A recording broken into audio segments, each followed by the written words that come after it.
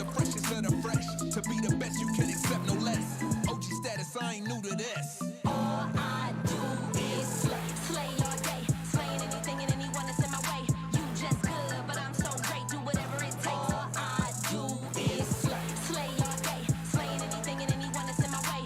You just good, but I'm so great, do whatever it takes. All I do is slay, slay all day, slaying anything and anyone that's in my way. You just good, but I'm so great, do whatever.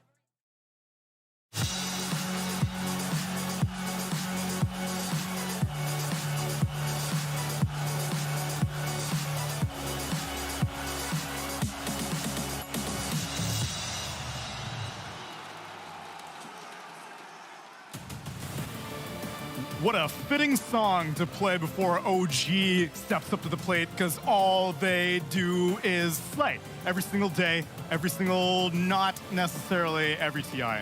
TI 10, unfortunately, the end of their reign. But now they've got a brand new roster, and this is their first time being able to show that roster against international opponents, against North American opponents. Oh boy. Oh boy. This is the best game for OG to find that motivation, because of course they've had a rough day yesterday, and I think it's nice to quickly reset again against little old EG who's having some struggles. It's Storm banned. It keeps banning Storm. Come on. We will get the bit one time. Can they just respect the comedy of the... okay, whatever. Enigma and Pangolier picked up first phase by OG, EG.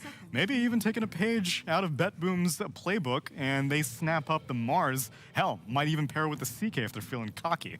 That's not a bad playbook to take a page out of. That's what I'm saying. Or the IO. Is IO still in? IO's also still in. T, what's on your mind? What's wrinkling that brain of yours? I like the Enigma. We've seen it once already from OG so far at the major, and this was the 52-minute game 2 against Beast Coast. Beast Coast were winning, but then the eventual comeback because, of course, Enigma going into the late game, Tiger, some popping black holes. To be clear, he also went a bit, left field itemization-wise. He went for the Wraith Pact rush, then into a Blink, then a BKB. Some might say he didn't go Blink first because he gets a Wyvern, because of course the curse piercing BKB as well. So there's some creativity as well with the build. But no, I'm always a fan when I see OG on the Enigma. It's like a really solid insurance policy to all the chaos that they create. So first phase Enigma, is this something that you can get away with because Rubik is not a very good hero right now? Because I feel like first phase Enigma usually has that caveat. Yeah, it does to the Rubik part, but also the playstyle, the fact that OG runs its support enables it to not be too much punished, right? Okay. Like, because you're securing your offlane to farm and you're just going jungle, like, because I think it was OG's dire side, he'll take the creep, but then he'll play in the Radiant jungle, dragging the camps around there. He'll just be super aggressive in posturing. It doesn't really matter what the traditional counters are because, again, he's going to have his game from that support role. And EG do indeed pluck out of the playbook that they just lost to, pairing up the Mars with an IO. And I'll ask you the same question, Owen. How do you feel about IO pairings these days? I mean, there's still some hot ones in the pool, right? The Lesh is there. If they want to roll with that, would be something a little bit different from what we've had before from EG in this major. But maybe something a little different is going to be nice. One thing is quite interesting, if this sort of history is correct, I don't think we've seen OG play with Pango, right? I'm gravitating. This is a bit of a new hero pick for them. Of course, a hot hero across the board, Very but much so. as I'm seeing, at least from the recent matches from the performances, no Pango, right? Yeah, in regards to the DPC League, they didn't have any Pangolier there. Something different. They were one of the few teams that didn't jump on that Pango mid-train, and at the major thus far as well, also not been picked. So yeah, it is a hero picked for the major. Yes, one that EG wouldn't have been able to see coming. Yeah. Unless maybe they'd seen things in scrims and stuff. This is, OG sort of showing something original here from themselves. The thing is, though, at least Pangolier is already very discovered. Everyone knows what happens with Pangolier, and because where's it going to go with OG? That's a good question. I wouldn't mind it just being just the mid. The mid, yeah. I've not seen a Mar ever play Pangolier. Yeah, that's true. Ever. Mar, that'd be great. He's just going to build all the right clear items. Just Maelstrom, Diffusal, Crystallis. Yeah. Hell yeah. But no, I would expect this just to be a mid, and then Enigma as your 4. Dude, Satanic Rush Pango. But actually, that's an Amar stuff. You know what? The thing is, though, we can't get carried away here. Don't encourage him, T. Please. But Seb's also the 5, right? And some Pangolier 5 with like a Medusa or a ranged core can also work out the classic melee enabling the range. But That's later down the line if they get that pick into play. Could also see that maybe a Pango 5, like I just said. And yet again, OG heavily targeting Abed, at least for the first 3 bans. Storm's, oh, it's nearly synonymous for me now. Storm Spirit, Ember Spirit, and Puck taken out of the pool. Still has Void Spirit available. And meanwhile, EG take out the Wraith King and the Viper and the CK. Yeah, right now for OG, with this type of draft, where potentially the Pangolier is a flex between 5 and 2, Yeah. this is not like, you can't really pick your 5 here because you're not really flexing it at that point. So if it is a flex, we might be seeing a core being picked up here because then it's like, ooh, the mystery of the Pangolier. Yeah, something that could throw EG off for sure. As now they mull over what are they going to show. They're going to have to show one of these cores eventually. I mean, they're eating through their reserve time here. Because like, you already know what your offlane duo is from EG, the marcii. So potentially picking up your carry into that is okay, but then you're giving so many responses to it. How about Uragi Tiny? Maybe it takes it out of EG's hand in case they want to do an IO Tiny. Okay. Wait, what? Oh my god, get Slacks on the horn right now. Wind Ranger picked up. I like this too, though, because there's still that. Yeah, where's the it mystery. going? Yep, What's exactly. happening here? Yep. But is she a good hero right now? Yo, Whoa, that was quick responses. Bloodseeker, Winter Wyvern. This Pango, like Seb's like, boys, please, I'll play at 5, guys. All right, Yes, please. yeah. I'll take the Rupture. I'll take Don't it. put this as the core. He's going to have a few difficulties. I'm the old guy on the team. I'll do it for you, boys. You younglings, you get out there. You have your great lives, yeah. But for sure, this is EG has just looked at the picks right now from OG. The Wyvern countering the Enigma, the Black Hole. He's now going to have to get Lincolns at some point. Blink, BKB, Lincoln, so much gold. You then have Pangolier. Curse can go through the role. Bloodseeker with the Rupture for the role. Even Windrunner is a hero that wants to play on movement. Some might argue there's too many heroes you'd like to Rupture, be it a potential core Windrunner or core Pangolier. But yeah, EG has got a solid foundation to what OG has opened up with. Random, probably not relevant for this game. Did the 7.31c patch help Blood Mist enough to become viable? I mean, it doesn't do pure to yourself anymore, so that's pretty cool. Okay, but so Still pretty bad. but it's still pretty. bad. I'm yet to see it even in a pub look like, oh, that was good. Maybe against some like Ilu heroes or something could be pretty cool, but yeah. Now that at least there's one tanky hero, but that just means that your shard is also good now that Kunkka's on the field as one of your enemies. Yeah, for OG, often it is just it's obviously Kunkka carry or Kunkka mid. They do have the ultimate last pick in the draft. So right now for OG, there's a lot of questions they're raising with their heroes. Is it Windrunner 4? Is it Pango mid or 5? Is it Kunkka carry or mid? Like pretty much 3 of their heroes, other than potentially Enigma, which is your foundation of 4, it can go anywhere. Yep. And just sort of add to the difficulty of that sort of planning against the Wind Ranger. Again, it's another hero that OG's lineup, this current squad's not played. Correct. And for EG as well, I feel like they're confident playing into what OG has because they have, like, pretty much everyone has sustain on EG, right? Be it the Bloodseeker with his first, the Mars, eventually getting like a Satanic. You then have Cold Embrace on Winter Wyvern, the Tether saves on IO. OG, if they lock onto a hero, they have to be so clinical and make sure they execute that hero cleanly. If they don't, EG are going to be able to survive, turn it around, and make the plays. I mean, with all that in mind, I'm a little bit surprised that the AA that we saw so much of in the previous series on Bet Boom, not present yet, not banned, not picked. Nice, yeah. If you see the Wyvern, but would it fit? I mean, it's OG. They could fit anything in. They can fit. OG's got a lot of flex potential with all these. I am leaning Uragi Kunkka, though. I think that's the one thing, and Taiga Enigma. Yeah, I'm just not seeing the Mar hero here yet, lads. Right. So. Yeah, that's true. Unless we're getting something newer than Mar Pango, but then, as you say, it's not a great core Pango game with what EG's picked. Yep, and Amar is, again, I believe he is the one drafting for OG, so he's giving himself last pick in the draft, it does seem. Potentially. Yeah. I still feel it's Pango 5, Windrunner mid, Kunkka carry, kinda, with a... Yep. Okay. That's, in my eyes, the strongest variation, but of course EG still has one more pick, so that could instantly get changed up. And with EG taking the opportunity to snap up this Bloodseeker Wyvern, they allow Abed to get some more bans in from OG, as now Void Spirit taken out of the pool, and EG ban out the Huskar themselves. Ooh, okay. I mean, Tiny is still available if Abed isn't traumatized from the last game. Nah, we got the TA. TA? That's for sure. Oh, right. Oh my god. I keep watching the delayed version. My bad. No, You're just Tiny watching got the I'm sorry. I'm watching the stream, Nami. I've Fiending chat. Close it. What are we looking at? closed the laptop. What's chat saying, actually? Oh, They're saying we're all dumb. Oh, they're happy. They're pretty happy. No, but a anyway, few goals there. All right. All right, Bad Rider's taken out on the current version, and Templar Assassin is picked. yeah, these two bans pretty much just covering the TA. It gives EG a way to play out this, some blink TA into Deso timing. You're able to take the fight, even be greedy and just go Deso first. But going in first gives Bloodseeker the perfect fight. Bloodseeker ideally wants to poke a little bit, but then fully commit once you see kind of the big picture of the engagement. TA is one of the best heroes at just blowing up at the start. This is a very right-click, physical-heavy lineup from EG, though. I feel like if OG has a high armor hero for ATF or... I mean, the Underlord's still in, right?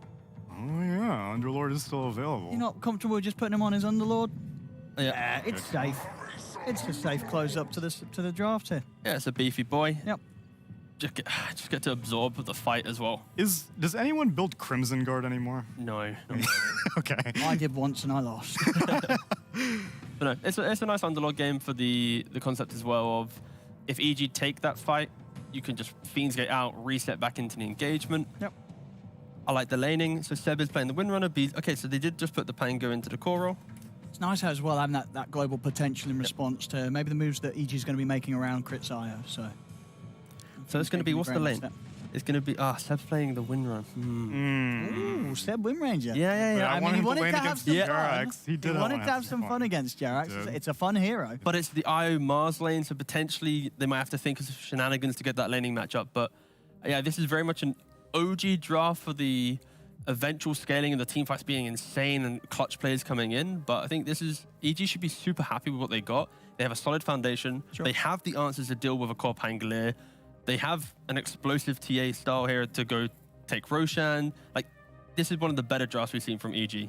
And it matches up nicely against OG. So it's now on, it's not the drafts, it's just how they perform in the game and just focusing up and getting some good spells out. All right. Well, by popular demand, our casters for this are going to be Lyrical and Fly. I hope they get a kick out of this game. Let's go. A kick out of this game. My goodness gracious, Neil. He's so excited. He What a is. lovely guy. He also has a great beard. He does have a great beard. I wish I could grow that kind of beard, but I don't. So We I all can't. have the crossed the bear, but yeah, an exciting series. Obviously, an incredibly important matchup for both of these teams, and we saw some very much classic heroes coming out right at the beginning. Taiga going to be playing on his Enigma. This time it's going to be Jerax playing the Winter Wyvern. No crit this time for the Wyvern. Yeah. A little bit of the change up. So Old memes, boys. It's got to pull them out every now and then. But how are you feeling about the draft? Do you like the picks that they went for? First of all, a quick shout out to social media. Thank you guys for bringing me here. But anyways, back to the game. No, I actually like EG's draft. I think they have a very well-rounded draft. I don't really know about this Wind Ranger as a position 5 hero, but it is a Seb specialty. He's actually level 30 on the hero, so that's impressive actually. So I am feeling EG's draft. I think it's very solid. I am happy to see Abed on TA. I think it's one of his best heroes. Right. And I do think it's a pretty good TA game. So I'm favoring EG's draft. All right, I'm very interested to see how it goes. I mean, this is a couple of heroes that, at least at various points, have looked very strong. I feel like Bloodseeker's kind of had a bit of a resurgence in a way that at least I haven't seen for a while. Is it mainly just the Shard? Not. I don't think so. I think Bloodseeker just came out as a response for the Pangolier. Okay. I do think it's actually a pretty bad lane matchup against Enigma, so I was wondering if OG was willing to put Enigma on Amar or something. Okay. But they end up, like Taiga's gonna play his classic Enigma. And yeah, Bloodseeker is like this kind of hero that it's not a traditional hard carry where he's gonna completely take over a game on his own, usually. Okay. So I do think it's a good pairing with TA. So the Bloodseeker is probably gonna look to be more active. We'll most likely see like a Maelstrom into BKB and have TA be like the main carry of the game. Okay. Well, that'll be what to watch for, as already some early action going on. It will be OG forcing back Nightfall And Crit from being able to get any extra pressure there and take away those bounty runes. So laning stage, as we might expect, BZM playing on the Pango, going to be going one-on-one against Abed. And you said this is mainly going to be like the carry matchup for EG. Does that mean that it needs to go well in lane, or as long as there's stacks, it's going to be fine? I think it's pretty hard to shut down a TA completely, especially when you look at these kind of supports like Enigma. Taiga's playing an Enigma. It's not a hero that will be able to pressure TA that much unless he does decide to play in the enemy woods, sacrifice bottom a little bit in order to pressure TA. So we'll see what route he decides to play. I do want to highlight a bit on Nightfall's item build here. This is not something we really see. Oh, yeah, interesting. But it does look like he's already going straight into the armlet afterwards, but has that Blightstone to try and, I guess, just get extra harassment out there, considering... I mean, I don't know. What the Wind Ranger being played position 5, it does feel like that's going to be maybe a little susceptible if he doesn't have that wind run up. Yeah, it's interesting for sure. I'm not sure what to make of it. Maybe he was thinking about getting an Orb of Corrosion, but that's too much gold investment right now in the offlane. I do want to say in this matchup, though, specifically Kunkka versus Mars, the Bulwark does work against Tidebringer, so I'm not sure if that's something that either team is aware of. But you actually negate a lot of damage if he does skill it up at level 3 or 4 or maybe even 2. We'll see. I want to keep an eye on it. All right, it'll be something good to watch for. They're already getting some good harassment into Yuragi, and as we might expect, going to try and mount a lot of their damage there onto Crit. Seb trading hits with them. But won't end up being able to get any extra harassment out. I mean, this is what you kind of got to do, is eventually go for that all-in onto IO, right? If you want to do something like that. Yeah, they definitely want to try and get the IO in this lane. Oh, he did take Bulwark. Ooh. Oh, okay, yeah, so he is aware. So, I mean, good on him. We're going to see it come into play later. Whenever he gets Tidebringer, he's not going to take as much damage, so feels good. Well, so far, so good. Down bottom, there was, I think, a TP out we saw, potentially. But no kills as of yet. And 13-0. A lot of early pressure here as Taiga's trying to do what he can to get out some denies. 2 last hits, 2 denies. And Bloodseeker's still doing fine, though, in that lane. Underlord's a little bit behind. Yeah, I mean, Enigma's just going to keep denying creeps, and it's just annoying. Like, you're kind of, in a way, blackmailing the enemy carry from, like, getting creeps. That's kind of how it feels like. And, you know, like, but both of them are still getting okay last hits. Yeah. Well, again, up top side, getting a ton of that damage mitigation out with the Bulwark. Very nice stuff coming in from Nightfall. And then that paired together with the natural sort of regen that he's going to have coming in with Kurt with the headdress there. You can see he can stay in this lane very effectively and just get some pretty good harassment out. We're going to have to watch maybe when we get a little bit later into the laning stage what the consumables spent look like there, because I got to imagine that it's going to be hurting him eventually. Yeah, I think as soon as he gets the Helm of Iron Will on Mars, he's going to be very happy. Like, he can just kind of stay on the lane alone, and I think Crit will have more freedom to perhaps stack a little bit for TA. Yeah. Well, again, passive laning stage to start. EG, as often happens, a lot of focus on their lanes and trying to have a good time with it. But likewise, Taiga going to be spamming out those Eidolons. Does just manage to get out of the blood right before any damage comes out. And I guess it's going to be a little bit of a weird matchup because Bloodseeker tends to be like that stronger laner once the other regions or the other lanes start to get whittled down a bit.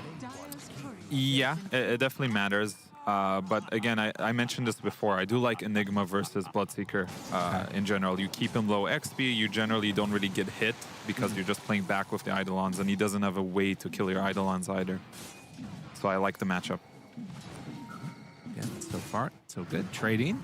And good amount of damage there onto Taiga, although Marcii also getting low, trying to dodge away. Not going to happen. Amar also very low, going toe-to-toe now with Artur, and with the Eidolons, actually has to run away. Oh, and then another round of Firestorm.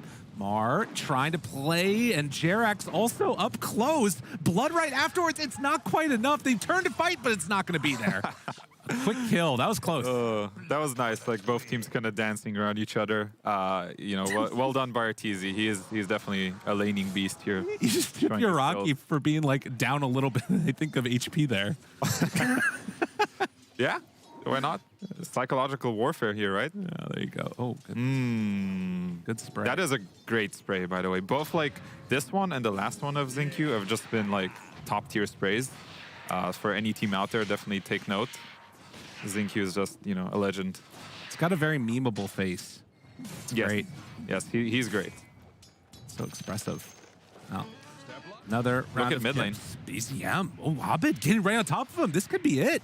So they gets run down. A rotation comes too late, and EG getting the solo kill mid. Dang, that's really big because now he's level 7. He's basically an entire level over BZM in the mid lane, and they have the catapult here. They're probably going to look to pressure this a little bit. See what they end up doing. I mean, this is the other thing that we've seen when Crit plays on this IO, this rotation towards mid where they basically end up dual laning. It ends up working very well for them. Arteezy down bottom, though, needs to back away. The Underlord and the Enigma, very difficult to deal with. But yeah, you can see that moves on over. Seb makes the rotation and able to sneak away that illusion rune. Yeah, that's probably going to stop the aggression in mid lane. They got the rune, the catapult is down. BZM also gets the D word. So good job by OG, making sure they're not getting hurt too much from this solo kill. Yeah. Again, down bottom, trying to clear through these Eidolons. Have more magic resistance now, but not really that important against the pure damage coming out from the Bloodright. And Taiga has to back away. BZM's coming down here. Ooh. Okay. TZ's saying sayonara. He TP's out. And Jerex is going to be the one left behind. BZM wants to get out of there. Onto Jerex for the kill, and we'll be able to secure it. So a nice little kill. So I think that's very important because otherwise this Wyvern just sits in the trees and just keeps nuking. And whenever he's in danger, he would just use the Arctic Burn and run away. So I think that kill is very crucial in order for OG to get this tower. And it looks like EG's gonna just give this up. Yeah, it's interesting. You don't think it'd be worth it for them to try and like rotate any down there to defend it, at least for the moment? Yeah, because this TA is just farming an ancient stack. TA doesn't want to get randomly active unless she gets some good power rune. So it doesn't feel good for the hero to randomly TP to the safe lane here. Okay. Well, currently sitting top of the net worth on Abed. Seb taking over in the mid lane for the moment since top does not need quite as much help at the moment. Kunkka getting some levels he feels more survivable, heads off to the jungle to farm slightly with the Helm of Iron Will, and that is leaving open a lot more space on the map for these supports to get some levels. Amara is very farmed, actually. Yeah, level 7. I mean that's just naturally going to happen with the Enigma, but then also having so much net worth already, despite that death earlier. Yeah, getting that tower and the kill, and he's a very happy Underlord. And I think both offlaners are kind of playing like carries. Obviously, Nightfall is a carry player. Maybe they'll force BCM to use the haste here. Oh, nice Jackal. Pops it in now, trying to turn, looking for the kill. They find him right there. Cold Embrace, not nearly enough. And Abed has to back away, but the boat dropped down and no refraction, no nothing. Abed drops. Seb now looking for more Jerax. Some trouble as well as he's going to get pulled back, and OG making it work here early as they rotate many heroes mid and get a couple of clutch kills. Yuragi, is he going to go down here? Arteezy doesn't want to go for any more. Arteezy is only level 5. This Enigma hurt his game so much. Beautiful Shackle to set it up, though. We see why this guy's level 30 on Windranger, right? Good job by Seb, for sure. Setting that up for his team. So some big pickoffs, and Arteezy's just hurting. This hero doesn't want to play from behind. No. No, this, I mean, and granted, the net worth lead still feels very small, but is this the type of situation where you're worried about like the way the rest of his game can go from this point forward, or do you think Nightfall can make up for the sort of struggle that the Bloodseekers had? Oh, I mean, Nightfall is like, I'm the carry. He literally has an armlet and a Blightstone. Gotcha. So we'll see what happens. They are going to go in bottom lane here on Arteezy. Looking for the kill bottom, although actually they're going for Seb as well. And yeah, Artur is dead. Up top again, they're going to drop the arena, but Seb just TP's out, not going to be able to get out in time. Damage. And they're contesting these stacks too here. Ragi got a couple of them, has the X, the TP rotations coming in. BZM is right there. So they will lose the IO.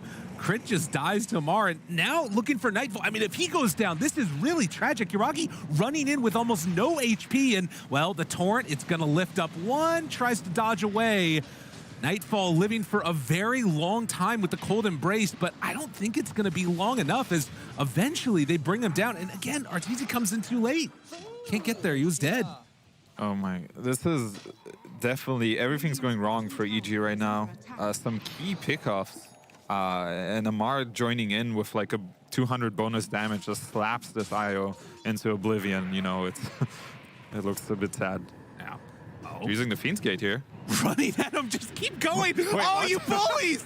How? Oh no. Dude, that was sick. That was so good. And the tips, the mind games, Damn, dude. the OG classic.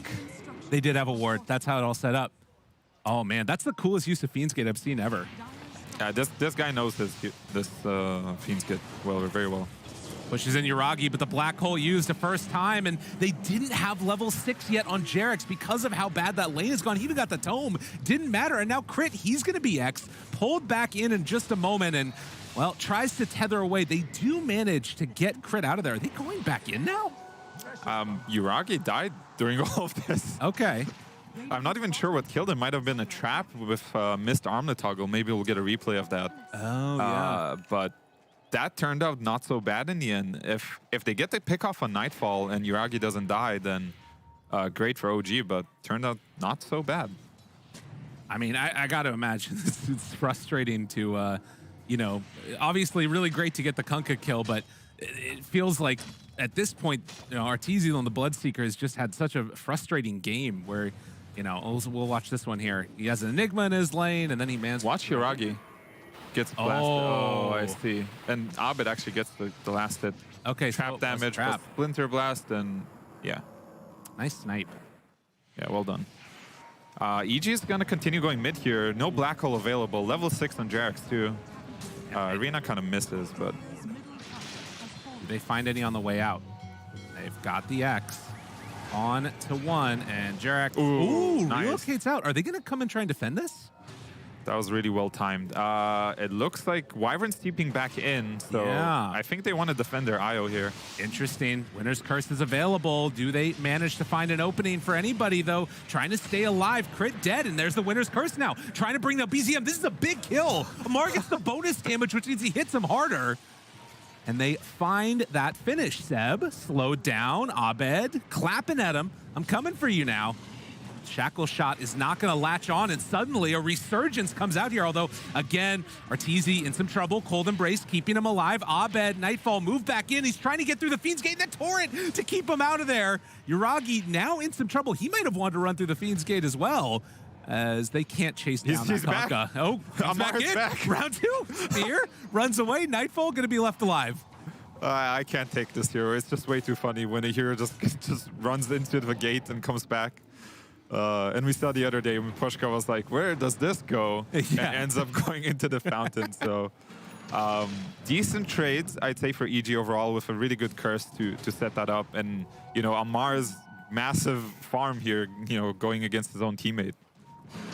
All right, it's a little bit frustrating when that ends up happening. The problem when your teams go well and then you're playing against a Wyvern. Yeah, I do want to highlight for sure this Bloodseeker is hurting this game. Yeah. Like the other game we've seen where Gaming Gladiators had a farmed Bloodseeker. I think he had Maelstrom maybe at 9 or 10 minutes. This is only going to come out at 14. It's very slow, so this hero is going to kind of have a rough game from here on out. Yeah, it's going to be a difficult one for him. Do you think you just go straight BKB and then start fighting, or is it the type of match where he needs to sort of be that extra farmed hero as well? I think he just needs to get a BKB, anything to help a little bit, because thankfully TA and Mars are both pretty farmed. And Nightfall is close to his Blink Dagger, which will make it much easier for EG to take fights, because they don't have a stable way to start fights right now. It's definitely a little bit rough. And maybe in a little bit here, we'll end up seeing... Yeah, I mean, Jerex is a long ways away from getting any type of mobility item either. Just has the Windlace for now. Yeah. Taiga is, I believe, once again queuing up this Wraith Pact. Right. He does have a Blink. He just got his Blink. So we'll see if he wants to make something happen with this Blink Dagger. Yeah, it's interesting. He's done this, I think last time that he did it, he went it before the Blink even, potentially. I'm not sure if that was true or not, but I remember him getting it very early, and they see some value in this item. all that damage mitigation, and obviously just the power of Vlad's in general is so nice. I like Vlad's. I just think Wraith Pact is pretty underwhelming for the amount of gold it costs. This is like, it could be, you know, him getting a BKB or like a different item. I like the Vlad's. It's also good with his heroes. It's good with Underlord, with Kunkka. They all kind of have some scaling damage on the cores. But yeah, I'm not sure about the Wraith Pact top lane. Jerix gets caught after the shackle, and with the Atos now out, this is going to be a dead Winter Wyvern. So Amar finding the kill, 5, 1, and 3 on this Underlord. There's just a lot of people who like to high five, especially the young players. Yeah, I don't know I've why. really noticed this. Like Nightfall is always dropping the high five. Amar's doing it. I mean, Seb's a classic too. Oh, yeah. So I do want to kind of keep track of the high fives. Maybe we can get a special stat at the end of the game, how many high fives were actually left hanging. Oh, yeah. That would be like a sick stat. Just saying. I want to see it. All right, on it. We hear you. Thank you very much. BZM, he's going to get ruptured. Might get a high five here in a moment. Well, we'll see as the chase down is there, and Arteezy able to get involved and almost get the kill. Oh, was BZM not going to die? BZM Are you standing. kidding me? What? Are you kidding? No. Oh, my Where's goodness. this gate taking us? Okay. Yeah, they got to back out. Jeez. Well, that is unfortunate for EG. Yeah, I can't believe Pango just stood there and survived. Like they were so committed to getting this Pango kill. There was no way out for Arteezy or Io at that point. Right. So well done by OG again. 5,000 gold lead. OG looking very clean at this point. And almost a BKB done on Amar. Nightfall will run into him there. 3 levels behind.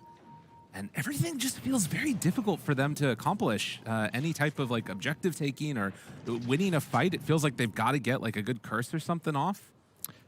Yeah, I'm trying to see the window of opening for EG here, but I'm looking at the items. Abed went for a Blink Dagger and a Strangle Lance, and now he's going to get the BKB, so they're not even going for this Desolator route. Yeah. It's a bit awkward. They're at least farming up, and Nightfall able to blink right over the top. Bloodright comes out afterwards. Oh. What? The Gale Force Gale Force. just pushes him away, and the Winter's Curse. It's not gonna be enough to get a kill there. Mar turns now wanting to fight, and there's gonna be the catch with the shackle. The relocate comes too late. Io gets out of there. Nightfall has to back up, and eventually this Io is gonna get pulled the on high in five. again. Yeah, there you go. High five, getting ready for it. As they want to try and get the pit in the midst of the tether, but don't even need to. Another kill for Amar. Oh, man. Well, that was a good pickup by Seb. I mean, clearly, again, this guy knows his win rager. Absolutely. Now they're going to drop the boat, which makes sure Yuragi will not die. And OG just feel like they constantly have the answers here. Looking very, very solid in this performance here. EG just looks very disconnected. All their moves, they're just not aligned with each other. Like this move in the mid lane just now, there was nobody helping. Right. And OG's just playing better together, honestly. Yeah. Well, and, you know, it got to be said, coming off of that loss in that last one, you know, I guess for you, imagining there's been a couple of times you've lost games and then had to go right in afterwards. How much does that affect you carrying into the next series? No, for sure. It's a tough situation to be in. Like you're losing all your games. You've had a rough series earlier, and you immediately have to reset and jump into the next game. You need to be have some strong mental fortitude. It's not easy. Yeah. Gale Force interrupting another gank attempt, and then they manage to find the IO afterwards. Overcharge will not save you. Crit goes down, and EG have to back out again. Every move is stopped.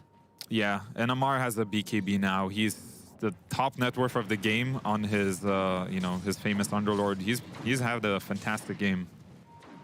I'm so impressed with this kid. He's awesome. Like, he manages to sort of innovate and make new things. He was playing this before even the most recent patch. And it's so cool to see like a new batch of young players come in and just have fresh takes on the game and perform in like fabulous ways like this on a big stage. Yeah, you can see the net worth. This guy is playing, you know, I think it's one of his best heroes, or he's probably the best Underlord I've seen throughout the DPC in general. So it's great to see him perform well in a hero that is very clunky in my opinion. Okay. It's a very strange hero, but he makes it work. So He's a big fat slug. Look at him. He's just slithering around there with his armor and stuff. yes, reminds me of a certain Star Wars character. But anyways, no copyright stuff. Absolutely. No, not at all. Well, maybe they can find something here. EG looking to pull this game back together. The Gale Force will not save any of OG this time as they manage to get themselves back on the board. Still a 7,000 gold lead, but they're not going to go down without a fight. Yeah, good pickoff. BKB completed on Abed. He disassembled his Dragonlance. And that was also Yoragi. I think he just completed his BKB. So let's see if they can use this momentum to gain more. Seb caught there. Spear afterwards. So the smoke immediately after the kill turning into another one. Now, I mean, they don't have Deso, but Roche feels like a possibility here. They're going to run on into the pit. Can EG do this? They can definitely kill this Roche fast. They have, look at this, overcharged TA with the, what's it called, Blood Rage. It looks like OG's just going to let this one go. Taiga's TPing. Or He's moving in. Danger, danger. Jarek's there to try and stop this. Can they take the fight that they need? Malefice already down. Has Blink Dagger a weapon a little bit. Amar just walks right in, and he's going to try and take this down. Goes for the kill, and then Abed able to snatch the Aegis. So they do get the Aegis onto EG, but have to back out afterwards. They're going to die in 3 heroes still, and they didn't even get the Roche kill. This does not feel good. Yeah, it's a big problem. OG, they showed up. They knew that they could win this fight, and they will take down 3 heroes, and Abed just hoping to get away. Has the Invis rune at least still working for him?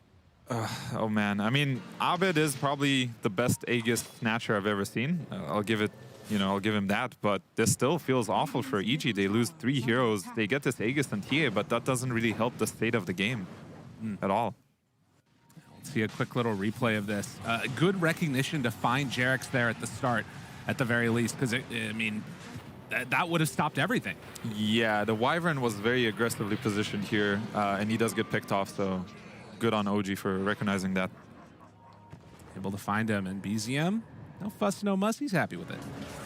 Meanwhile, back in the game, World of the Living, Nightfall, he is going to get Gale Force pulled on in, and then taken down again. Godlike Amar on the Underlord. And Aegis is not stopping OG from still fighting into EG.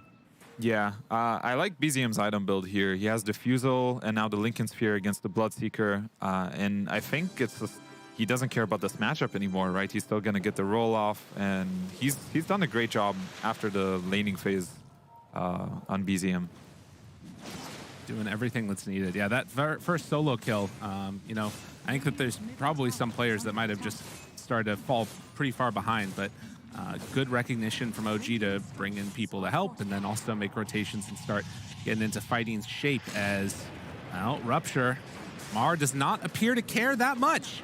Shackle is going to latch now on for the IO, and Arteezy just runs away. The tether back from Crit trying to escape. BZM rolling in from downtown, finds him, separates the two, and then the pushback Taiga there for the Malefice. EG found again. OG's just doing whatever they want. Oh, man. I think they're in a pretty bad state here on EG. Not obviously the game is going poorly, but I feel like you can kind of feel the emotions in the game, especially as a player when you play. Right. You can feel the mental state of your team or the enemy team, and EG's state does not look very good right now. They find another. Yeah, I mean, that's something that I think you would obviously have a lot more knowledge into, being a former pro player yourself. It's got to feel bad when you start falling behind like this in a game, and also in the tournament as well. Yeah, because in the back of their minds, they know that they need to win this to stay in this tournament. Yeah. Everything starts adding that extra emphasis. It starts hurting that much more. And, well, Nightfall will force back BZM for the moment, but Seb is not going to let him go. Without these BKBs online, EG are just food. As they connect with the boat, the Torrent afterwards. Crit trying to salvage this, and Nightfall will manage to stay alive, but still, this 15,000 gold lead. Difficult. Yeah. Slacks is for sure malding, watching this Moon Ranger do work. No. Perhaps support is the way, considering like we see these mid Wind Rangers always lose. So Yeah, I mean, I think that's not going to make him feel any better, to be honest. I mean, Gale Force is a pretty funny spell, right? Like, I feel like he's the type of guy that would enjoy this spell. Oh, totally. Like, there's so many funny things that can happen with Gale Force, so... Yeah. Smoke from EG. Let's see if they can pick up some momentum, maybe get a split team fight here. They're getting set up down bottom here on the Enigma. Could go for a Fiend's Gate play if they want to when they look for this black hole. But Froggy gonna run into Jerax right away. This is not the hero that you want to find. The Gale Force, where are y'all going? BKB tries to run away. Nightfall is there. Wraith and Pack. Taiga's got him. The Wraith Pack is down. Can they do any more afterwards? Oh God, Crit's in trouble. They got him caught. He's gonna fall as well. Just like that, they get a couple more. I mean, BZM's still on Arteezy as well. Yuragi's right there on top of him. Couple more punches. The power shot from downtown, and OG, they're not losing anybody. Wait a minute, do I see a Fiend's Gate? Okay, no, he's back to the other side of the map on Amar. I think he joined in with the Fiend's Gate, and then he went back through, trying to catch Abed there. But again, I think that was just a desperation move by EG. They were trying to get any kind of advantage, maybe like get a quick pick off, but OG was ready. And this Wraith Pact is hilarious. I don't know if it's doing much, but it's just... It's pulsing down there. It's like a nightclub. Yeah, it's very slow. But I think considering the state of the game, it's probably a good item just because EG is so far behind, they don't even have the option of focusing it down. Right. Like, it's not even at all. Yeah, it's so interesting, right? The damage reduction, it's just 30% off the board. I mean... obviously went through a couple of changes, but if you can get that down, super annoying to deal with. Yeah, the reason why I wasn't a huge fan is, as far as I know, it doesn't go through BKB. So most of the fights, like you're gonna have 3 BKB cores using all their spells during the BKB timing. As Jerax looks to be caught out here. Now the Torrent afterwards isn't gonna quite connect, but Whoa, oh my nice. goodness, Tidebringer. Dude, they have no mercy right now. OG, I mean, they're in as much of a situation where they're trying to get into the upper bracket as well. For them, I mean, this isn't just about, you know, sort of asserting dominance, but they want to make an opportunity to make a run here at this event. Yeah, everyone's fighting, you know, to stay in the tournament, to make it to upper bracket. And yeah, this is it's looking much better for OG here. I'm trying to think if EG has a way back into this game, but with their heroes, it's very difficult. Nightfall was supposed to be that other core in this game, and he has now been passed up by Taiga. And I mean, it's looking really rough for them, definitely. They need all the control, they need some free time. Abed goes on in, accidentally right-clicks the creep, and instead just gets Black Hole, but they're able to break it. This is about the best that you can hope for EG, and even that is not looking great. Nightfall gonna get focus fired. Gale Force, he's pushed around, he's pulled in. Give me some high fives right before you go off to the grave. And just that smile, that dang smile. And the Wraith Pact, of course. Oh, yeah. It's floating around there. That's a great texture. I like that. Very menacing. Yeah. You must kill me. I am a very slowly walking skull or floating skull. Wow, 30-10, and it has not looked particularly close. Even those kills that they've gotten have not really gone towards anything that's felt super impactful for EG.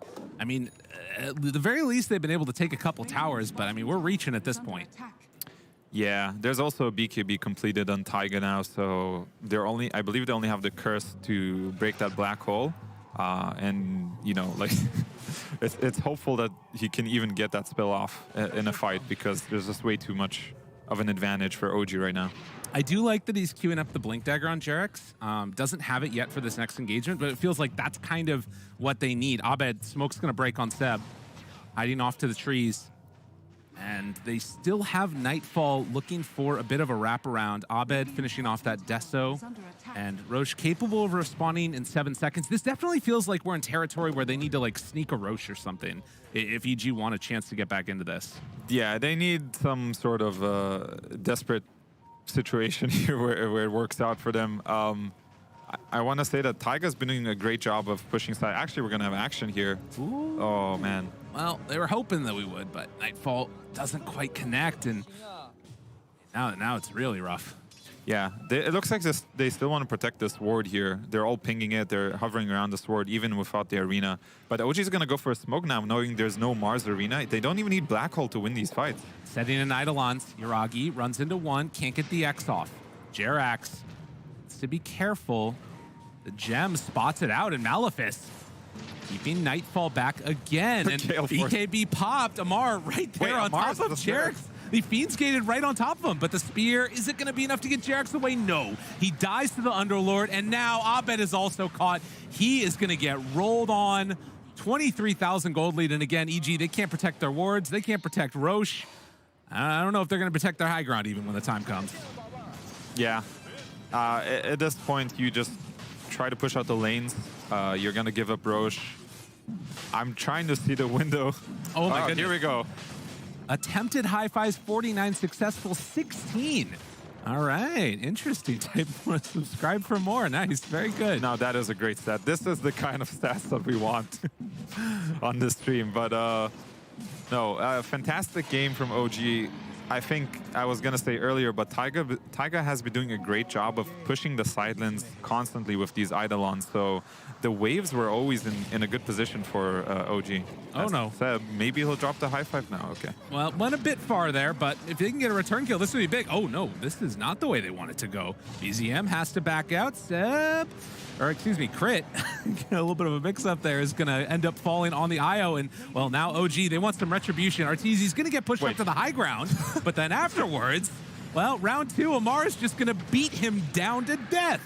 They hit the Winter's Curse off. BZM is doing almost nothing to Amar as they back away. And now in X, they find Jerax. He does have Winter's, oh, no more Winter's Curse, but the Cold Embrace. And eventually OG, as they storm up, look for more. Why not?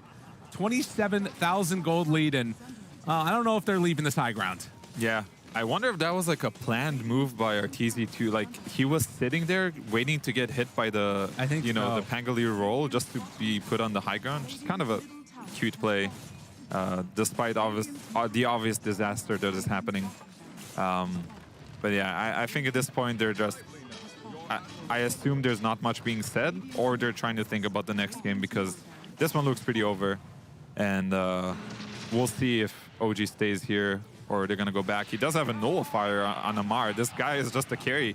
Dude, he's so big. He just doesn't care. What a monster. Yeah, fantastic showing. I think he is by far the most impressive Underlord player we've seen, not just this tournament, but throughout the DPC. Yeah.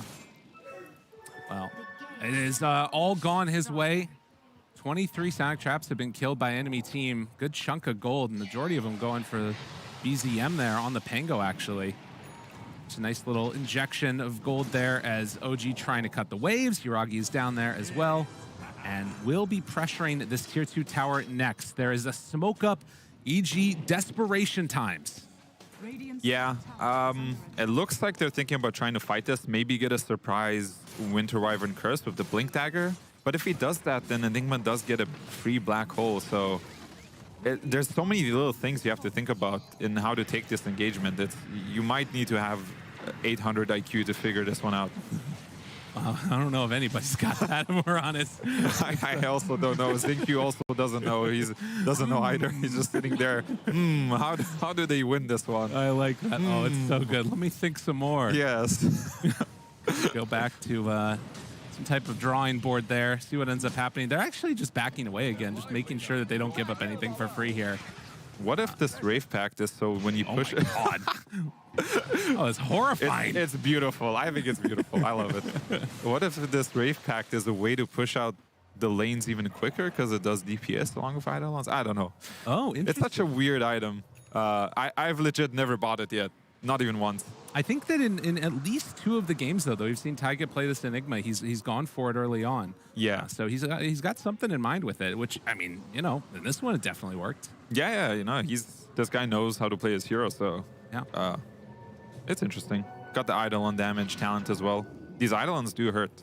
Wow, look at that. 6,500 gold through bounties. And I mean, that's just a testament to how much OG's been controlling this game constantly. Exactly. It just shows their map dominance. Like, they have more map than EG almost throughout the entire game. Well, potentially a Gale Force out of the base might be coming here soon. as they do have, I think that this is going to be almost the full refresher done on the Enigma as well. Getting close to it at least. Oh man. Yeah. Yeah, it's tough. I was thinking maybe he goes for Lincoln's for a surefire ulti, but looks like they're going to go in here. BZM trying to bait something out, see what's happening in the base. Hello, how you doing? See you guys in a few here. Torrent isn't going to connect. That was Arcane Rune, so it's not that big of a cooldown, so I don't think it's a big deal. I like the idea of just kind of blind jumping, just recognizing how strong you are. Okay, Yuragi. Getting beaten down, dropping very low.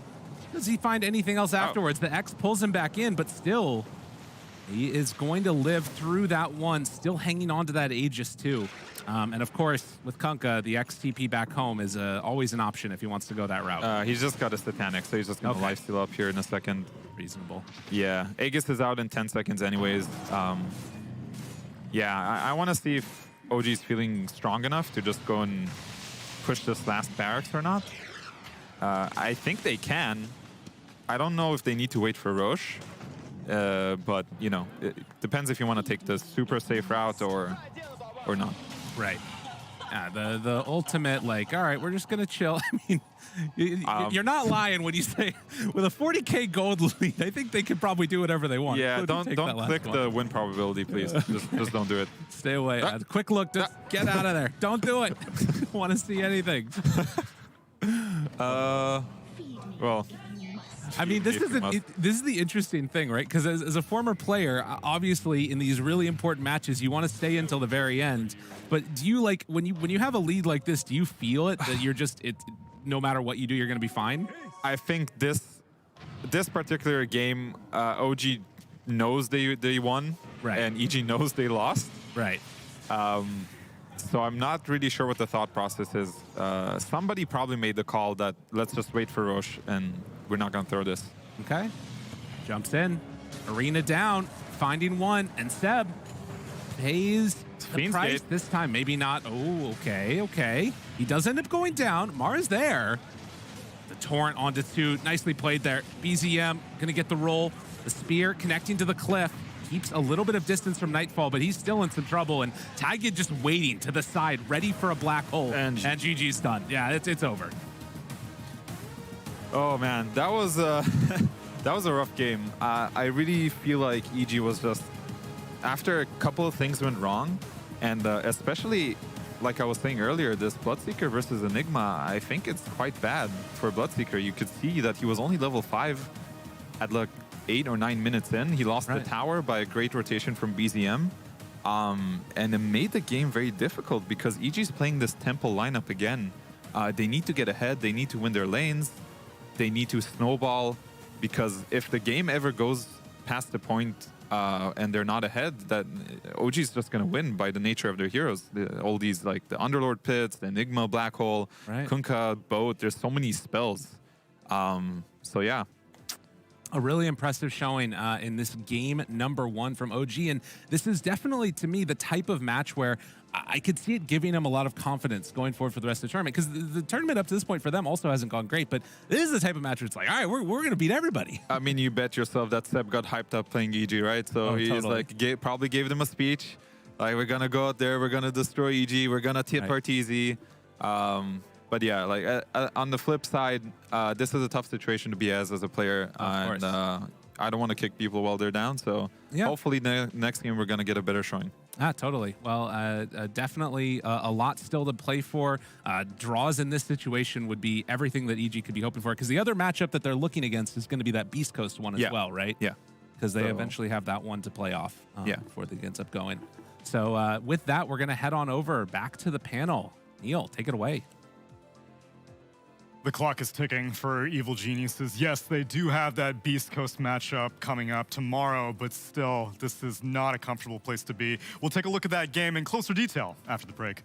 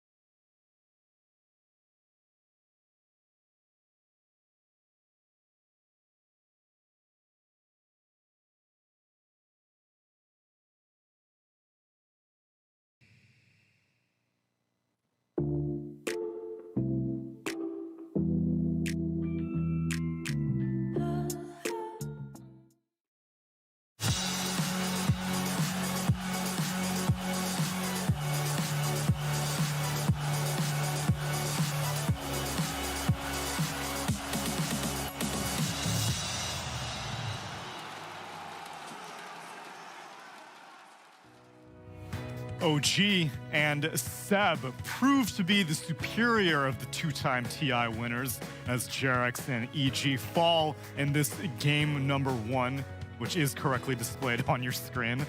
I'm running out of things. This is my only day paneling, and I'm already running out of things to say about EG's not looking very good. Can we talk about that? Can we talk about it? I'm happy to talk about it. Kevin, welcome to the panel, Purge. Go ahead. Hello. Look, I think EG, they've been losing lots of games, that's clear, but they are in swinging distance consistently in almost all their matches. They haven't been like completely destroyed, blown out of the water in many of their games. They're always like close to getting an advantage and potentially being able to win, but they're just losing almost every time. And it's got to be a really depressing place to be in because they are within striking distance, but they keep falling flat. And then it becomes a trend. And then you're going to start getting superstitious and be like, oh man, it's just not working. We're really messing up. But they're just slightly messing up, and the people they're playing against are just better. That's what keeps happening. Yeah. And touching on OG in this game, there's the confidence you see Amar in the offlane, right? You have this Enigma Underlord combination. Bloodseeker's not really getting a lot. And then the deep vision from OG that they get out in like the first 15 minutes, it allows this Fiend's Gate to be like, surprise, you're at the Ancients. Surprise, you're here. Like, it was so aggressive and it was so beautifully done that it doesn't matter if you have Winter Wyvern and Bloodseeker counter to a Pangolier. Like, the fights are so messy that you're trying to get them away so quickly that you can't get the spells cleanly off. So it's OG just playing such beautiful Dota, so aggressive, perfect vision, that it doesn't really give EG a way to play out a draft that, on paper, should fare pretty well against what OG has. But again, the lanes don't go so great, and just the pace that OG sets, you don't really get to see EG do anything. And while they are in striking distance consistently, which I do agree with, I can't figure out, which must be very frustrating for the players as well. There's no like consistent reason why they can't carry it over the finish line. It's like sometimes it's the lack of teamfight execution, sometimes it's the lack of vision. I will say that I don't think it's the draft all that often. I'd argue right now it's just one of those things where at a LAN event, the DPC, you play one series per week.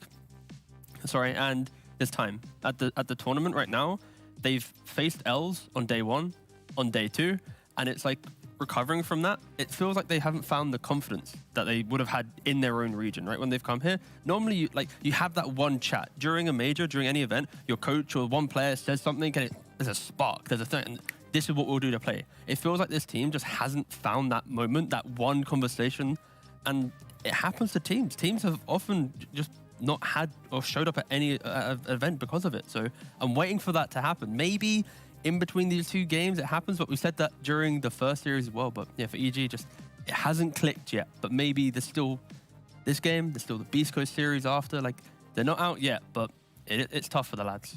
And OG is clicking, at least in this game number 1, and ATF was especially clicking, because we usually do player-to-player comparisons of the same role.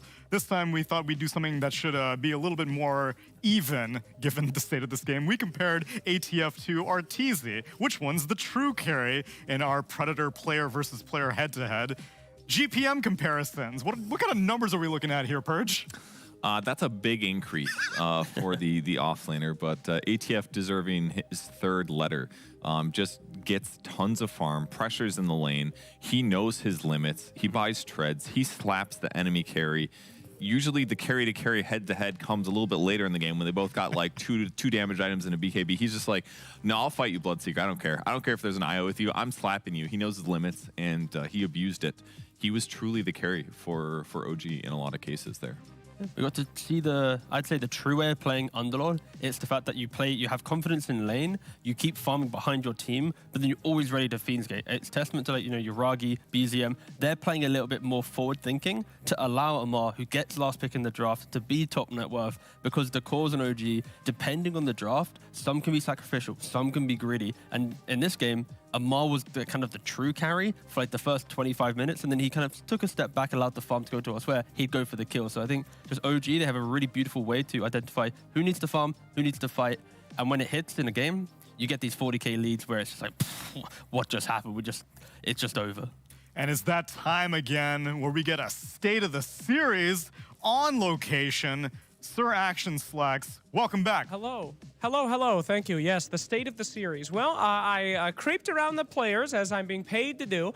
And I got to tell you, things are very good in the OG booth. The entire team left. They were audibly laughing. Seb and No Tail stayed in the booth, and I saw them laughing, high-fiving, and then laughing more. Wow. And this is absolutely true. Have you seen them make eye contact with Jerax yet? Has there been any interactions whatsoever? No, no. The whole EG team actually stayed in the booth this time. They immediately went over the replay, except for Boba and Arteezy, who both left and then had a very quiet talk in the corner. It is dark. It is dark on one side of this on this arena here, but the other side's real hype. I mean, everything's good. But yeah, I mean, a lot of tension here. A lot of people nervous. I'm having a good time though. Actually, this is my boss over here. She is my manager lady who tells me what production. How am I doing so far? But sorry. Bad, sorry. Well, that's okay. All right, well, great. I thought I was doing all right, but yeah, it's a lot of dreams over in the OG field, and EG, they need something to happen. I mean, the atmosphere is quote-unquote not good. It's like me at prom. That's pretty much how you could picture that one. It is just awkward and depressing. So, yeah, there you go. Heartbreaker. But thank you for that, regaling us with that emotional tale. We'll pop in afterwards. Well, you'll probably talk to an OG player if that's as accurate as you say it is. But maybe EG, I mean, clock's ticking, Kevin. Just, come on, just 2 wins. Just 2 wins. Yeah, they can get a win here. I think against Beast Coast, they're going to fare pretty decent. I've been watching a lot of Beast Coast games. Beast Coast mentality. They've got enough win. They've got a decent amount of wins so far. Got a lot of draws, but they're also looking throwy at times still. Their last performance, they threw a lot. So I think EG still has some outs later today, even if this series ends up crushing. Yeah, I think the main thing from what we heard from Slacks was let's have some humility towards EG. If they are to lose this second game and go to, was it 1-9? It would be 1-9, and if there's still a chance, but they would have to do it through tiebreakers. Yeah, it's not been a great showing so far. You can clearly see how it affects, you know, the players, the people. So, you know, if they are to lose this series, I think let's maybe Twitch chat, you know, don't jump on it too quickly. There is a human element. There is a human element to all esports. There has to be losers, there have to be winners. So if EG are to lose this series and look kind of bad, so yeah. Yeah, that's be nice. One of the very visceral nature of having Slacks on location is you can see the emotions transpiring, but you may be able to see the highs and the lows. We'll check up on that with game number 2 after the break.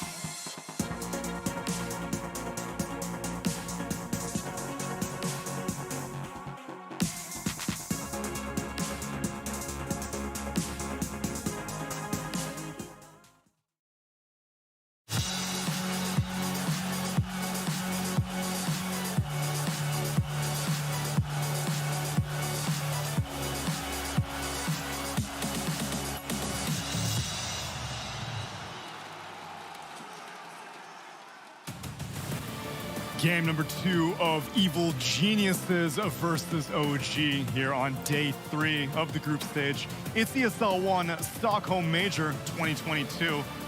And before these game 2s, it's time for my favorite game with 2 highly intelligent analysts before we see the draft. Rock, paper, scissors. Sure, we can do that too. But also, are they going to change their bans? Because we saw a lot of new stuff from OG coming out in this series in particular. It was stuff that was not shown too much in the DPC, very much not shown in the major so far. Their first phase bans, or EG's first phase bans previously was Timbersaw and Razor. Is that still high enough priority, or you maybe being like, I don't really want to deal with this Underlord anymore in first phase?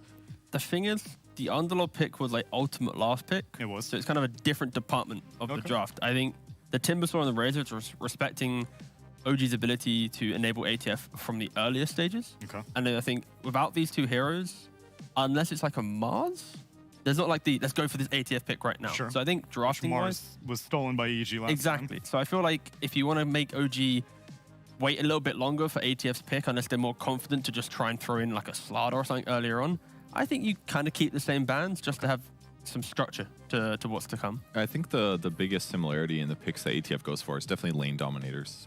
Viper is another one that I'd add to the pool that he plays sometime to good effect.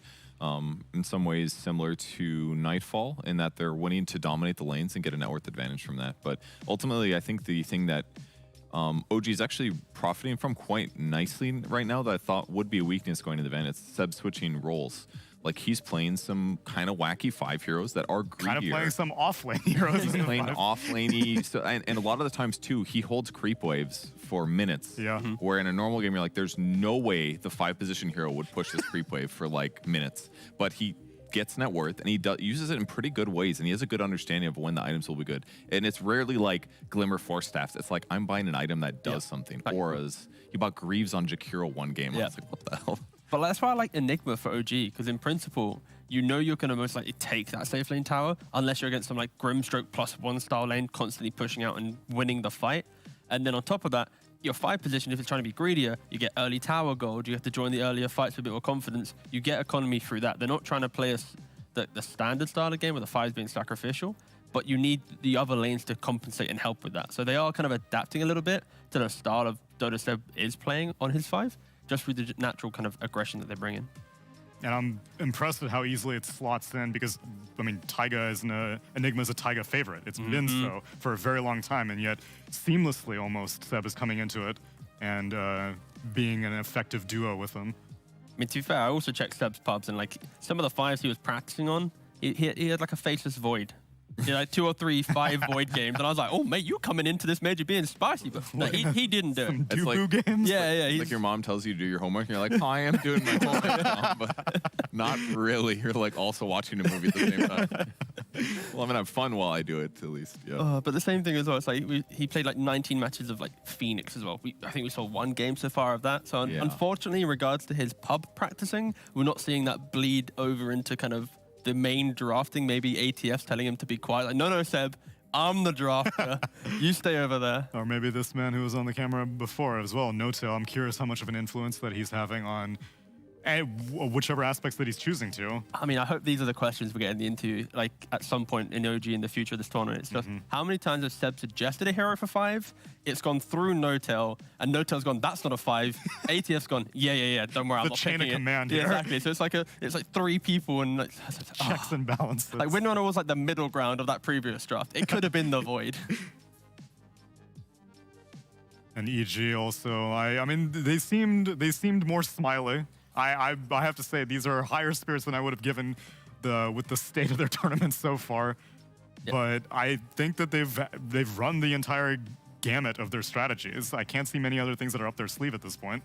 I mean, it's commendable that in this position, they're still able to, hold the smiles, and it gives me some confidence for game 2 to be more competitive. Not pure despair. Exactly. I feel like they're through the Overton window, or I don't know if that's the right way to describe it, but it's like they already know they've lost a crap load of times, and now it's like, all right, How much worse could it be? Yeah, it's like, let's just do our best now. Like, it's like they don't have the doom of like, we're in a bad place. They're like, oh, that we might be about to be in a bad place. They're like, we're in a bad place, let's do our best now. Yep. So it's like they've lost some of the stakes in that sense. So maybe that's going to help a bit. And it's not like OG is an easy team to defeat. They've got a pretty good win rate so far. So, hey, just do your best. And we also, I guess, I don't know if we can take a look at how other games are going. Perhaps I'm putting things on the spot here, but I am curious because so much of what happens in this series and the results of the group stage are dependent on what happens with Tundra. You know, and we're looking so much at the bottom of the bracket, but on the upper bracket. Well, I mean, I know Tundra's playing their new series already, but they 2-0'd Beast Coast in the first phase. Beast Coast looked kind of weak. Here is the live Tundra game, and that's a W. That's another fat W for Tundra. All right, easy. Yeah, Tundra's going to be A-okay. Okay, so that's the upper bracket for them. And spoiler for the other one. 3, 2, 1. BetBoom actually beat T1 in game 1 as well. Wow. So there is going to be a scenario, obviously, where Tundra most likely should be first right now with the wins. BetBoom then potentially behind that, and then T1 underneath that as well. So we're kind of seeing the top kind of form a little bit here. But yeah, the main thing, I guess, is, yeah, this is the bottom half. Beast Coast has already lost, and now we get OG EG right now. So the top seems to be kind of forming quite nicely. And it's not even like one region dominant or something like that. And if you are curious, some lobby issues right now. We will have EG-OG game 2 soon. But this is the media rest period. We're in it. You know, the term like when you start in the middle of a story, when it's like in the middle of the action. Not educated enough to know that term. You use the Overton window. That's only I nodded that. Very Like, yeah. only because I very closely follow. I don't even know if the term was used for it right. It sounded good. It was banging. It did. I was impressed. I was like, wow. Did I do this right? No, it's probably the wrong. I was probably thinking like the what's that Pareto point? principle? What's that point in like black holes where it's like it's too late, you're sucked event in? horizon. Yeah, that's what I meant. Oh, event. Okay, yeah. I didn't use it right. Pretty sure. Overton Window's like setting the meta, basically. I'm sure, the meta like, changes slowly over time. I think that's what it means. out of the thousands watching, I'm sure one person was like, oh, God, Purge, you just did that wrong. Everyone was like, wow, Purge. Yeah, wow, you used a smart sounding term incorrectly. But now you called yourself out. Event horizon, that's what I his meant. honor. That was the term I was thinking. Nice. The event horizon has happened. They've been sucked into the it's going real bad black hole. And now Bulba's in there like, don't let me leave, Murph. Don't let me leave. You know, jokes aside, there obviously are issues joining the lobby, but I'd actually say this helps EG out a lot. I think so too. Oh, the reset time? Yeah, the reset time. Because normally in between matches, TZ's smiling. Bless him. But yeah, it was the fact that after game 1, it's normally like, 10, 15-minute turnaround, back into the next draft. The fact that they've been able to have time to talk, of course, these issues are out of their control, but now they're able to, relax, get a bit more comfortable. Ingest water, nicotine, laughs. Love Smiles. The best medicine, yeah. I've been told. Friendship. They probably go in another room, like close the door, and they just start high-fiving each other. Just relentlessly. Oh, we didn't get the high five stat. Fly specifically asked if he could get it. We got it? We did. Yeah, it was like there was a 3-streak of high fives, there was like 16 successful, and there was like 50 odd left hanging or something. 50? Or maybe it was the other way around, where it was like 50 successful and 16 left hanging. Sounds about right. Yeah. Either way, there were plenty of high fives. And, Okay, well, let's see if Slacks can high five someone. Slacks, give someone a high five. People I trust, but Tsunami, I've got something here for you that I know a lot of you viewers at home have just wanted to do your entire lives. What's your name, sir? My name is Philip. Philip is in charge of IT here. Why won't you start the game? What's happening? Start it. What's the problem? Dude, the draft. They're not drafting. Start the game. Start the game. Have you never been to an event, man? Start the game. You did it! Slacks, it started! This is the dream. High five. Start the game, Philip. Okay. Okay. Ooh. You did it, Slacks. The game started. Thank you. All he had to do was start yelling, and magically the game began. He didn't even press a button. It was clearly just. I feel like we could have just left the draft screen and Slack screaming at him for like the Start whole the draft. game. Why are you closed? Okay, well, Storm Spirit's banned, so we don't get to do the bit, T. R.I.P. That's right. That's all right. I'm sure EG will be on the mainstream again. I'm sure they will. Grimstroke and DK picked up by EG-OG get their Enigma yet again. And we'll see how much is echoed from their previous drafts. I gotta say that Grimstroke has got to be like one of the most picked supports in the entire tournament. This is the pairing that T1's been exclusively using almost every other squad, but DK as the pairing is one of the best for sure. Double stun, you got tower pressure, you got great laning, still flexible on rolls. Looks good as an opening for EG. I think also the value of this fireball as well. Like when you soul bind someone and they're inside fireball, the AoE of it trying to then coordinate leaving. If you're doing it inside Roshan pit, one guy's in, one guy's out. Like, it can actually keep them locked into the area for quite some time. And also, I mentioned that I wanted to see like a Grimstroke hero against Enigma. Now we get to actually just see it straight up. Why do you like it against Enigma? Because I think the wave clear. So when the Enigma creates the Eidolons, you can just wave clear. Of course, they have more magic resist now, but it's about pairing the Grimstroke with the necessary carry to also then provide a little bit of damage, and you can... That's true. It could also be Grim 4 if you want to pair with the DK, but you're right, it could be against the Enigma as a solution. But they get a mobility or a movement-based skills from the Mars, so they can actually counteract the Inkswell at various stages, laning stage or otherwise. So Mars, pretty good solution there. I've seen some teams ban Mars and then open the Grimstroke. It's like protecting the Grimstroke pick if you get it, kind of a thing. Seems to be another little strategy that a lot of teams are doing. Yeah, we also saw a little bit of IO with the Mars as well. So Mars proving to be consistently first phase viable, but not first phase ban worthy very often. Banning out the Monkey King protects the DK likely offlane. It's a DreamOG specialty. He used it earlier in the tournament to win a crucial match. I cannot remember against which team, maybe Beast It was Coast. the game 2 Beast Coast. It was actually the comeback. One of the few games where we've had like big, massive comebacks, and yeah, it was OG in that game. It was Mars plus Enigma, Monkey King on top of that. That is right. And most teams do pick a lot of counters to the Enigma. We saw it last game from EG as well. They had Jarex playing Winter Wyvern. One of the better Wyvern performances I feel like I've seen. But don't know if it's going to make it through. In other aspects of the game, Wyvern feels still weak to me. The heal, underwhelming as a whole, in my opinion. Going the Locket build, not as viable as it used to be. So outside of like the Black Hole counter, I just don't. I'm not sold on Wyvern yet. How come I'm not seeing very much Venge? I thought during Season 2, Venge was popping off, primarily as like a core, I guess, or like a eventual core whenever you get the Scepter. But if you're looking for spell immune, piercing disable, or just long range disable versus a black hole, I feel like that's an option. That's a good point. I think one of the reasons is you said it has to be a core, but everyone's picking Grimstroke. It's already going to look like a bad pick. T1 did play it one match. Cuckoo played it off lane. That was another comeback against EG, actually, that they ended up abusing it against them. So it's possible, but I think it's just one of those, like, it's okay, but it doesn't pair well also. It's so difficult to draft as well, because this Venge, somewhat weak laner, you come online with a lot of items, you don't farm that well, but once you get there, sure, you're this dominant force to be reckoned with. So it's like, you need to have the strat in mind, so when you pick the Venge, you've already picking it covering your bases. So I think it's just hard to slot into drafts, especially when teams are just first phasing DKs, Grims, Mars, and stuff. It's just like... It's most effective as an offlaner usually, even if it has laning issues. That's where it tends to fit best. Because it does have... It's like you don't really want to buy a regen item on it. You don't really like bully your opponent super well and win the lane every time, like a Viper or other strong or Slardar would, where you don't have to buy regen item because they can't come back. So it's like, if your lane goes rough, you can just get absolutely dumpstered. So, many also loving the regional flair, of course. So SEA bringing the Treant Protector to the major. And Europe is the team, the region that's bringing the Enigma. The only other team to play Enigma so far at the tournament is Liquid, and it's undefeated. It's three games, 3 wins, 2 from OG, 1 from Liquid. This is now the 4th Enigma showing. And I honestly hope to see it more. Just the fact that you secure your offlane so easily, you farm up, and if the game goes late, so powerful. I think it's also one of those heroes that you can't just like pick up halfway through a tournament and feel super confident on. Yeah, that's true. It's definitely a bit of a specialty hero, especially when you're playing support. Your items don't come as quickly, and landing your black holes effectively is gonna be less protected with items. Nice little counter there, of course. It's a classic one, but Phoenix against the Enigma, you can egg preemptively, so then the Enigma doesn't really want to blink into the engagement because the egg's already down. So if he black holes, the egg then pops and cancels. So you can kind of control certain areas of the fight.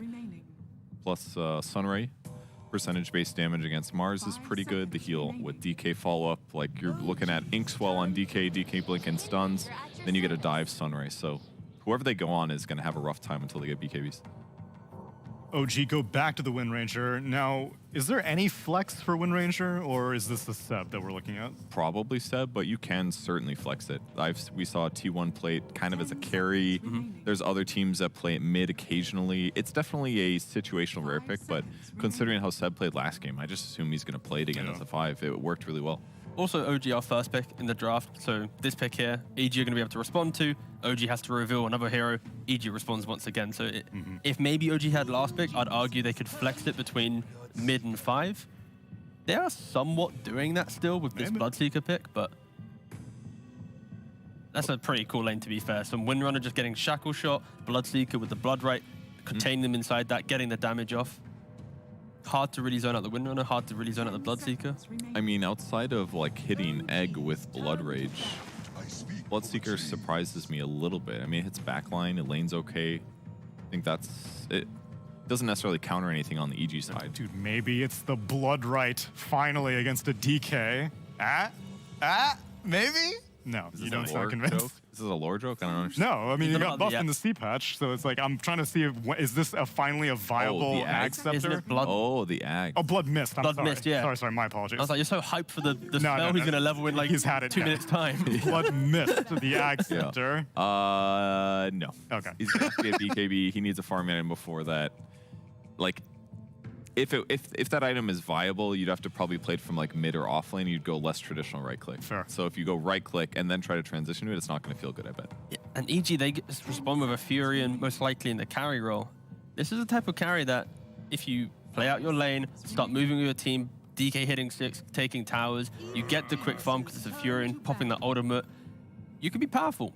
But there's always times in a game where it gets a little bit closer that you're scared to TP into the engagements, even though you have all this net worth. The fear of the black hole, the fear of just being swarmed on is the issue with the Fury and carry. And OG right now, they look at this here, it's like, sure, we might be under pressure for 25 minutes, but we're eventually going to be able to brush you off and deal with your split push. But Yeah, like even Seb being unstunned in the fight when Prophet's there is kind of scary. Like he did a really good job using Gust or whatever the hell it's called. Gale Force. Yeah. He was really effective with that shard Yeah. in the previous game. Very clearly an experienced Wind Ranger player.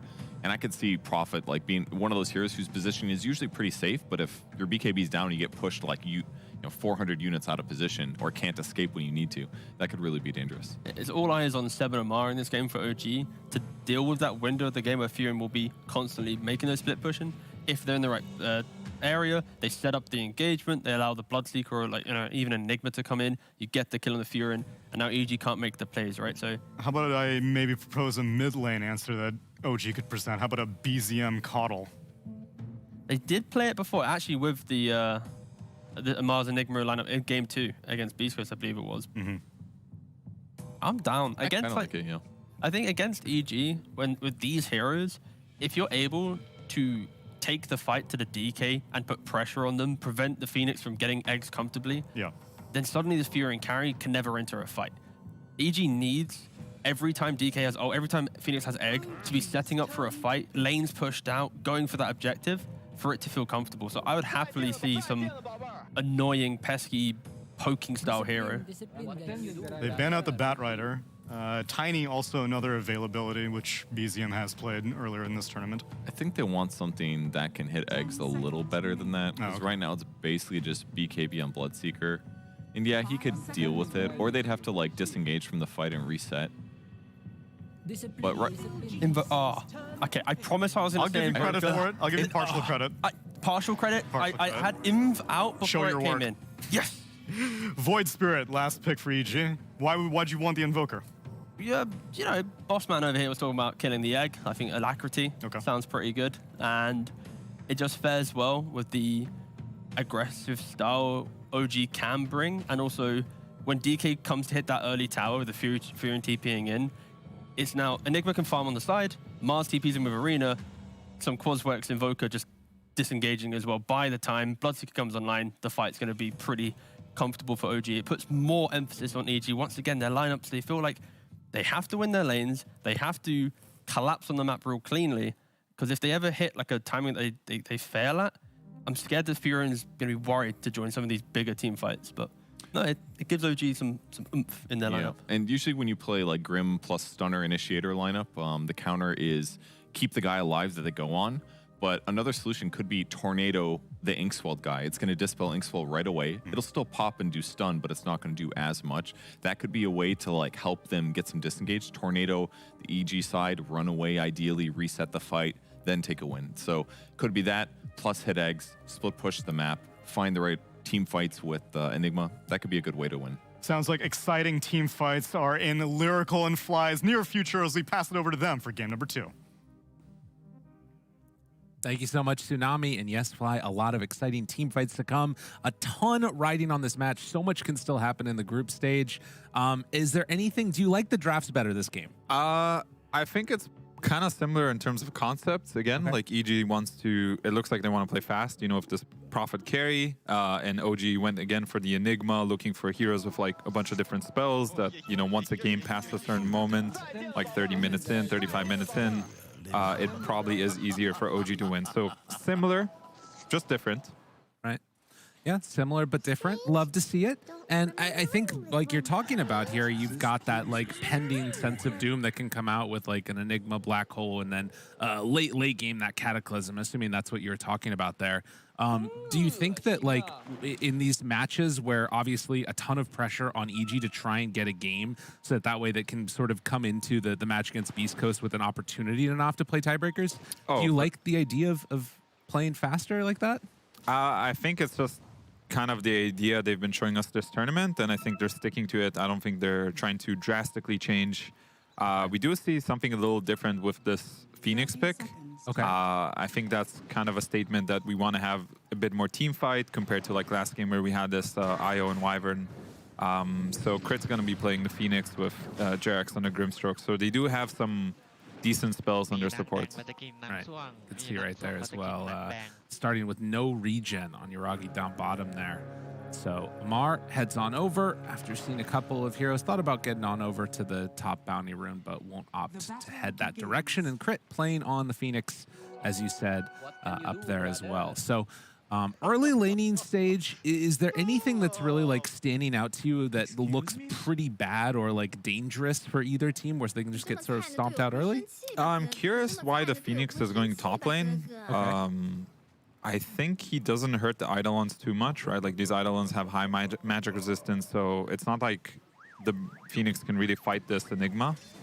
So I'm curious about that, why they chose to do these support matchups like this. Ooh, nice play there by Abed. Able to take it away from that Sunstrike. Going Exort first on the Invoker too.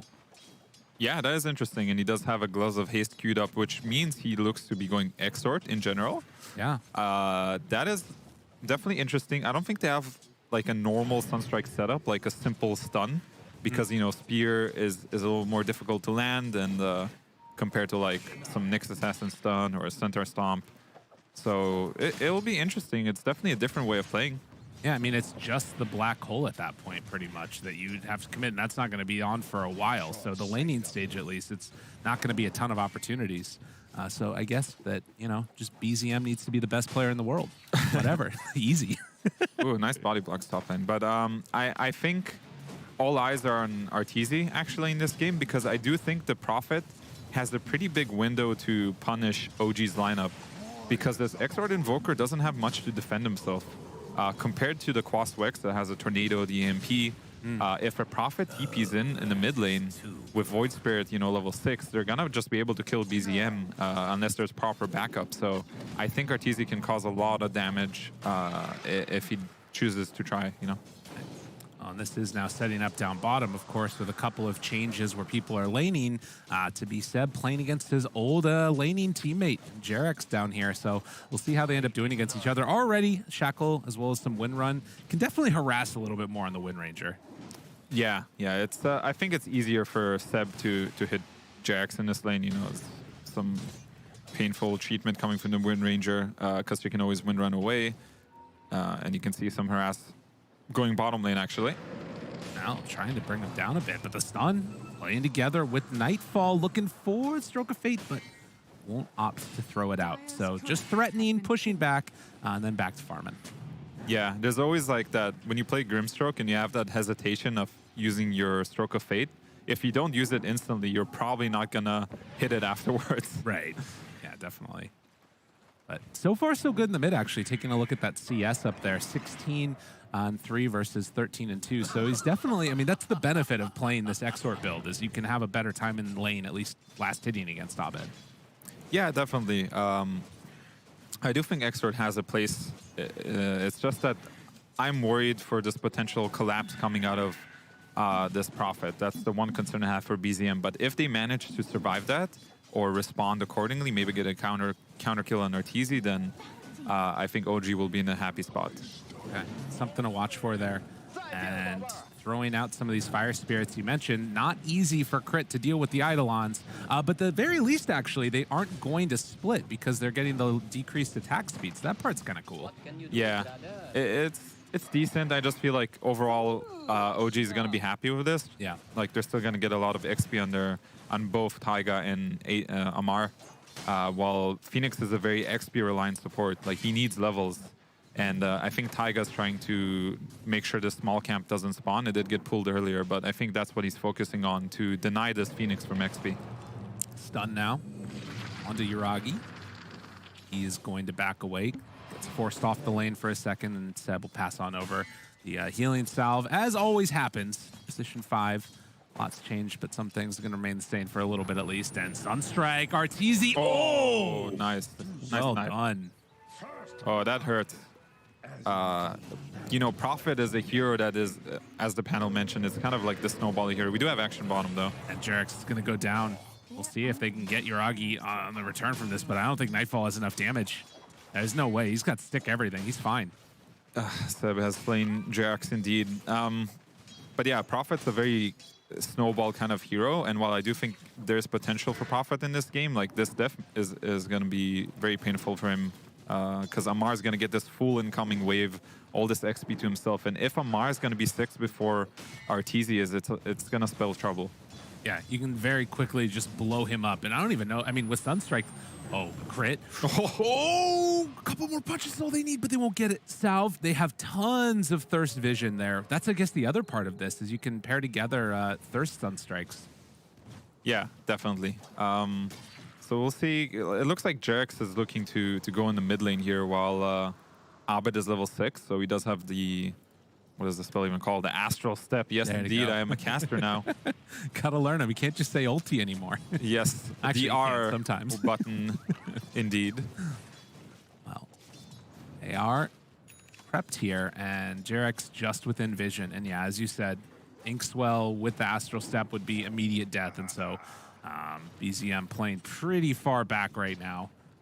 They are bringing a lot of people into this mid lane now, like with Crit teeping in, he refilled the bottle, Jerex is still hanging around. I think they want to contest the rune here and potentially get a collapse going onto this invoker. The catapult does die though, so it does actually, it's a very big deal for Nature's Prophet lineup because you do want to make use of those 5-minute catapults. Right. And I mean, the other big thing that you want to hit is finding that invoker. So when you can't get both of them together, you lose a little bit of value there. Yeah.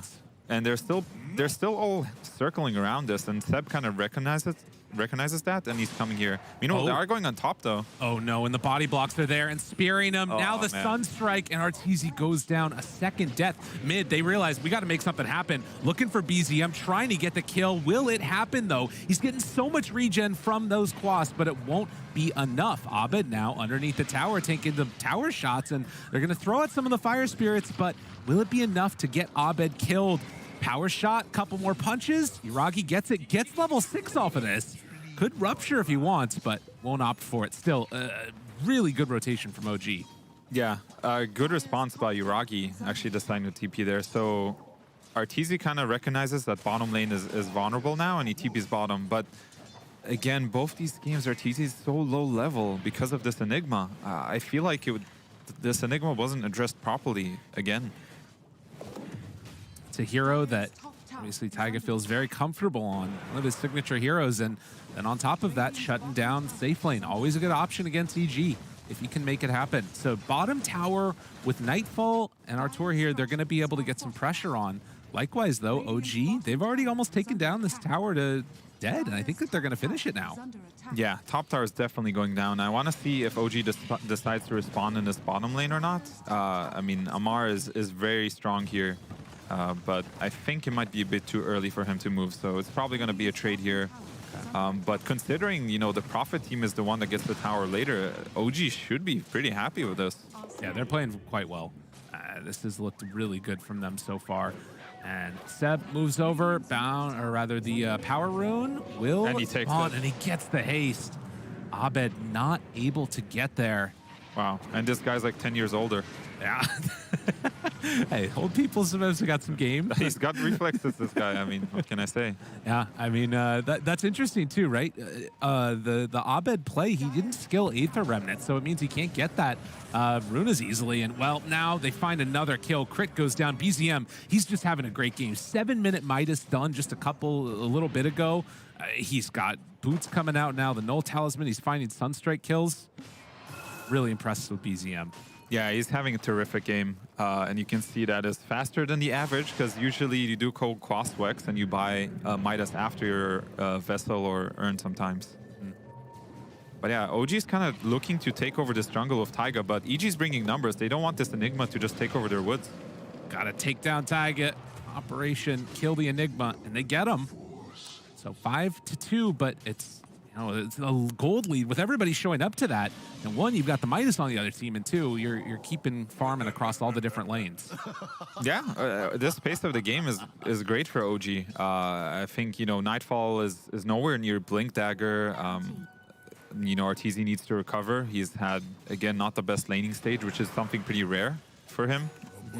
So it's a slower game, and you can see Aragi keeps drawing the enemy woods, actually. I think he's just saying that the enemy is there, or they all TP there. Just trying to give that information, while Taiga comes back top. Yeah, this is important. They need to punish these really aggressive farming patterns coming from the Enigma. Shut down the greed that we're seeing, but Nightfall, he can't afford to go down here. Very tanky on the Dragonite, is going to TP out, but the Tornado comes just at the last second. Oh man, and BZM moves on in to secure that kill. 1 point in Wex, that's all he needed. Yeah, he thought he was safe there. They are going to make a move on Amar here at the bottom lane. Oh, gets in the stun. Not a ton of duration though. Chase down. They have the silence. Sprout is there, and a couple more punches. Mar going to pig pull, trying to escape. Does he manage to find his way out? Can't do it. What a funny item.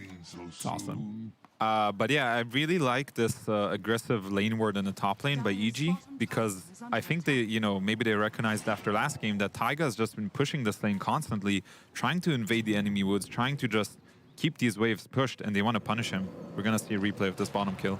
Yeah. That was something that Slack said in his interview, that they immediately after the game, EG went back and watched through the whole replay. So they probably did sit down and see it as the Hex comes out there, and then a couple more punches.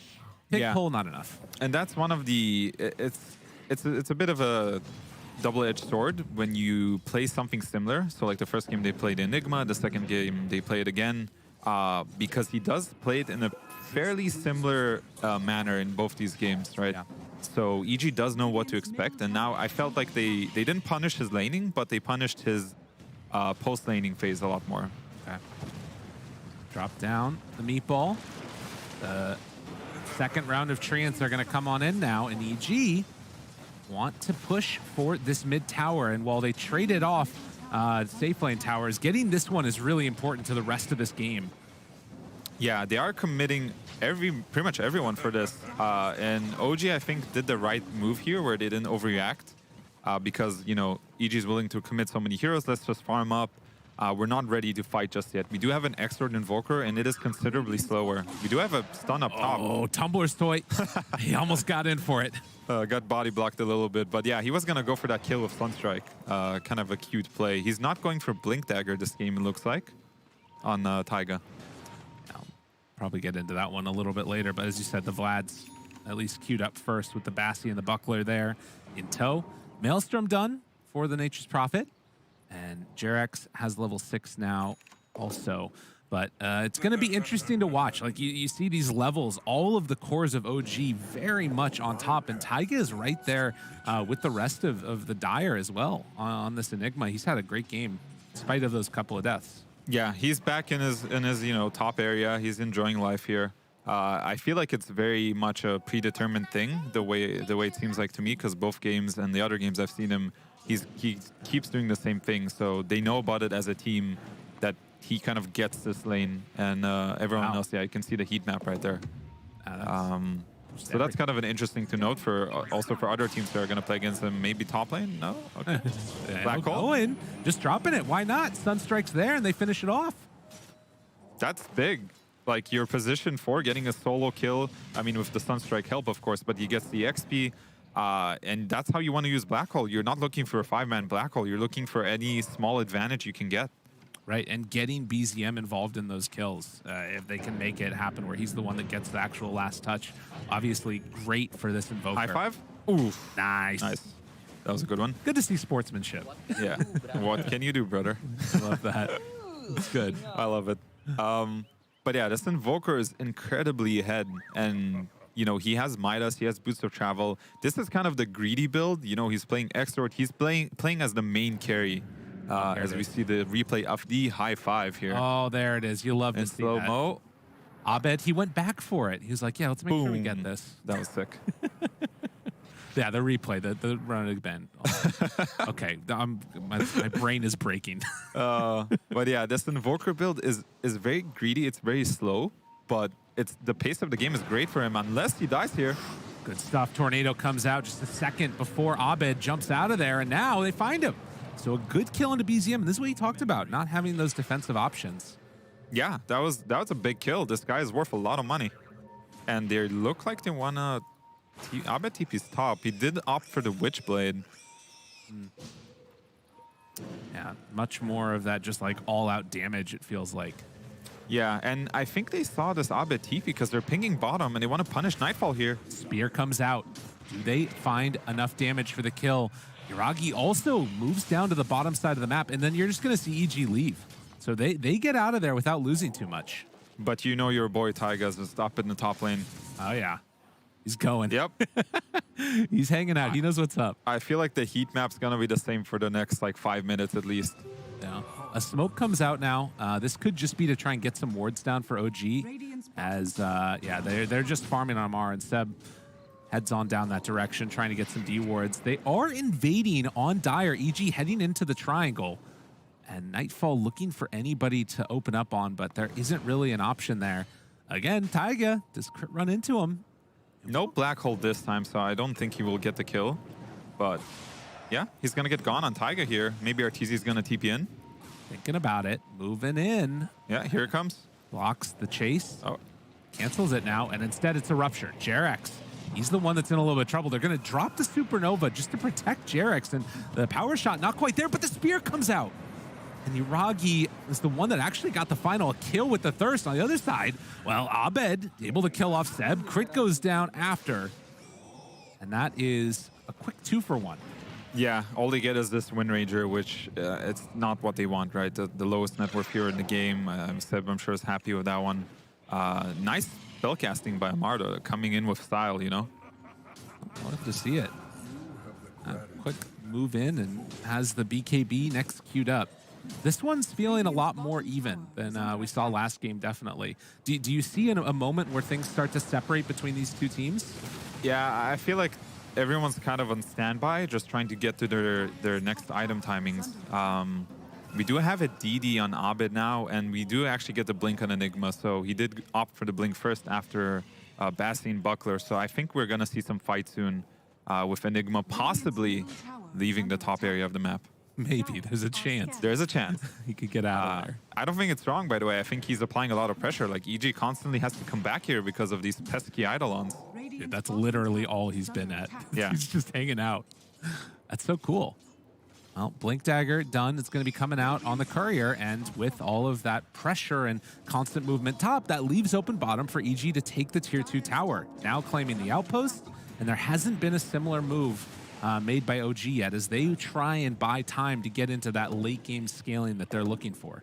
Yeah, it's very interesting because this takes a lot of discipline from the side of OG to just let their tier 2 go. Somebody made the call that we're not ready to fight. Our Invoker is kind of getting close to BKB. Our Enigma is pressuring top. So EG is going to try to wrap around here. Abed runs into Seb. They spot Yuragi on the other side, but at least for now, they're just going to go for the one kill. Jerex looking for more. Oh, and Arteezy finds them, and with the shard, it means that they can't get out of there. Oh my God, Sprout Teasy is back in a good way. That was a nice play with the early shard pickup. I didn't even realize he bought this. That kill would not have been possible without the shard.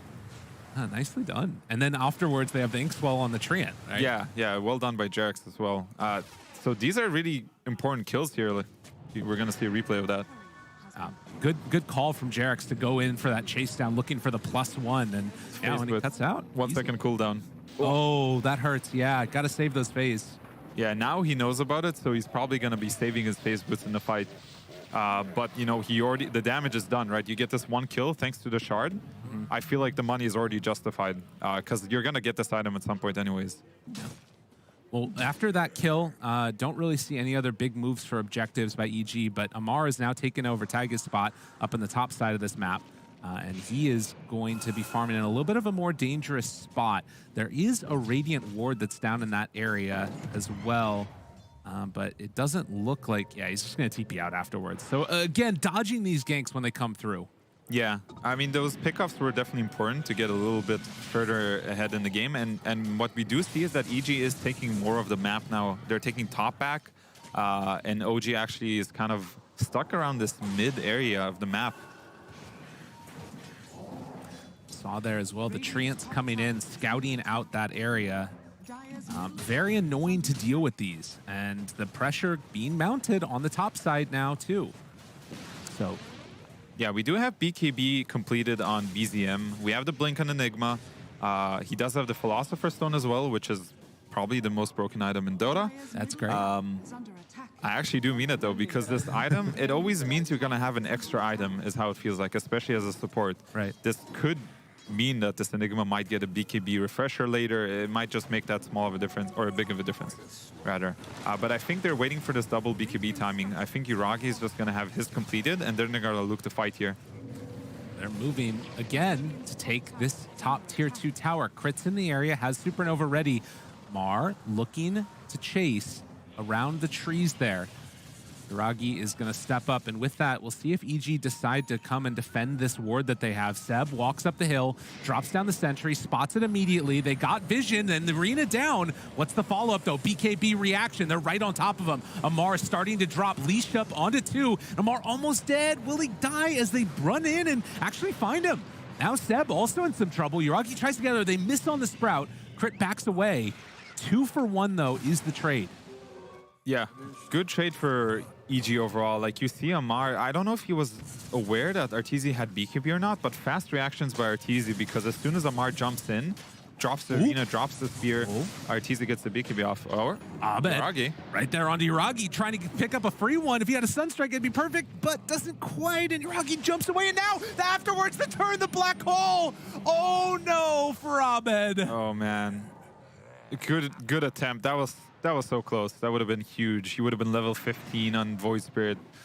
Oh, man. Jeez. I mean, that Nether Shawl might have been the difference right there, right? The extra magic resistance. It might have just been. It was that small of a difference. But yeah, EG's still staying aggressive here. Yeah, not deterred. I mean, black hole down, right? That's what you say. Black hole down, but, you know, your Void Spirit is a huge part of your damage right now. Of course. So... Okay, they are kind of going to back off here. But yeah, with that pickup, you know, OG's getting some breathing space. They're able to push out top. They know the Void Spirit's just going to respawn soon, but they had time to push these lanes out. Yeah, they need to do that immediately. Smoke up. OG getting together. Although Yuragi not there with the rest of them. Amar is looking for somebody along with Seb. Counter smoke.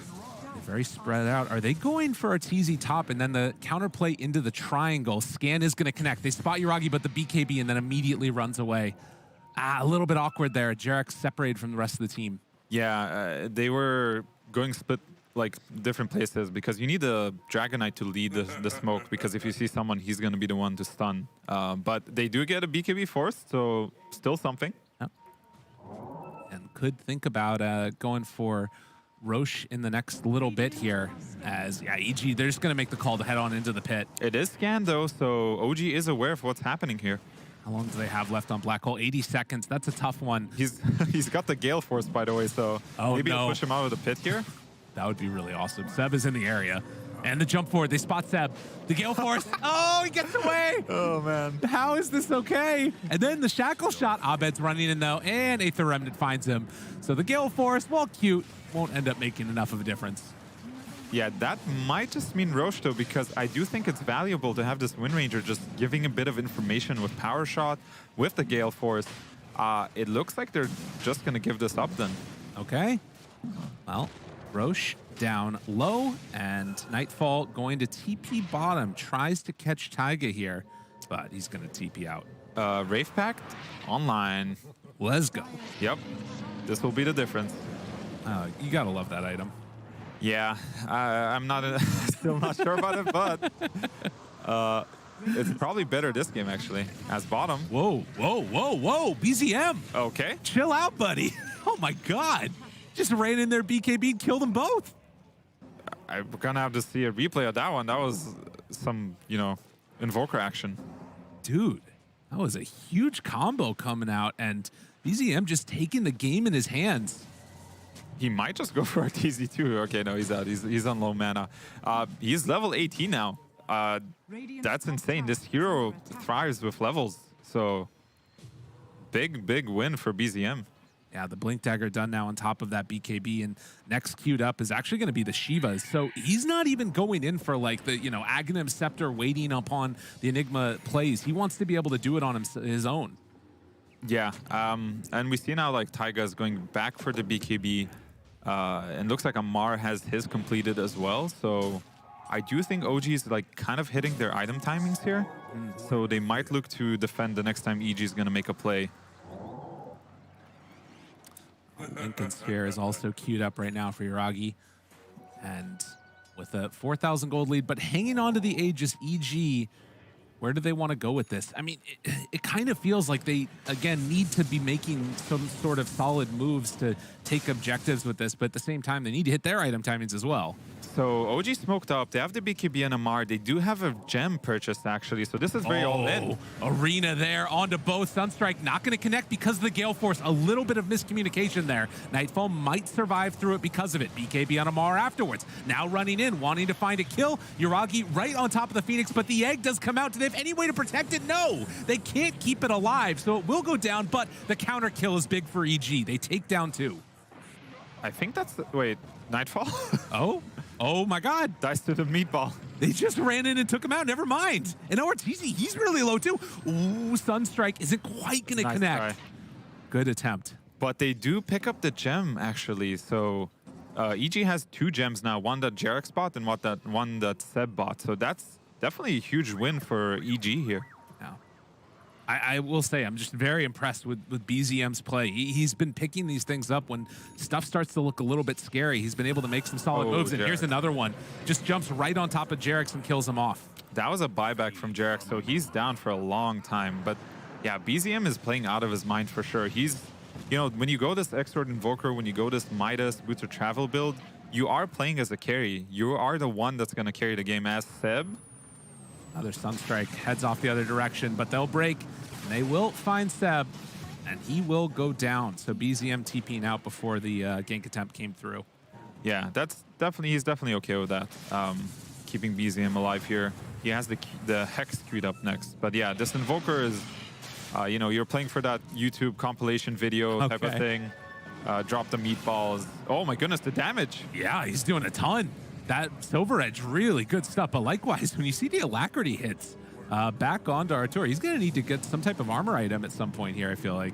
Nicely done by Ichi there, like with DD on Abed and, the Silver Edge. Amar was not expecting that. He didn't pop the BKB right away, like he didn't want to preemptively use it because he thought he's going to be fine, but clearly not. And now Arteezy, no BKB, but Silver Edge gets him away, walks back in, turns the fight. A huge kill. That is exactly what EG needed. Can they find any more afterwards, though? This Wraith Pact just making a little bit of a disco move around the egg area. And, well, turn now, trying to punch, gain a kill on the big black hole onto 2, the Supernova. It's going to come too late. They don't have enough. Nightfall survives through it. Taiga starting to get dropped back down low. They come back to life, though, onto Arteezy, and, well, they back away again. These fights are crazy. Yeah, these fights are very back and forth. Nobody's like really, taking over the fight completely, but very well done, like by both teams, like recognizing like when they can go in, when they can go out. This we're gonna see a replay of this fight here. First come the Swedish meatballs here. Oh yeah, in the land that we're in. Yes, the Stockholm Major indeed. And then this Abed with DD does so much damage, but he does get silenced.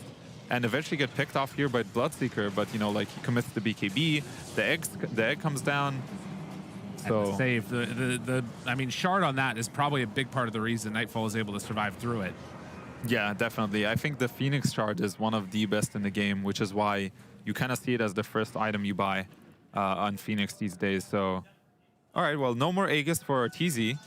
So next fight could be, you know, more in favor of OG, but it does depend on who gets the jump, right? Like there's a lot of different scenarios here where Abed can completely, you know, take over the fight just by jumping one of the supports on Taiga or Seb. Or maybe if Amar gets the jump of the spear, you know, it's going to be a lot down to the jump. Well, and again, these moments here, we saw how much of a change it's been in this game number 2. I mean, a lot of it all throughout today has been Arteezy having tough games. This one, he is definitely on top. Top net worth. We'll see if he can keep making plays for his team. Taiga looking for an opening here as well, although obviously doesn't have the black hole. Meatball down and Abed dead. Got to run away with the rest of them. EG has to get out. Sunstrike, they spot crit, but can they take down the bird? Hiding away, has the Sunray out of there, but just leads an easy path where they find and eventually kill off the Phoenix. The gem is kind of hanging out there. Let's see if they pick it up. Okay, they do take it back with the courier. So that's the gem going back towards OG side. So good, really good kills actually by getting that gem back. It's a big deal. 4,000 gold lead. Very back and forth. Trying to get to Satanic next. And moves on in, looking for a pickoff play, but nobody is really presenting themselves as an opportunity here. Yeah, and you can see that Taiga is getting closer to his BKB, that Philosopher's Stone doing work along with his Wraith Pact here. So as soon as he gets this BKB, like they need to drop the egg, you know, just in the middle of the fight. So Taiga has to hesitate before he just jumps in because otherwise he's going to get a free black hole. Yeah, there's no other option. I mean, obviously, you've got like Sunray that you can use to try and keep people alive during it, but I'm not sure if that's going to be enough. Look at Jerex with an Invis rune here. He does spot out BZM. Going Invis himself, and Abed, they don't have a sentry down, though. That's the one problem. So they won't find anybody. It feels like they're both hunting each other, though. Yeah, BZM has very low mana, though, and this hero does need mana to be able to, you know, get a couple of spells off. So he's probably going to go back here. Look to reset, but Amar, got to be careful. Just blinks in. Blinks in aggressively. They spot him immediately. The break is there, and he just gets eviscerated. Yeah, you know, they kind of set up the trap there. Amar was a little unaware. And immediate smoke, they're going to look to use this momentum from the one pickoff, try to snowball the map here. Running down into Dire, or Radiant Triangle rather, but instead head on over. They're going to push out mid. It's very low, is going to die to the catapult and the creeps. Meanwhile, Arteezy up near the tier 2 tower. They're TPing in, cancels that TP actually. And instead, they're just going to try and hold on to this high ground. Maybe look for a pickoff here if they can catch BZM. He walks forward. There's no gem though. They don't have detection down from EG to find him. Yeah, Roshan's going to be up in 1 minute, so Taiga does have the BKB completed. He buys the tome. He's basically playing like a carry, which is fine. That's kind of Enigma's role in the game anyways. But we'll see how they want to approach this, because I do think this next Roche fight is going to determine who gets, you know, to control the map afterwards. Hex done now. I mean, again, so much of this comes down to vision. You've got Treants that can scout things out, but likewise, you're going to have the Sunstrikes. You know, obviously, Gale Force is super annoying to play against. A lot of things to watch for, and who gets the better jump is always going to be the big question to watch for as they're getting ready to walk up high ground here. Crit is right on top of them, as well as Arteezy. They don't quite break the smoke there, but they spotted the blood right. Crit's in the area, power shots down. They reveal themselves now, dive out and away. Bale Force already down, but they got him caught with the stun. Doesn't have an answer at all. Pulled back in, taunt, dead before the fight even starts, but also Arteezy goes down.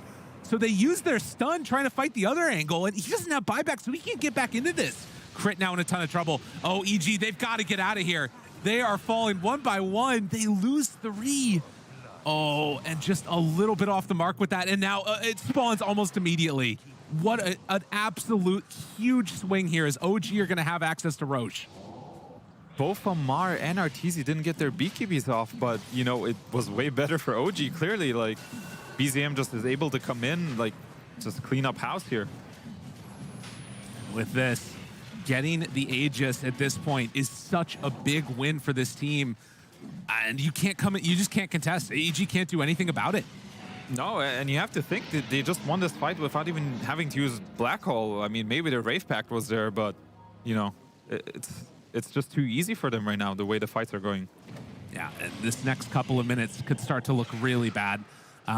Does have the shard also, so another way to help deal with Nightfall, burning through that pure damage. So strong against those big tanky heroes. Yeah, Yuragi, we haven't talked about him much, but he's had a very solid game here. You know, 10, 2, and 5. He's got the Mjolnir, the Lincolns, the BKB. He does hurt quite a bit. Just like that, we are now sitting 33 minutes in, and OG again up 9,000 gold.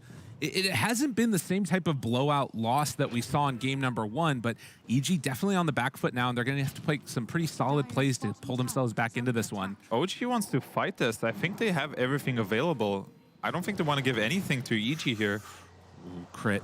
Danger, danger. Doesn't have stun for another 8 seconds. Jerax trying to back away. Cold Snap's there. They got him. The Hex, the meatball's down, and done. Yeah, that Gale Force, making sure you can't escape. What a funny spell. It's so crazy. So EG is just going to try to rat these lanes, but it is getting harder and harder. Like we talked about just after the draft ended, is like if this game goes longer, you're playing against an invoker, an enigma, and you have this Nature's Prophet. This hero needs to be ahead. Yeah, has to keep up that momentum. Still top net worth, but it's not by a huge margin. The rest of the team has definitely fallen by the wayside. You can see how much Yuragi has really just ballooned in net worth in those last couple of minutes, and particularly after the death. Nature's Prophet, not quite as much. An Aghanim Scepter now done. I mean, this is really Danger Town. This is going to be super scary for EG. Yeah, so Crit is going for the Aeon Disc on the Phoenix. So he's going to basically make sure he doesn't get bursted. So he's going to be able to get the egg off, and then maybe he'll look to get a refresher. I think that is... Oh. It's sort of a good win condition you could have. And yeah, we see the talents on Invoker there. The 3x Quaswex Exort passive effect. God, 80% win rate, but not often taken. What do you think about this choice? What's the main thought process behind it? It's been like 5 years since I played Invoker, so okay, I have absolutely no idea. But he knows it's good. That's the key. But the stats don't lie, guys. So that's what I have to say about that one. Shout out to it sounds really strong when I read it. But the Radial Deafening Blast definitely has a place as well. Okay. I guess there's not too many summons, just these Treants, so he's not too worried about it. So, yeah. Well, and you don't want to win rate. Push people out of areas either. Yeah, it's looking pretty strong. Well, Yuragi showing down bottom. Again, I mean, is there... I guess you just have to wait until the Aegis expires at this point for EG, right? Like, there's not really another place you can go. Jerax trying to get out. They spot him, and the Hex is there. Yeah, I think you just have to push the side lanes. Hope maybe OG makes a mistake by splitting up, trying to deal with the Nature's Prophet pressure. As we're gonna see this now, like this is possibly best case scenario for EG if they're willing to trade, but BZM's keeping back. Got to be careful. Hex is there. Nightfall for the turn though. Tries to make this work. But the black hole! Oh, can they keep him alive though through it? The supernova down is enough to turn it. And with the Satanic, they fight down and take down Taiga. So a really big turnaround there with the black hole used. EG managed to win that fight. And on the bottom side, they didn't even lose the tier 3 tower. This is huge. This Enigma being dead, using black hole like that, they have a chance to do something with this. Maybe they're gonna look to smoke or take back the map. Let's see what they do with this kill. They're actually still gonna stick around this top lane with the lane ward here. Yeah, I mean, I think that's such an interesting like dynamic here. Normally you think, okay, you just find it as they have a ward down, they see what's in this area, they might go for this. If anybody shows up to this lane, and Seb's gonna be the one, they spot him, jump in, stun, fireball down and dead. BZM, does he decide to fight this? I mean, he gets the lift up onto 2. There's no BKB on RTZ. Ice wall down. Dangerous here. Has to get out. They have to run. Nightfall pops his BKB and just going to TP out of there. So the rest of them try and escape. And it looks like the rest of EG should get out of there. Although pops the Lincolns, runs, and doesn't have the mana. Oh, he got hurt by the EMP. Does he have a way to TP out? All right, he gets out now. Scary. This invoker's hunting. Yeah. He smells blood. But they immediately, look at this, double TP bottom. They're expecting this Nature's Prophet to go there. And let's see if they read the map correctly here. Let's see where Arteezy goes. In 5 seconds, he's going to have his TP up. We'll see. Is this one of those moments before disasters picks? We'll find out. And no, he understands what the danger could be down there and is going to go to the safer area. They do smoke. There's no black hole for another minute, so maybe they're using this time to try and gain something, but Phoenix is also dead still. Right. Mar not showing himself up top. EG, they want to play around this area and going to catch another wave and then back out together. Mar. I mean, are they still smoked? Amar does have Lincolns and BKB in 5 seconds. Let's see here. They spot him. Lincoln's there, breaking his blink. Try to chase. BKB is out. Now needs to get out, but the leash. They sprout? Anything? No? This guy's pretty manly, though. I got to say, he's sticking around, you know? Oh, yeah. Maybe he gives him the high five before, but... Okay, good TP out. BZM's on the hunt here. Oh, God. And there it is. The Hex is there. Wow, nice The Shackle. Everything dropped down in the Cataclysm to boot. BZM hoping to escape. They get the lift up now. No buyback available on the Nature's Prophet. And with that, Abed going to TP out of there. And can they get one last kill? They will. So they lose 2. Oh, man. And Seb now, Crit, excuse me, trying to get away from Yuragi. Does look like he's going to be able to make the escape. Correct me if I'm wrong, does the leash not break the TP? Sprout leashes? I believe you should not be able to TP. I could be wrong, though. Okay. But, yeah, nicely done by BZM. This guy has been, you know, very, like, he's been the threat on the map constantly in this game. I think he's been playing amazing on this Invoker. It's one of the best, I mean, well, definitely Quas X-Sword Invokers that we've seen in a while. I haven't seen one in a really long time. It's just been all Quas Wex. Yeah, and he's making it work this game, clearly. And now they're going to push high ground. And without Arteezy, I don't think they have enough damage to do anything. The eggs is on cooldown, so Taiga knows he has a free black hole if he wants right now. Dangerous. And I mean, at this point, it feels like without the Nature's Prophet, they've got to wait until they're all back up to go for any type of a fight. But OG recognizing this moment when they've got the strength, they're in the upper hand. They're just going to take that full set of racks and then back out together. Roche capable of responding in about 25 seconds. We'll see what the actual timer is on it. Yeah, BZM again. He's always running around in this ghost walk, always hunting. He's just been a menace. And with the Arteezy's going to respawn, so they do go for a smoke here on EG. I'm not sure how this is going to break out. They need to get a good egg for this fight. Egg's still on cooldown for 15 seconds, so if the fight breaks out now, Taiga might get a free black hole. Oh no, jumps in and finds it, and it is going to be a free black hole. The Cataclysm down, connects onto both. They did not have the answer. Taiga getting tipped by Seb, appreciating some greatness. What a sick play. I mean, Taiga's been playing this entire series so well.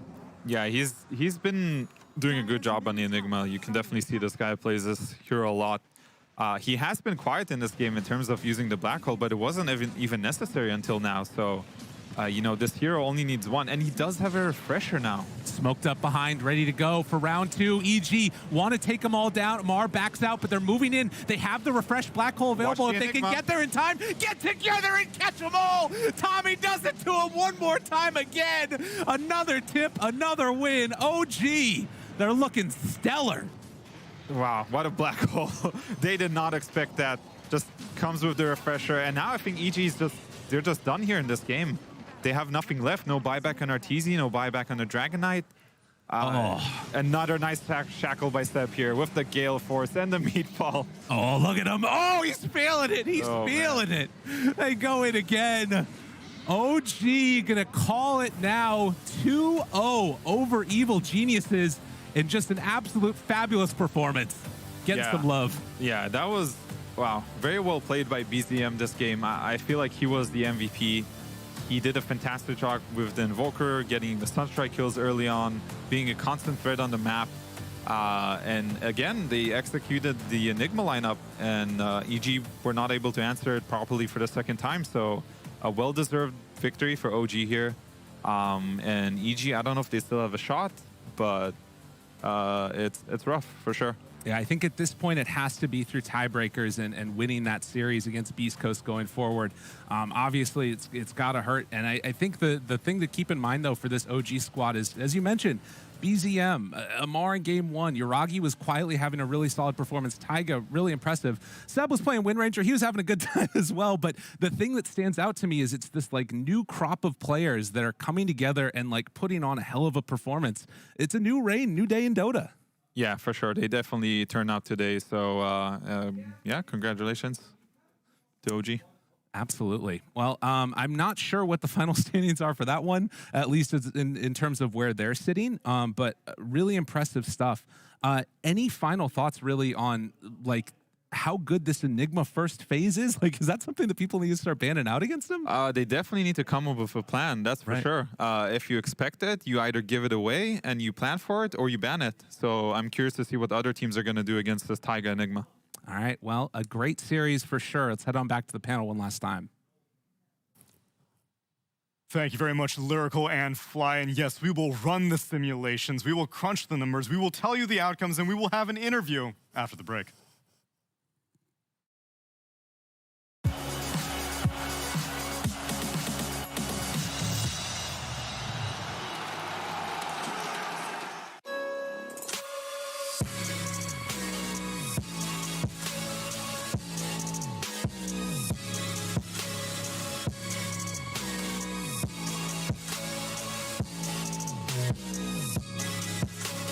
You love it, you wear it.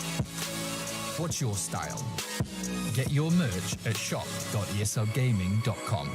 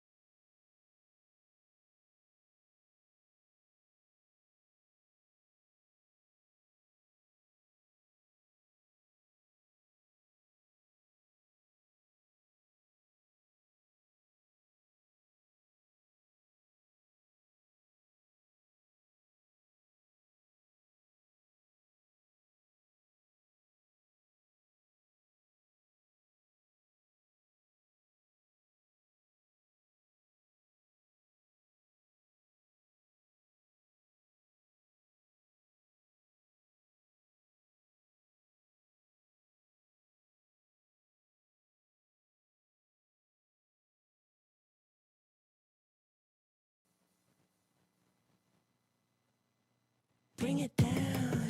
Are you up for it? Make it count. Are you up for it? Better run. Are you up for it? Yeah, you gotta get it done. So are you up for it? Say, are you up? Are you up? Are you up for it? Up.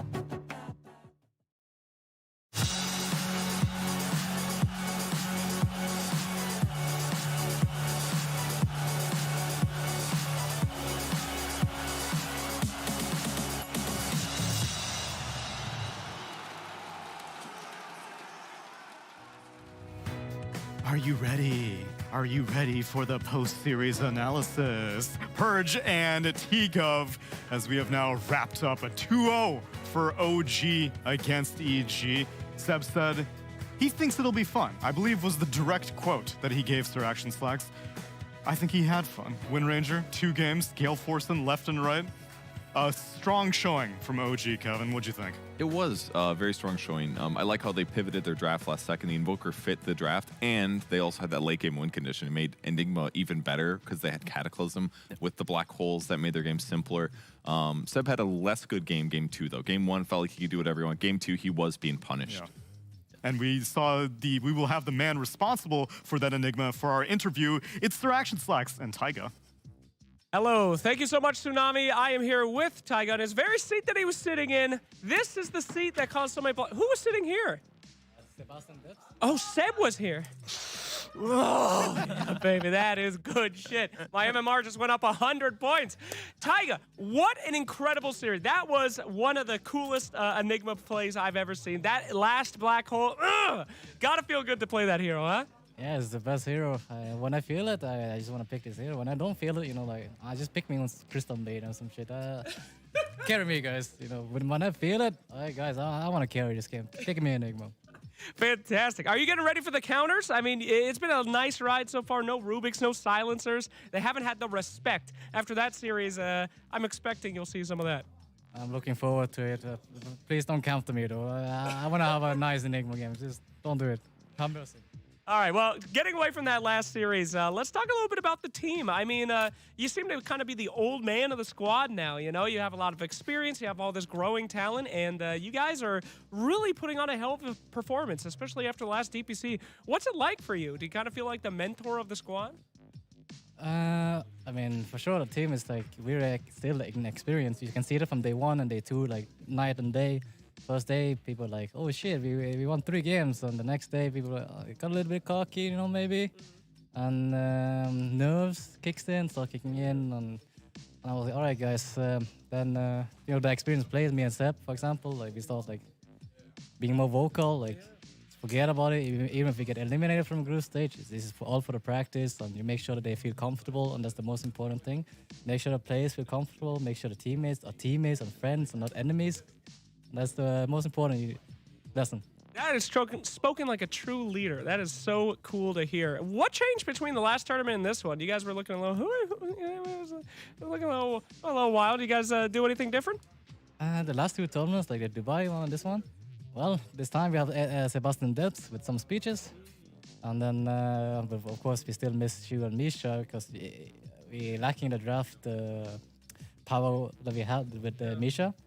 So we had to prepare a lot more than usual. We have to look at the drafts a lot more. So, yeah. All right. I was going to try to save this question for last because I wanted Seb to leave before he heard me ask it, and he's still here. So does it kind of feel like an undercover boss kind of scenario? You know, this guy's been like telling you what to do, and then he's like, now I'm going to come do it with you, you know? Is it nervous? Do you not like it, or is it actually kind of cool? Oh, actually, I love Seb. I didn't know he was like this in game, you know? Maybe when you meet him in Pops, he's like a little bit more quiet. And he's an asshole. And stuff. I'm just kidding. Oh, jeez. When you actually play the team with him, he's like probably the nicest guy and pretty, very PMA, good, like leadership. He makes sure people feel comfortable, and I think that's really great. All right. Well, I'm sorry. This is the longest interview ever, but I really enjoyed talking to you. Any words for your missing man here, Mr. Misha? I'm sure he's watching right now. Anything to say out there? I mean, anything? We miss you, Misha. We all have the tiger for Misha and Chu. So hope the next one land. If we are qualified to another one, please, we want to have you here. All right. Very heartfelt stuff from an incredible captain. Thank you so much. Well done, Mr. Leader out there, and OG having one hell of a 2-0 series. Back to you guys. That family spirit has stayed with OG through many, many rosters, and it's good to see it be carried here with the newcomers as well. And I saw their manager Bonkers putting up the jerseys for Misha and Chu like on the desks. Just purely, I mean, you can feel the spirit within. And they will be moving forward. We don't know where yet, so let's take a look at the standings. Let's see where all these teams are, because I know with bated breath, so many North Americans are wondering, is EG out? The answer is no, not quite yet, and T-Gov will explain why. All right, so basically, TLDR, EG plays against Beast Coast, If EG are able to 2-0 Beast Coast, they both will finish 3-9. They'll then have to play another tiebreaker, which I believe is a best of 3. If they win that, EG is not eliminated from Group A. So very much the series tomorrow on the B stream. I think it's the first time slot. EG Beast Coast. If EG loses a single game, they will be eliminated from the Stockholm Major. So that is, yeah, the most important game for any of the EG fans. It is tomorrow. I love that they can control their own destiny, though. Yeah. It doesn't. It puts it in their hands, makes them responsible. They can take it either way. They can be sad about it, or they can just get amped and say, "Let's win this. Let's keep trying." Oh, whatever. Bad group stage. Let's move on. And for them, I guess playing against a South American team is probably in their benefit. I imagine it's the region that they're probably most familiar with outside of North America. That's true. So if you just can beat them 4 times in a row, then maybe you can make it to the main event. Otherwise, so long to evil geniuses in this tournament. Not to all of North America. As you know, Group B had Mind Games be default eliminated due to their failure to attendance, but now things need to move on here on the A stream, on the main stream. That'll be it from us, and we will catch you with more and Pyrian after the break.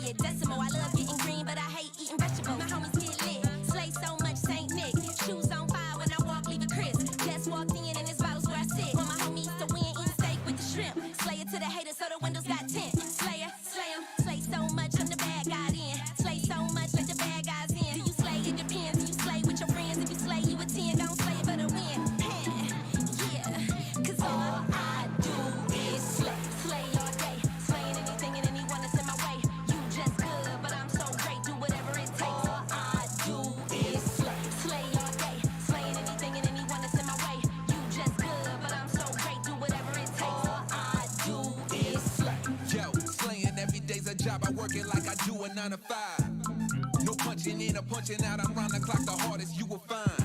So I gotta grind, like you never see before, and that's all the time. I'm saying what you need to know, cause I'ma shine. You can get yours, cause I'ma get mine. Fresh to death, the freshest of the fresh. To be the best, you can accept no less. OG status, I ain't new to this. All I do is slay, slay all day. Slaying anything and anyone that's in my way. You just good, but I'm so great, do whatever it takes. All I do is slay, slay all day. Slaying anything and anyone that's in my way. You just good,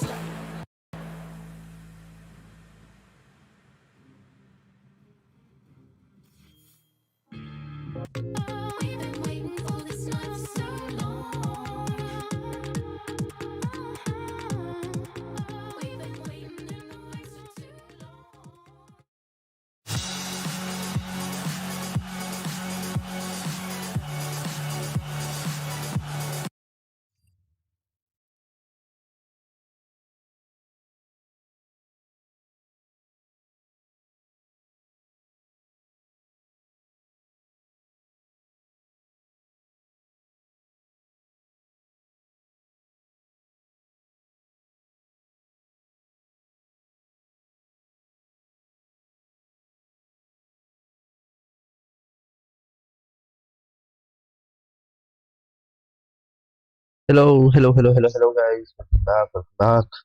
What a game, guys. What a game.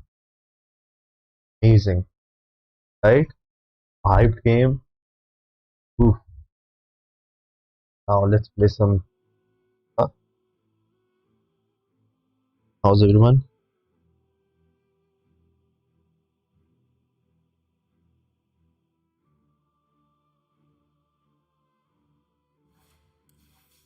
Oh, got rough is only game rough. Ah, how, when? Abbe, no, no, no, no, no, no, no, no, no, no. Dude.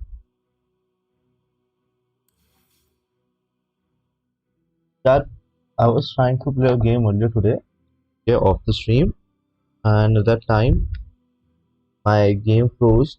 Yeah, I was in middle of that. I think I just accepted it or what. I was in middle of the game and my game just froze. By the time I got back into the game, it was already like abandoned because it was on that what do you say, crafting phase. No, yeah, this is so fucked up, dude.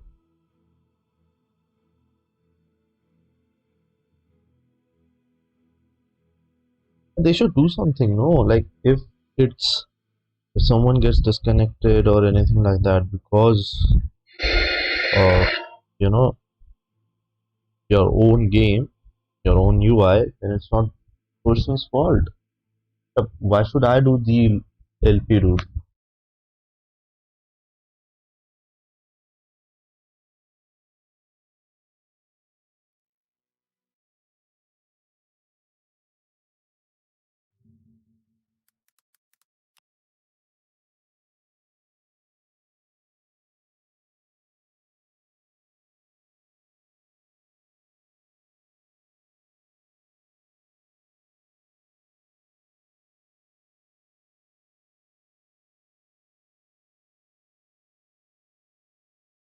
Let's just wait. Let's see if we can, without calling the big guns like we had to do last time.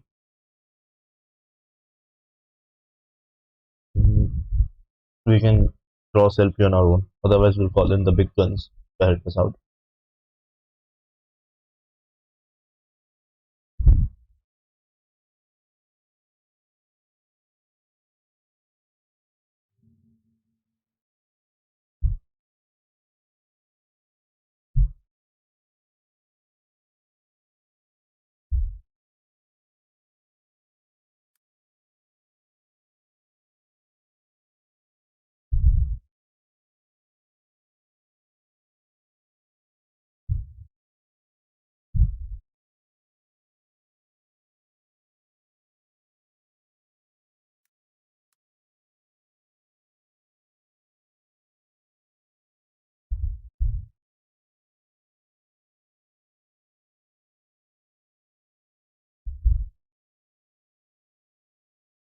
I think something is wrong with the latest selection wala thingy. Subscriber wala tab. Just figure it out. Not updating the names.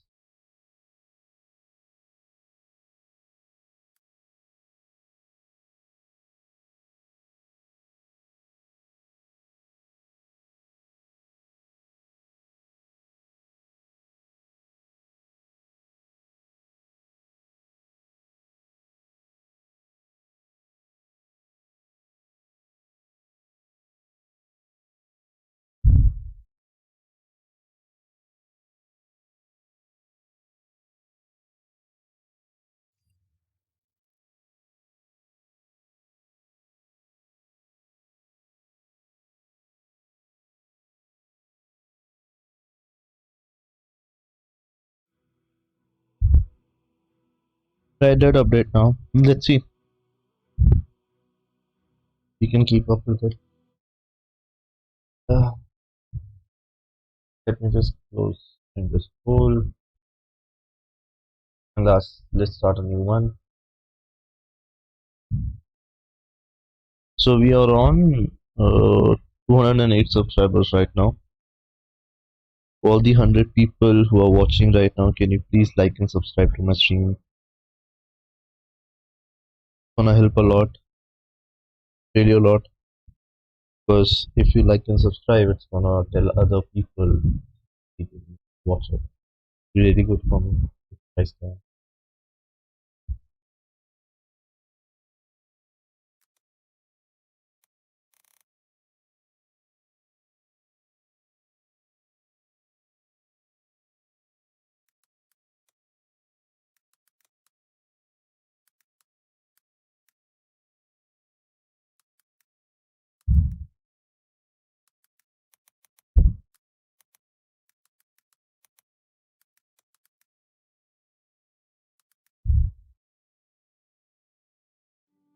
Taking so long.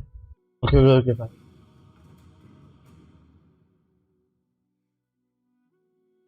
Hope that we find some good heroes.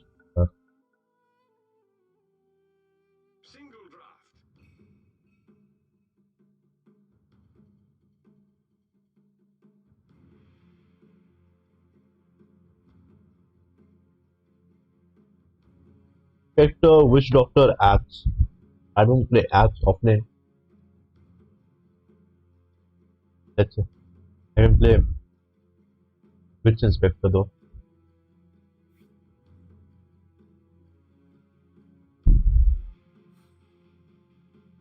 Okay, Ricky's off.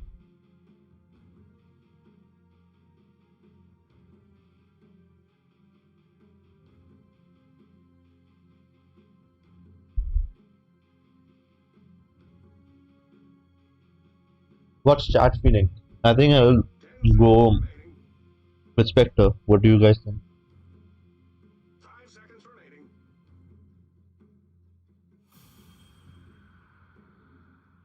Oh, Vapor is gonna be tough for us, but we can handle it.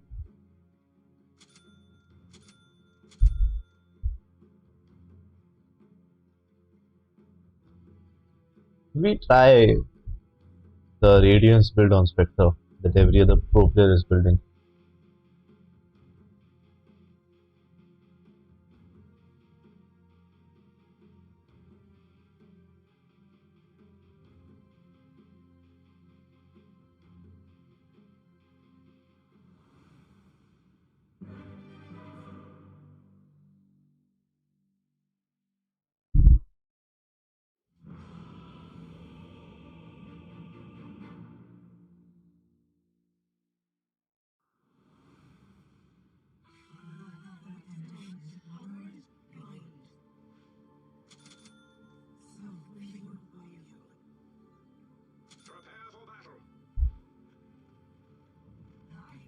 Chalo.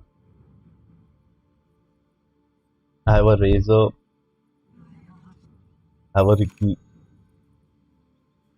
I hope Razor and Ricky go to offlane, entry and come with me top.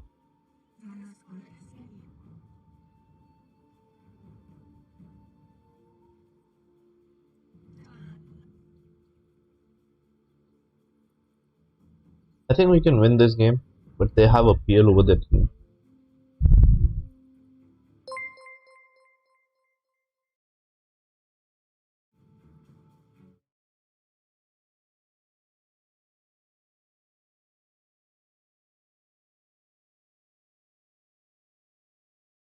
Thank you, Rook, for subscribing, man.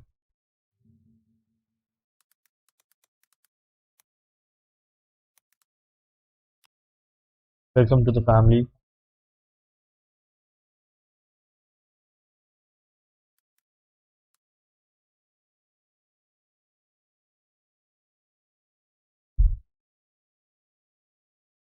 I think we'll go the Radiance build.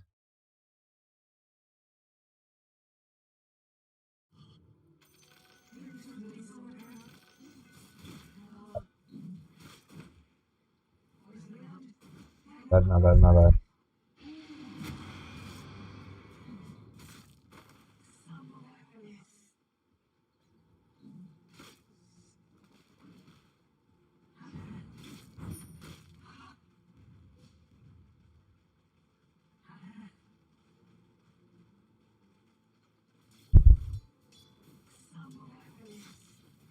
Because I have PL against me.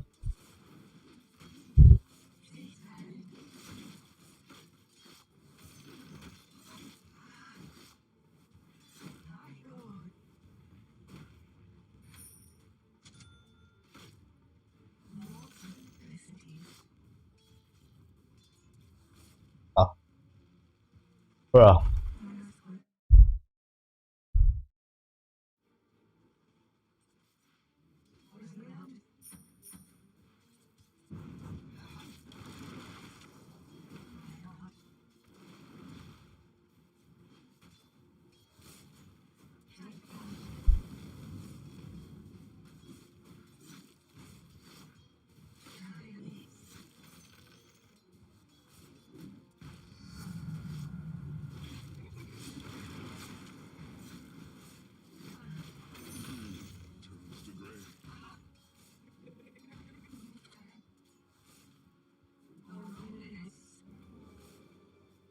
Nice, you bullied him out.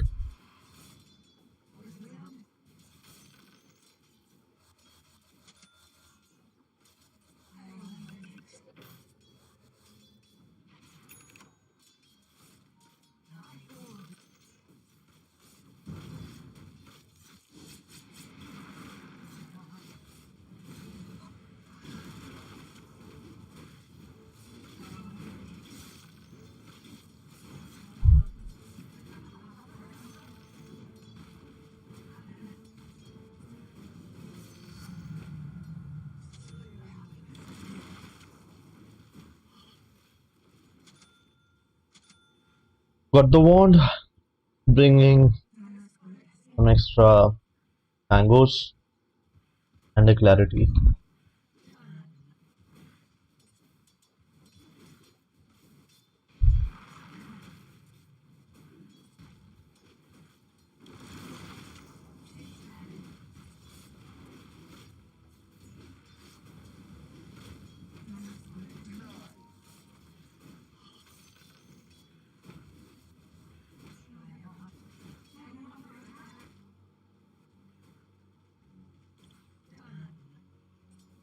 Pull कर ले, next set pull कर ले, please, please, please.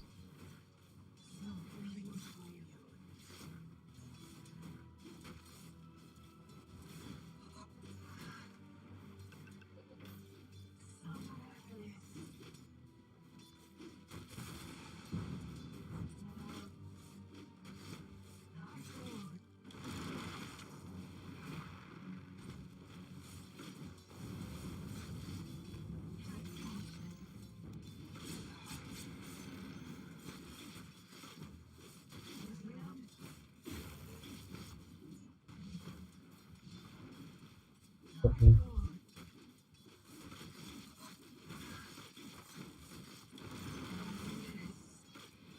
You missed.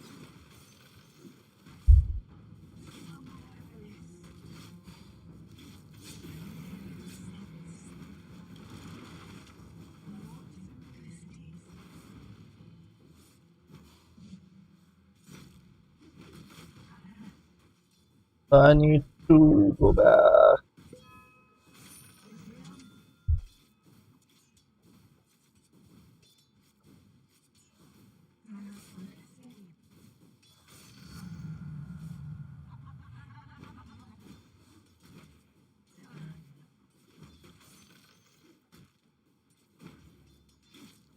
Catrian, he's alive.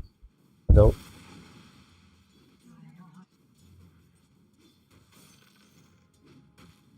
That I'm not been able to get my range even once.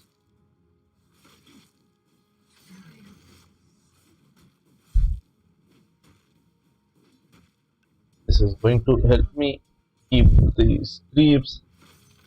The dead too soon.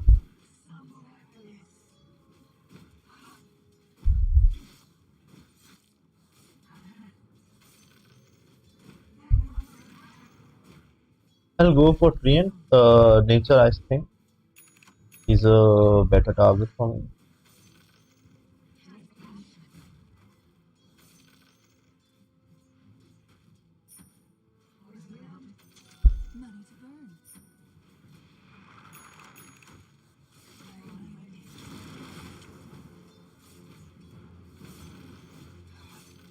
Let's push in this wave. I wanna create some pressure on PL.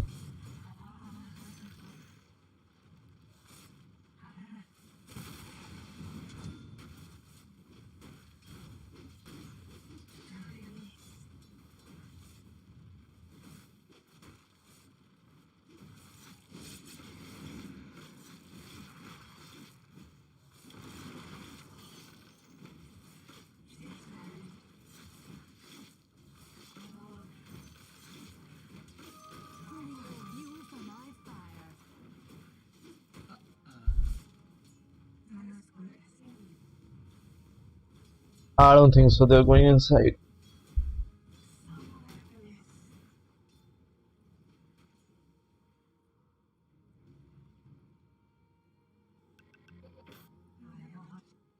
Should I pull? I'll pull the next wave.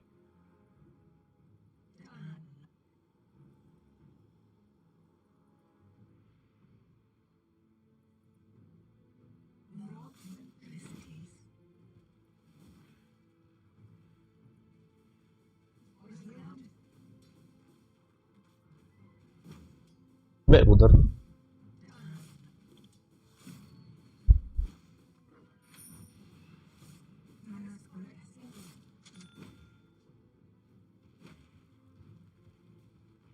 Oh.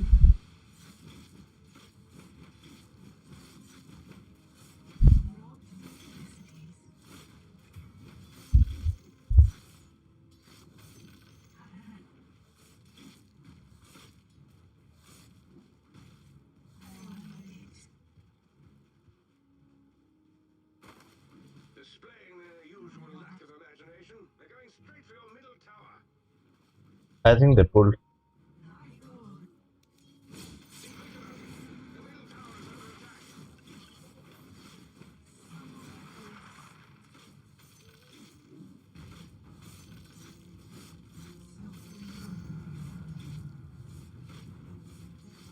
I'm not a good, like I'm not a really good at using the ulti.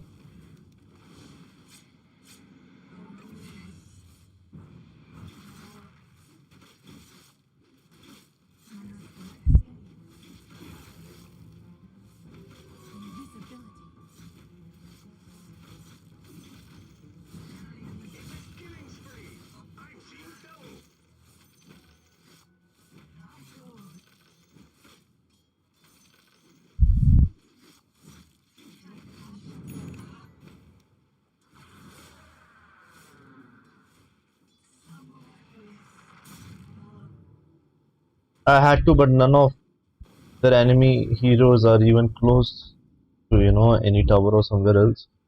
So that I can leave. What stuff over here, dude?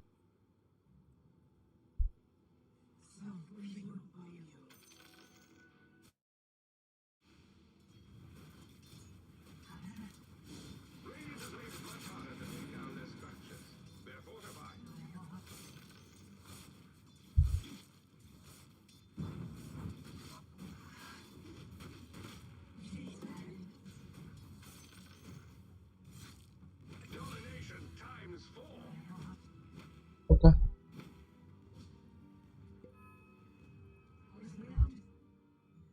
It's okay. I'm not getting those glass creeps, man. Hurted a little bit. I could have. Oh. Why does my train walk to base?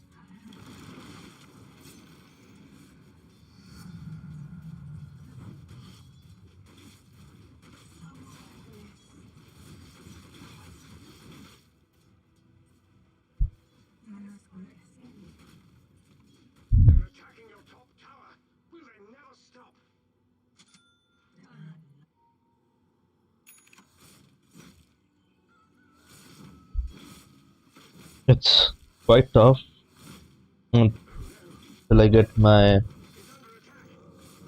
radiance so I can go up against PL. I'll go, I think, radiance Manta into Skadi. Because by all means, PL will make art.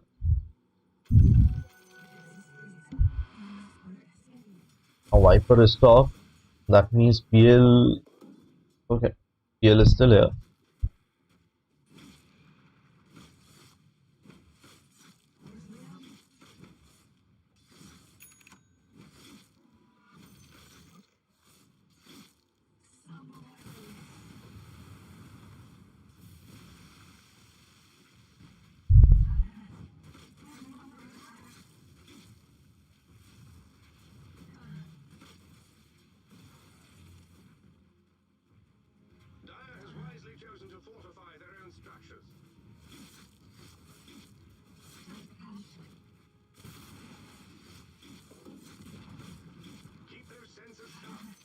I don't think we'll get None of my teammates are making any rotations.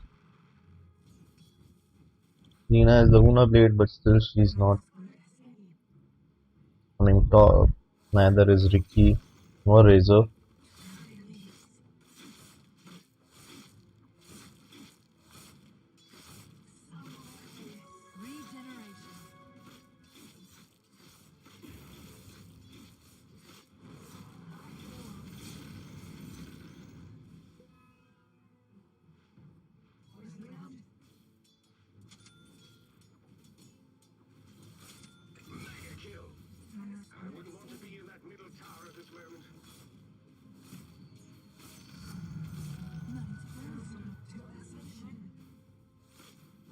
अबे ले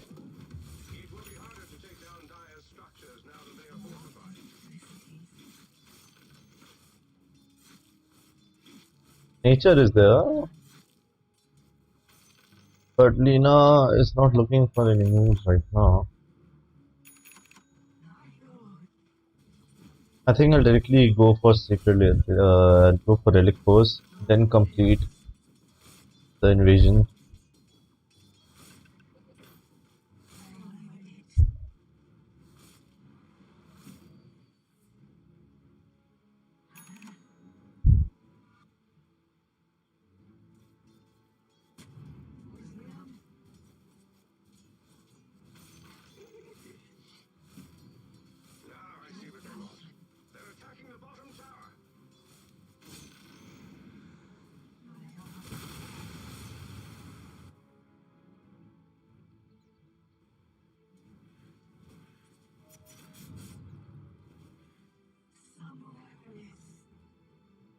I want to kill nature.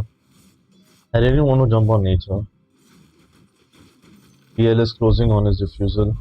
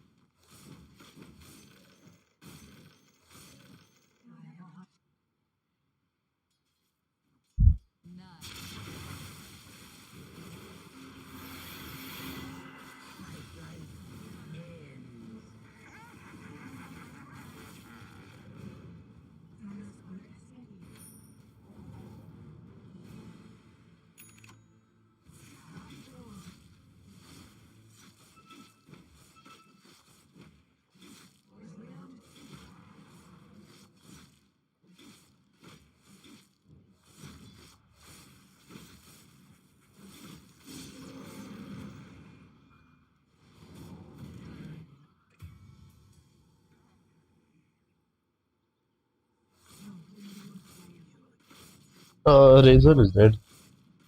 I had no, I didn't think he would survive. I'm not able to kill NP still, but at least I got some gold out of that ulti usage. Even though I just got the assist, but it was still okay.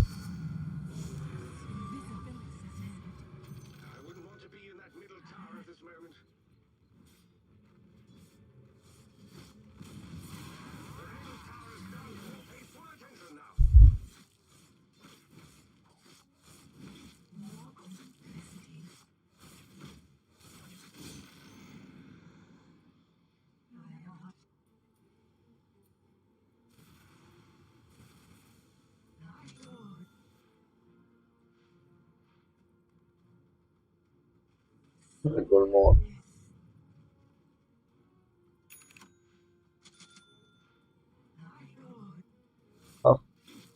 What is Melina doing though? Okay, she's making Silver Edge.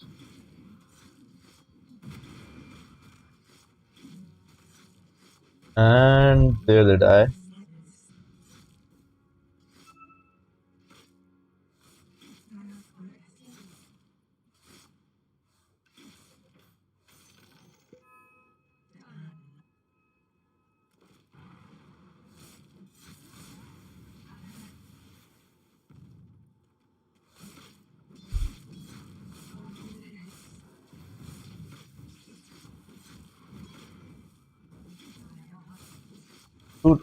When you are able to see that your carry is farming, then why?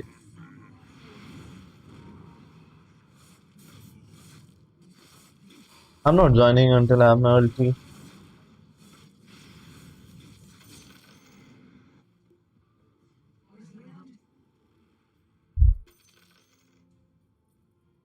Who did she kill? And she, oh my god. Rina used her ulti on an illusion. On real illusion. That's what happened.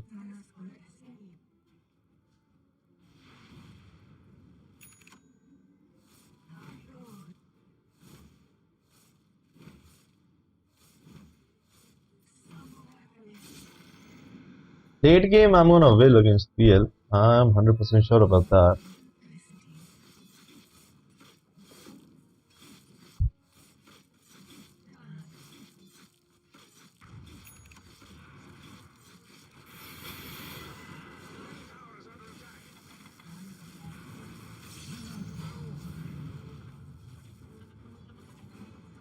बैठ जा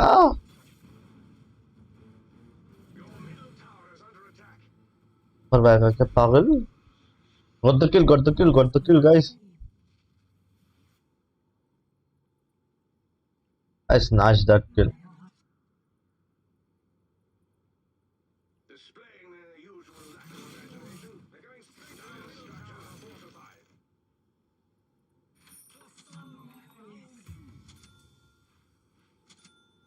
No one is using the sentry this game.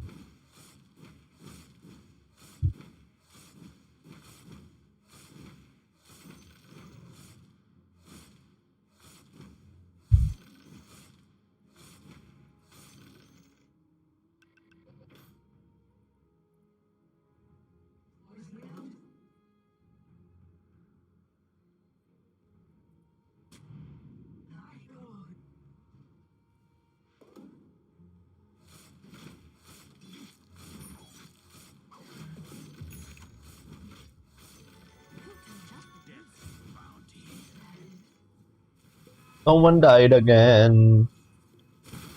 Abe?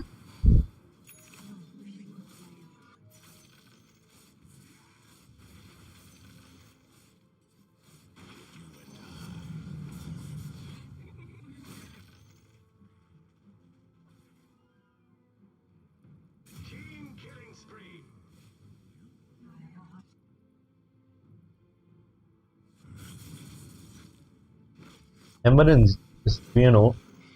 Viper is 3-4. PL is 0-0-3. He got 3 assists, he hasn't died once. I think that's working pretty good for him.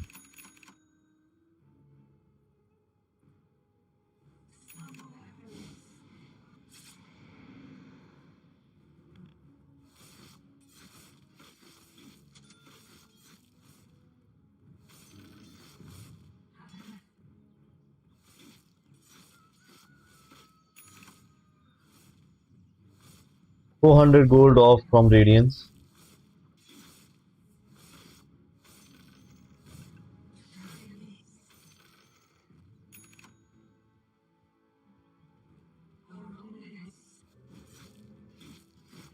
PL has a diffusal blade right now, nothing else.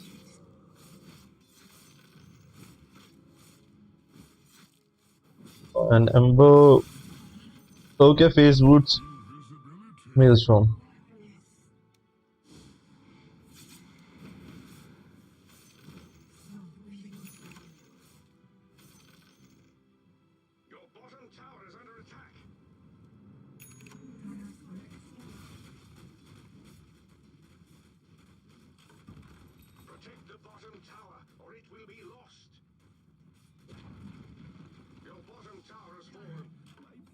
Able to get all the towers for free, yaar.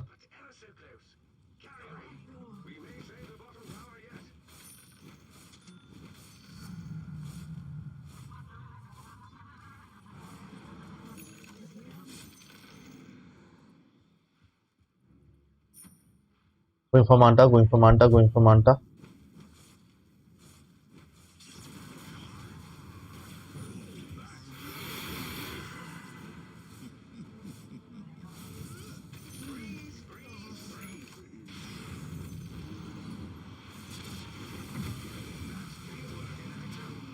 Oh my god, was here.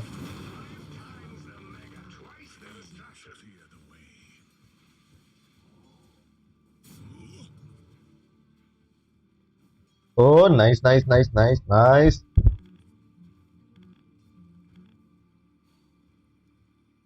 Nice juke by Treant, man.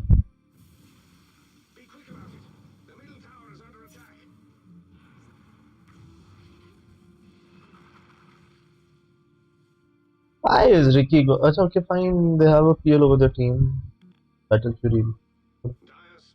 Oh, fuck, I fucked it.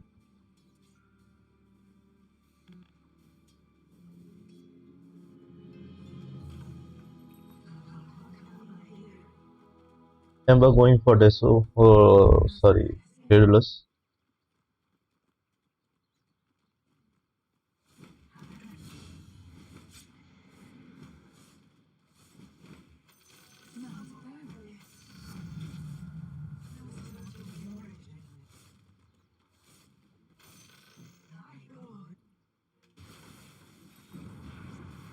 No world to join the fight.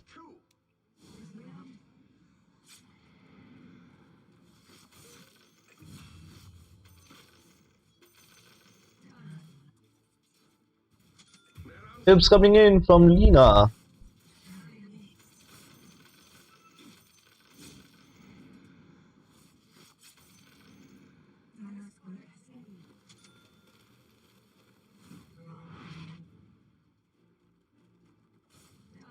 Yes, TP to their triangle.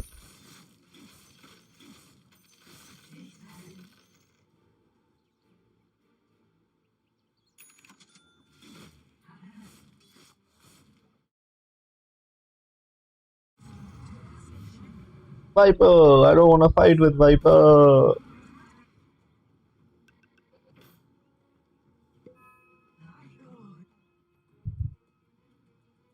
Going for 100 plus vector damage.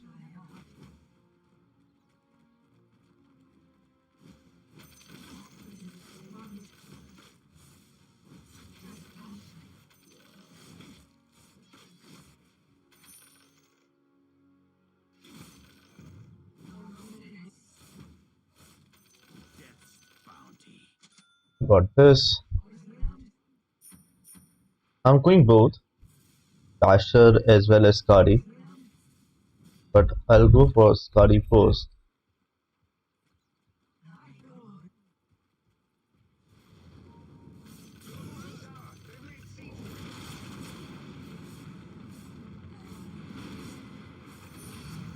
Very nice.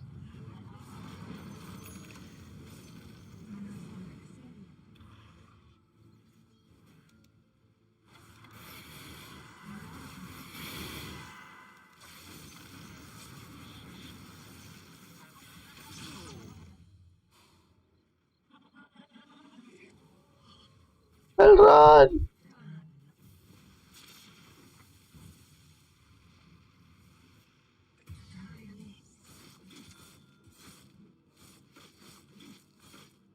See, I am not a really good user. I don't have a proper grasp over his ulti. I usually mess up. Even though it's a easy ulti, I don't know why. And I'm a PL player. My PL is quite decent, I'll say.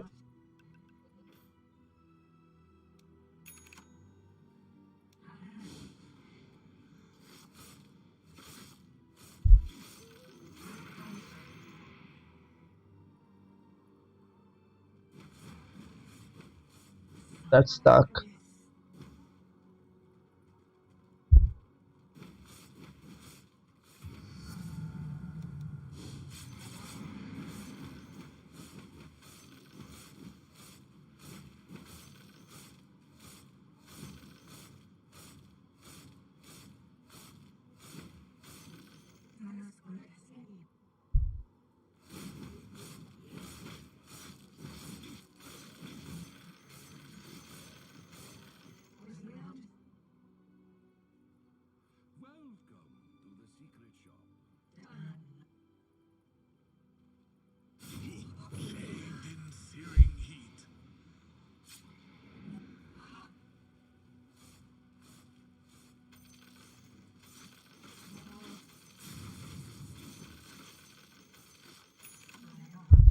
now I'm not that much scared of Ember. Soon I'll get my Manta.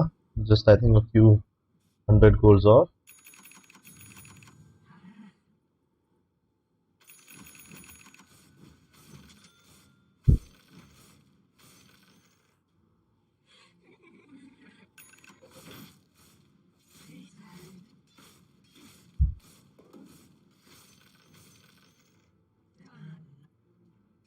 Manta is also up.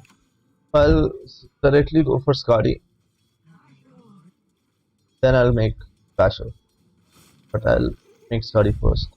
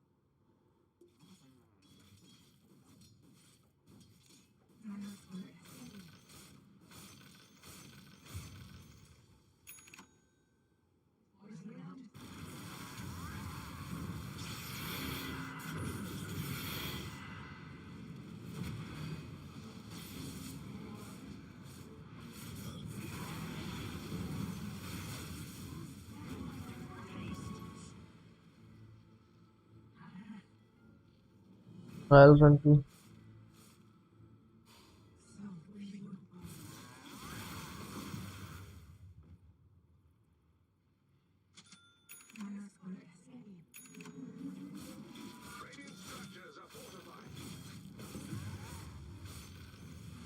Should I keep this as well?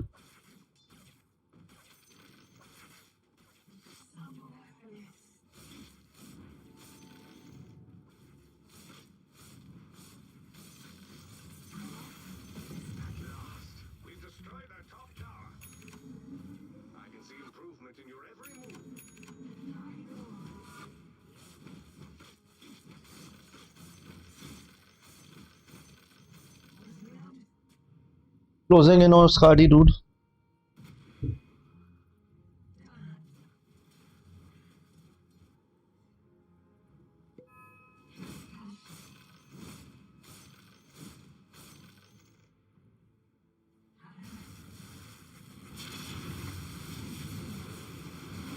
He has made Manta right now.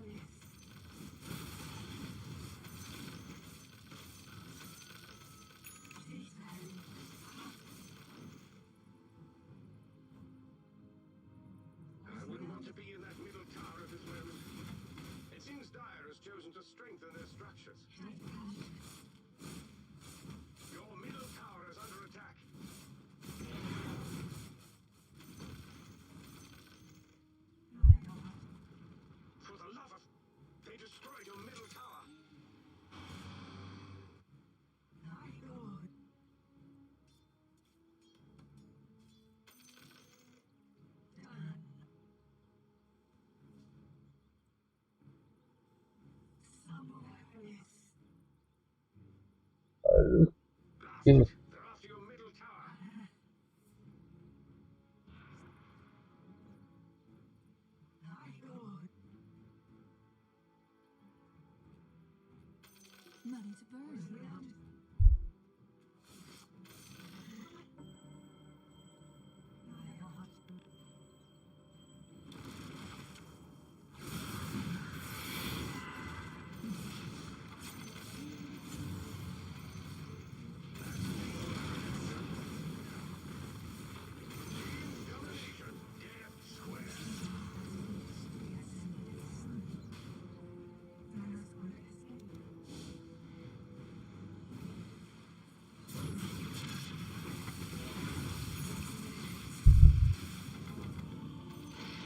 I hate Viper. Hate. I just hate Viper.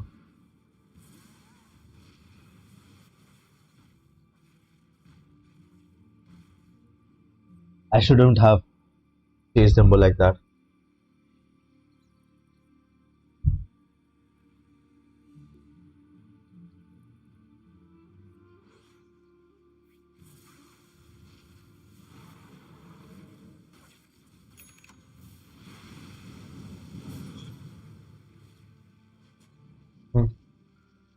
I haven't seen what items has Viper build. I know he has made Silver Edge,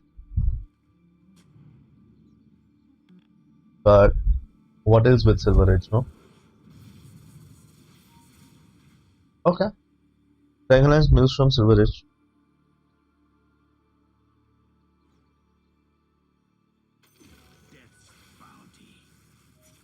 What about PL? What is he making? Don't tell me that he's going for Tari.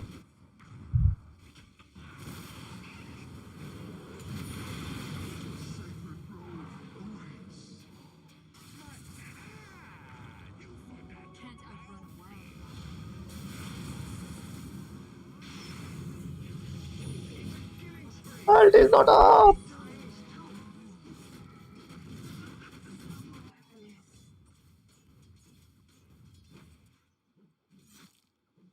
Such a big creepy boy top. Dude, I have to come then.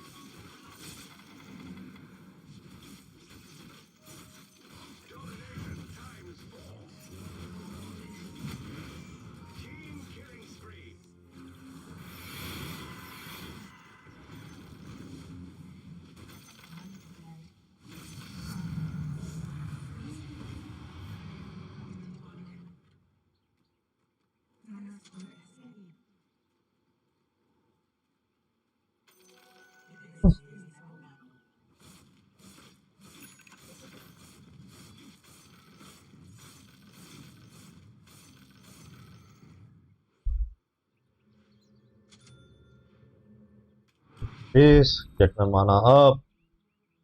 Oh, Basher as well now.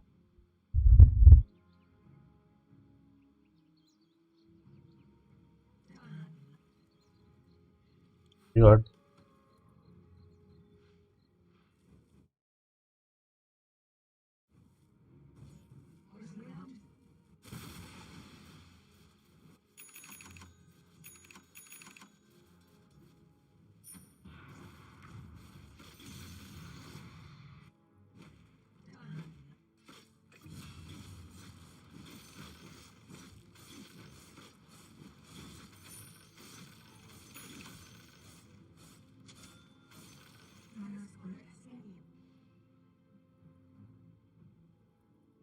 I am.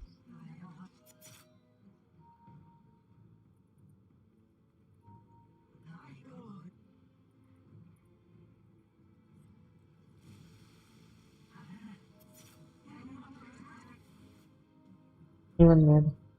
Huh?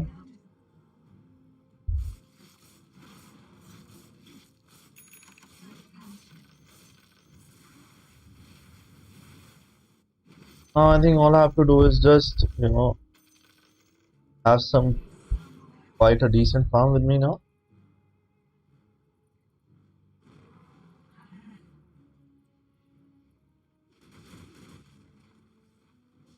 I have no clue what PL is building because he hasn't bought a single item in a long time.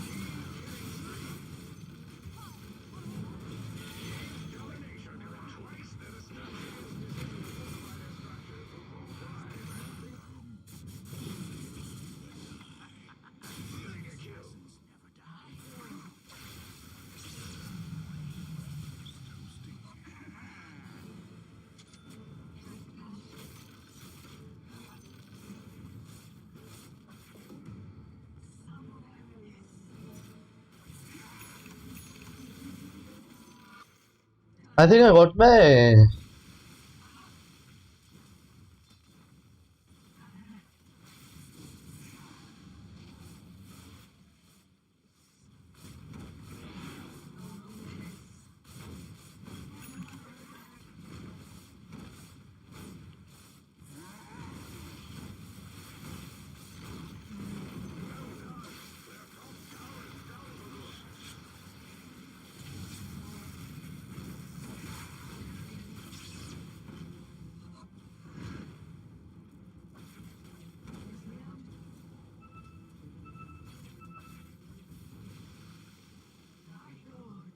I think we should back off. Can I use this ability now?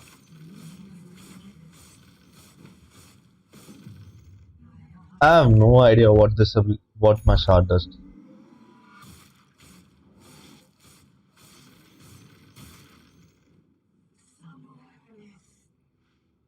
I'll go for Scepter now. What about Roche?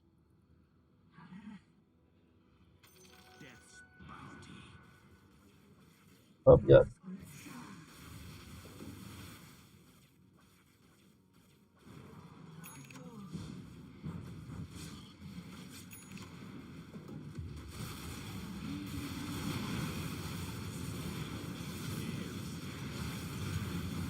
Fuck, I can't fight Viper, man.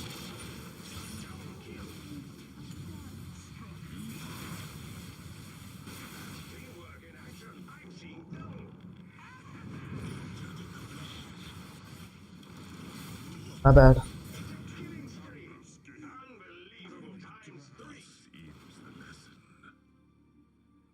My bad, my bad, my bad.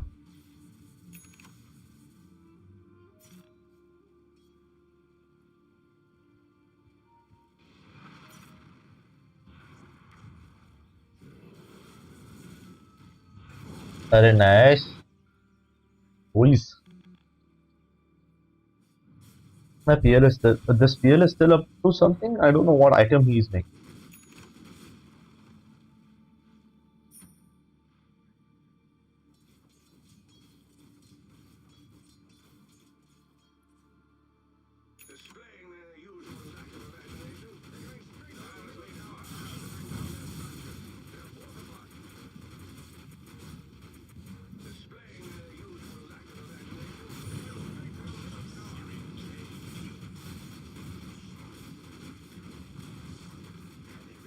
Man, don't let them hit the towers.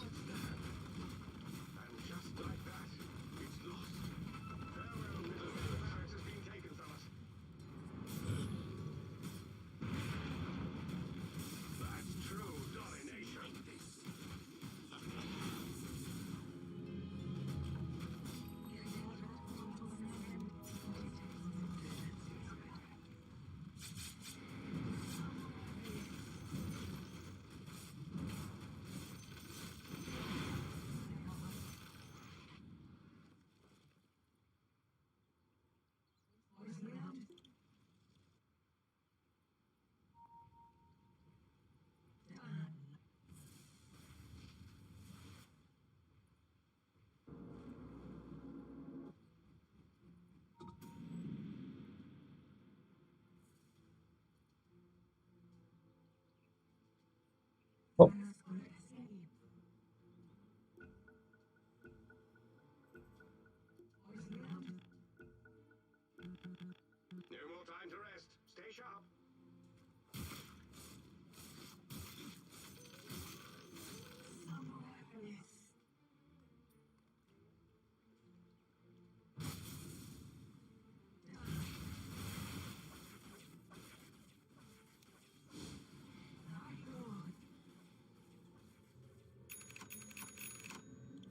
Someone's sleeping, someone's sleeping, someone's sleeping.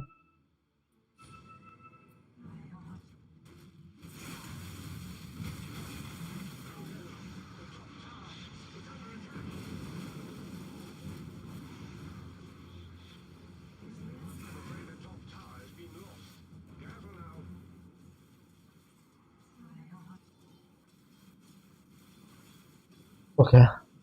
safely back.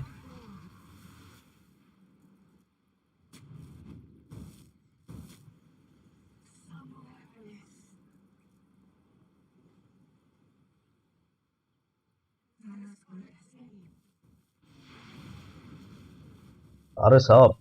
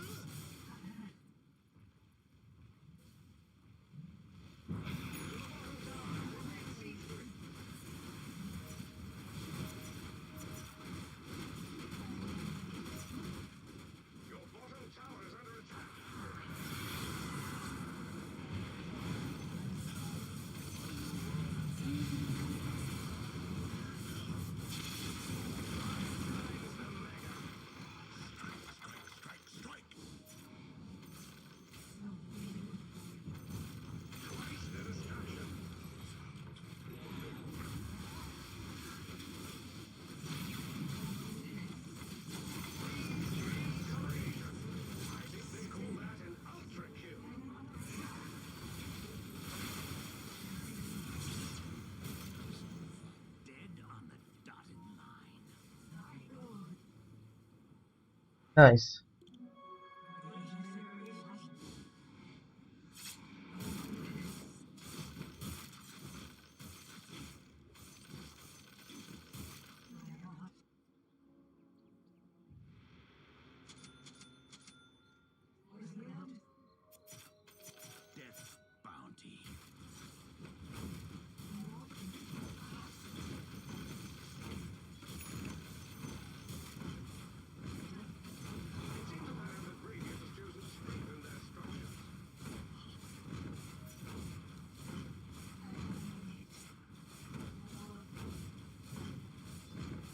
We go high.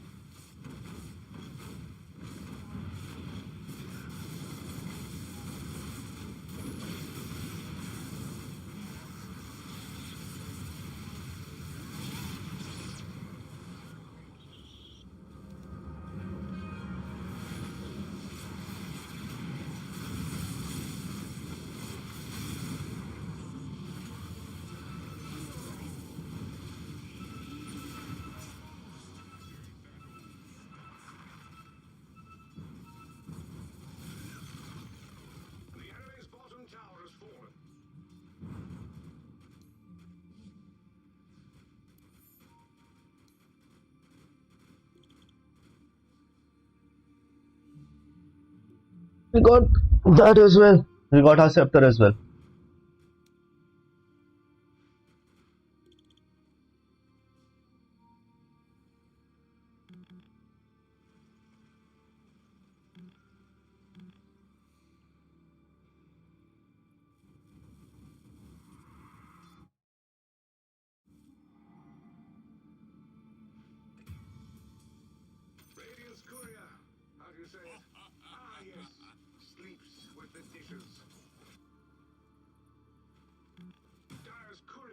Acha, he already has that. That. What Yell is making? He got Skadi.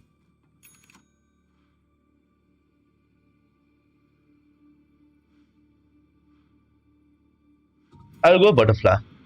I'll consume shifter and go butterfly.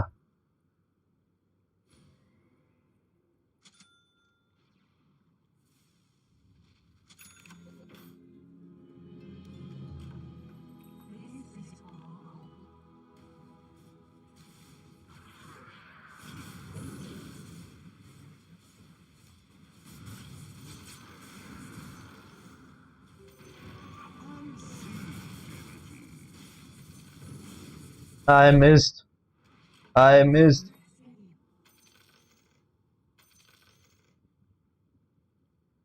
I did a bad thing.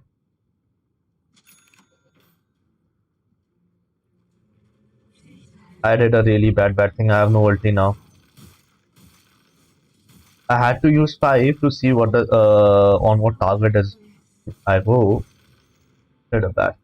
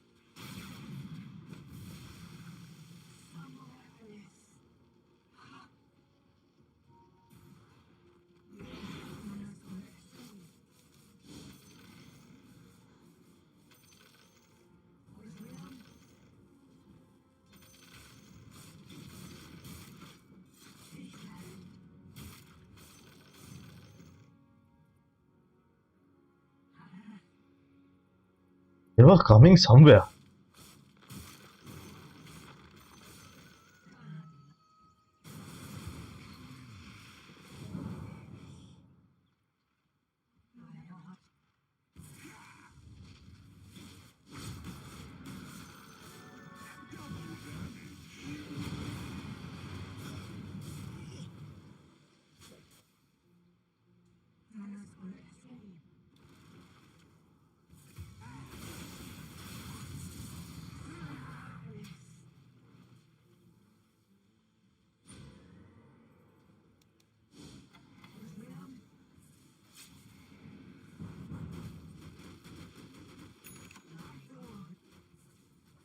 Of my ult up, I still don't have enough for buyback.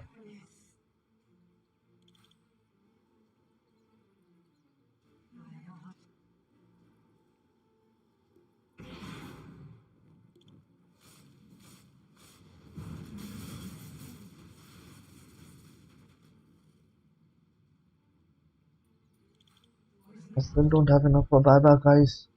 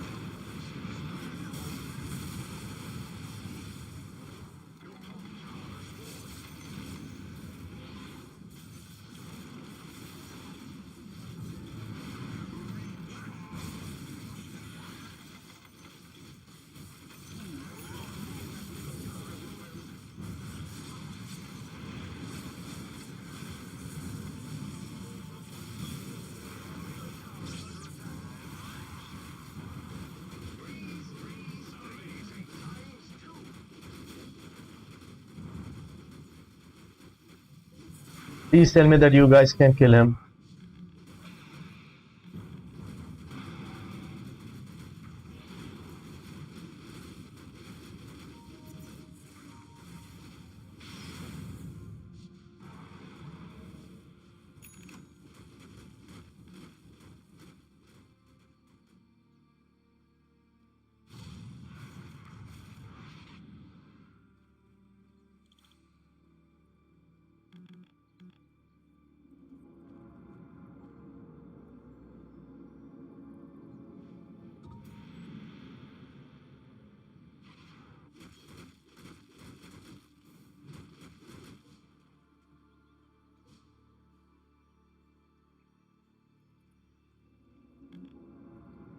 Tough game, huh? We really need to. If we get another Roche, no, I think we can end.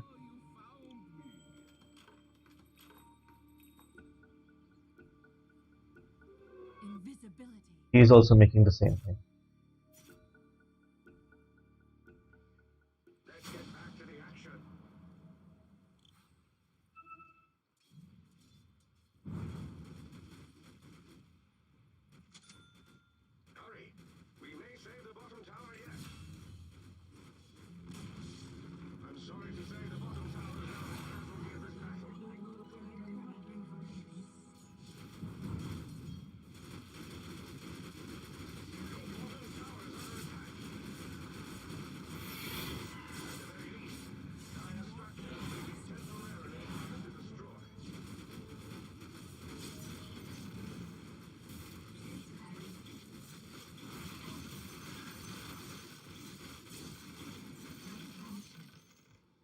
Couldn't get even a single stun over him.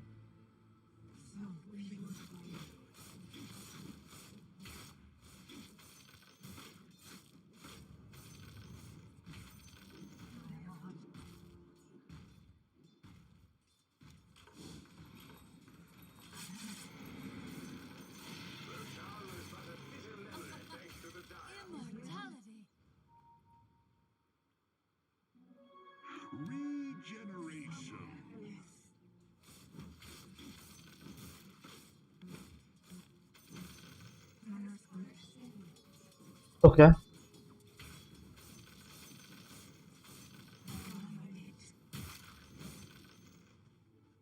That's the rest of the team.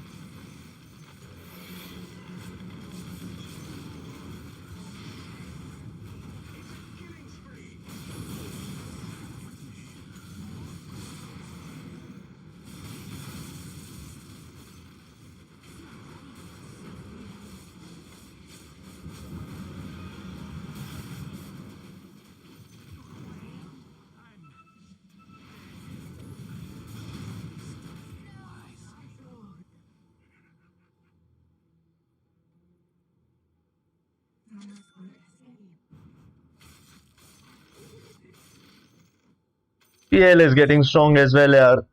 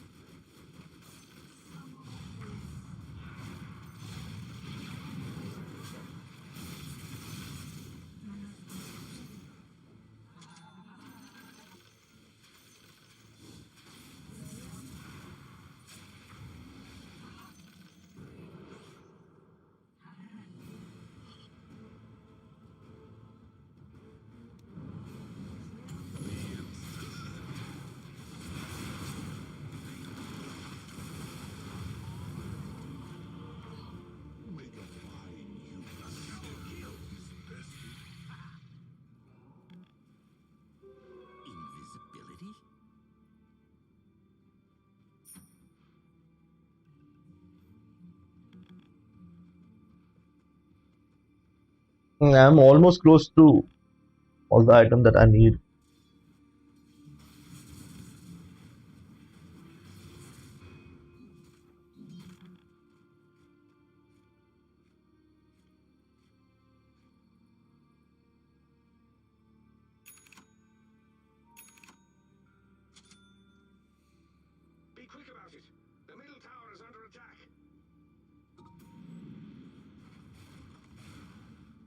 Guys, I have no idea when this game will end. Because PL is also getting strong.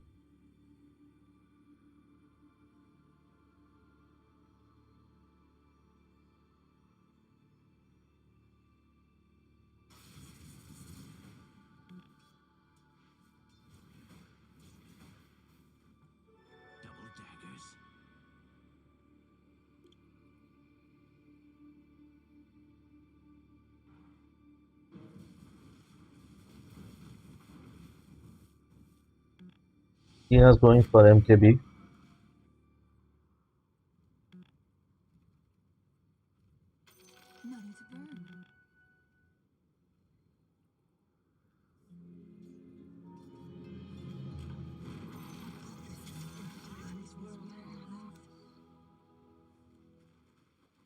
Face.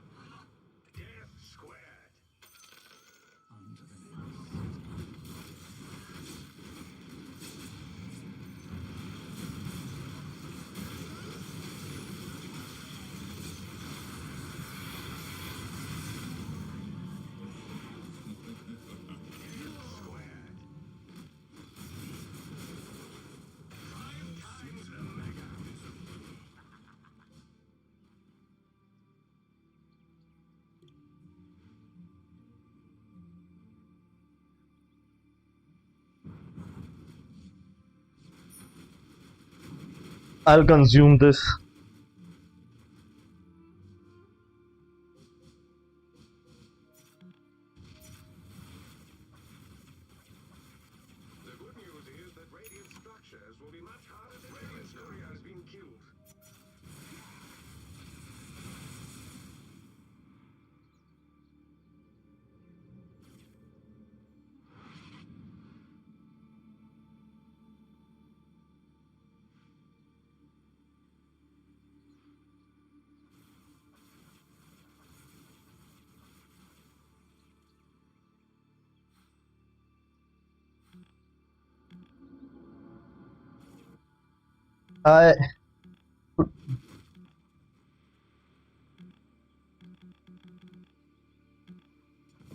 We can end this game, you know. But the thing is, if I buy back, then we can get in a very weird position.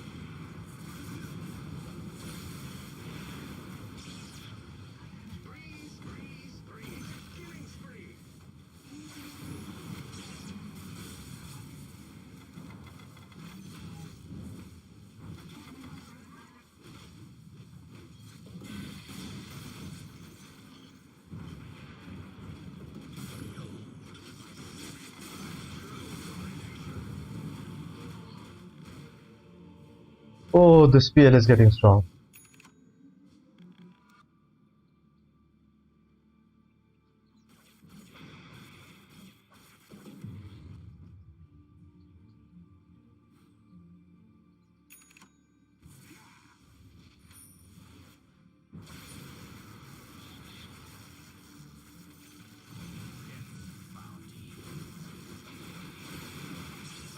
No one is coming, dude. Ricky is still farming.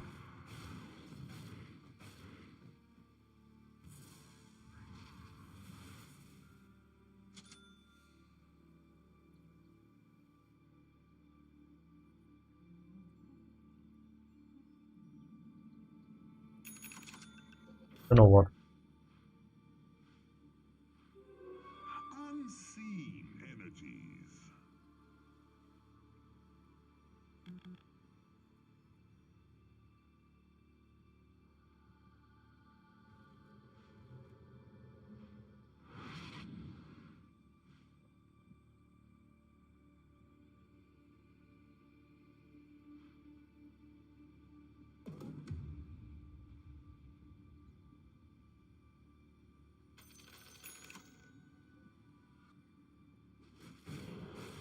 Who's gonna win the late game, PL or me? I am not clear how this game is progressing.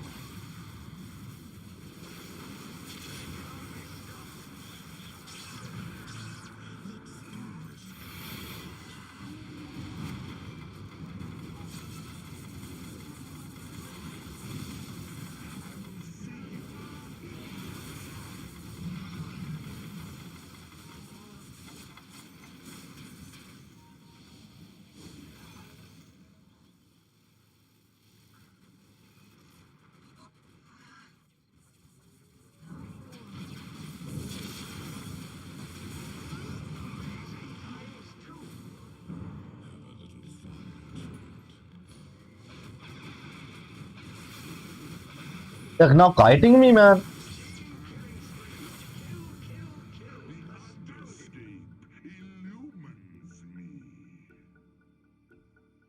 We now return to our regularly scheduled carnage.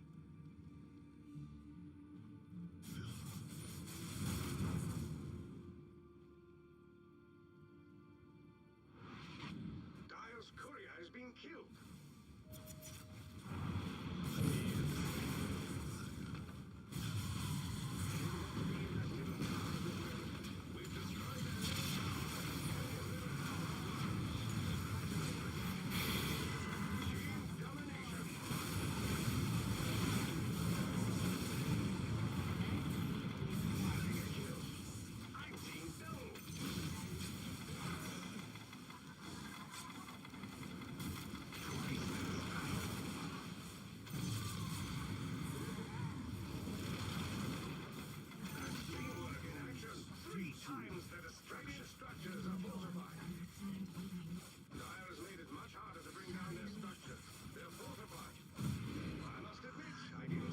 Oh my god. We won.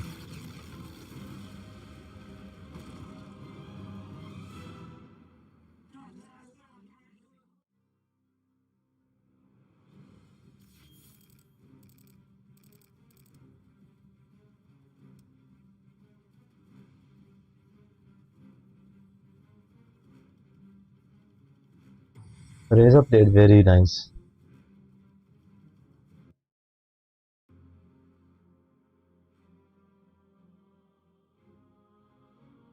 Dude, 42k. Let's hope this last LP match also goes well. Just one more LP left with us after that.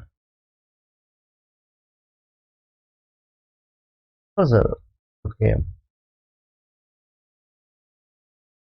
To all the 30 people watching the stream right now, please like and subscribe.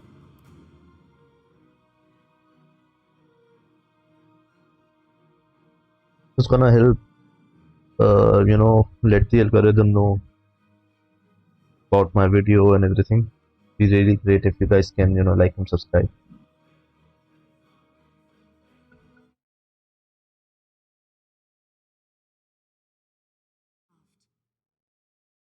Let's see what heroes we have.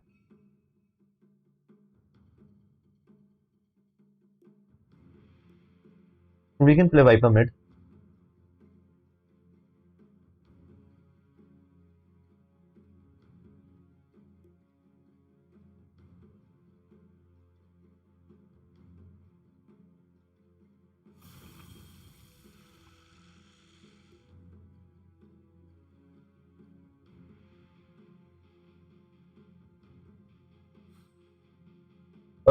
user can be a safe hero.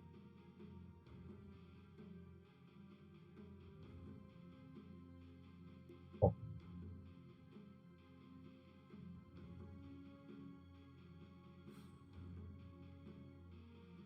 Seconds remaining.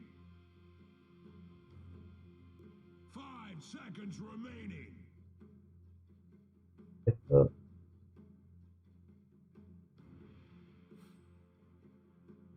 I'll go mid, I'll go mid, I'll go mid.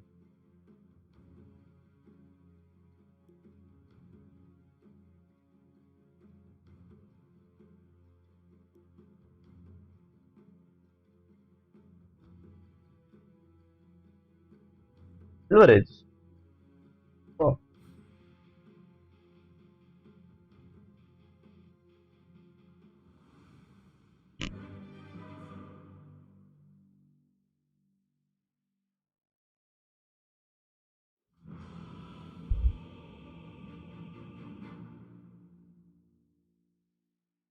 Oh my god, his name is never NLP.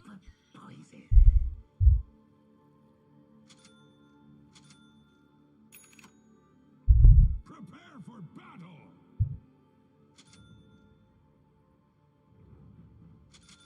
I fly into a rage. Indeed. Thrust ahead.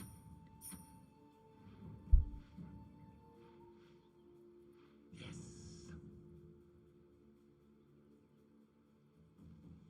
Forward.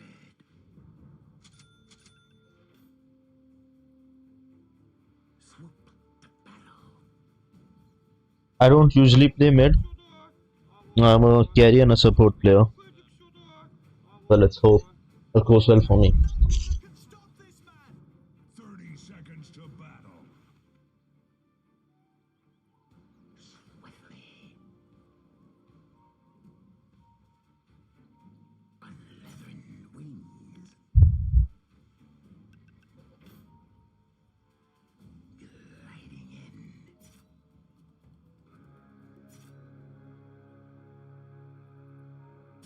I fly. The battle begins! Overseen. I fly. Finesse. I don't know where the purge is. I roam.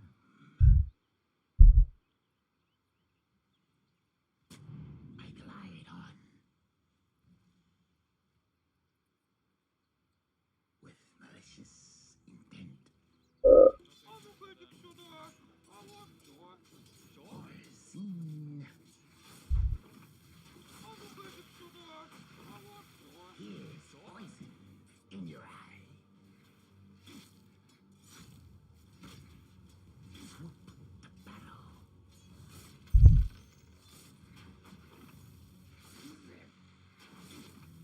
Strike. My fate.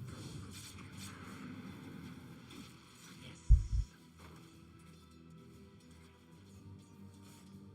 I roam.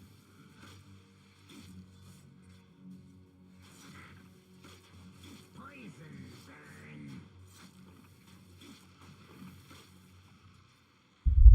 Swiftly. Dude, I'm not able to get a single last hit. Gliding in. I fly.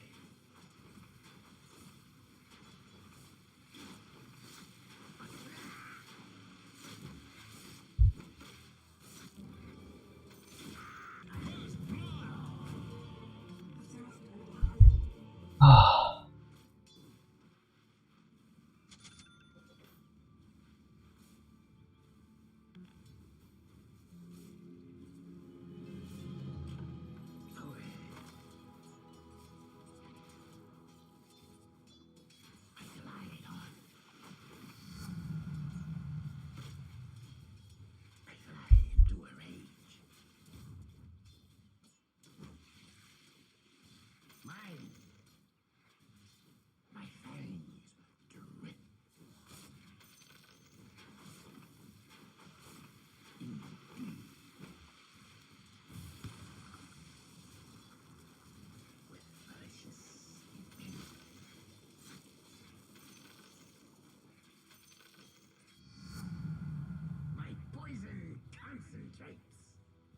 Getting the bottle.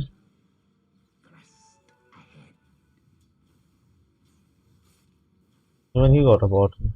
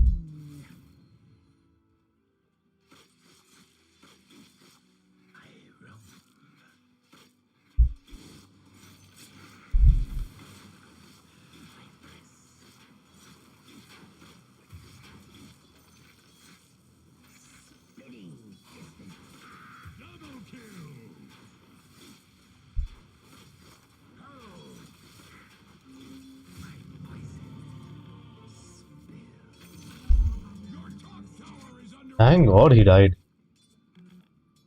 Dire structures are fortified. Super fortified. Your top tower, like you can't even imagine. 2 pieces.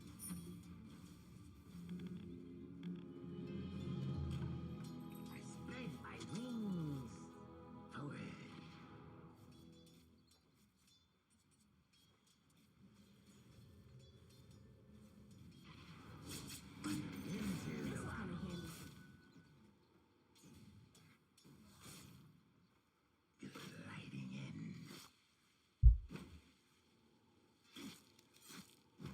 Sweet salivation. My flight muscles bulge. Feel the burn. I'm under attack.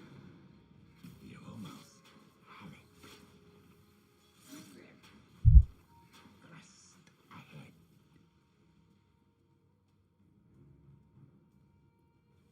What here?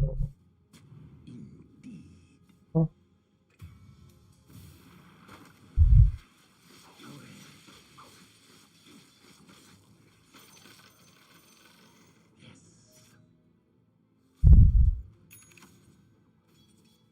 Feel the burn.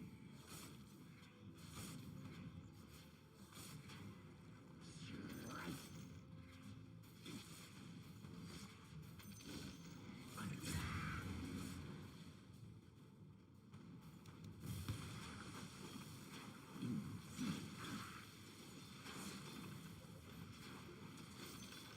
Poison burn.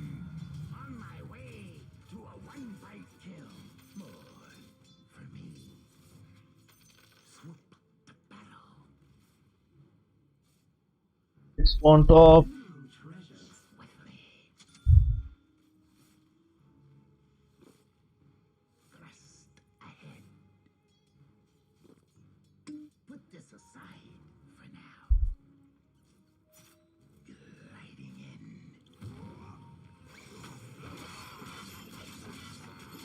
Your top tower is under attack.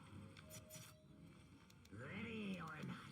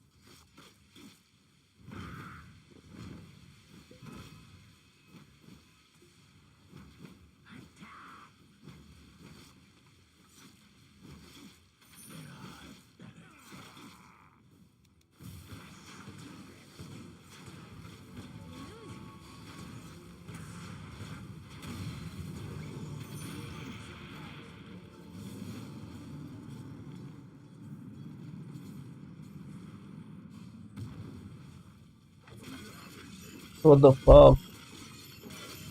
Already has 6 of these, dude.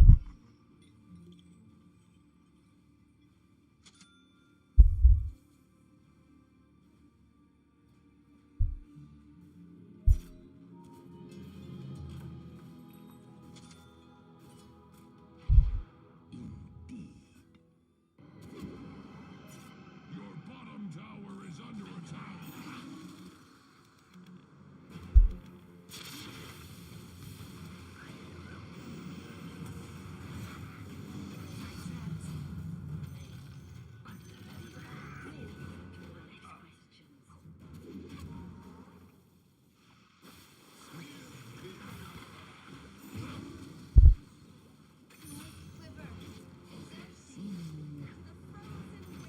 Your middle tower is under attack.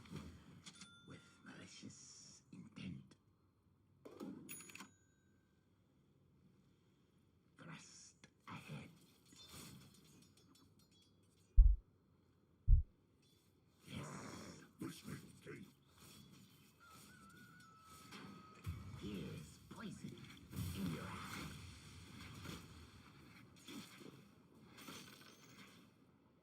Gliding in.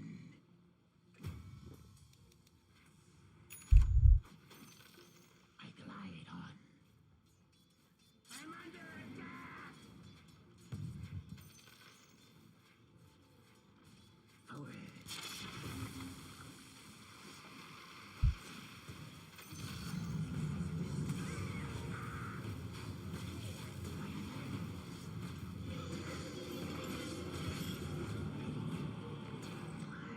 Very nice.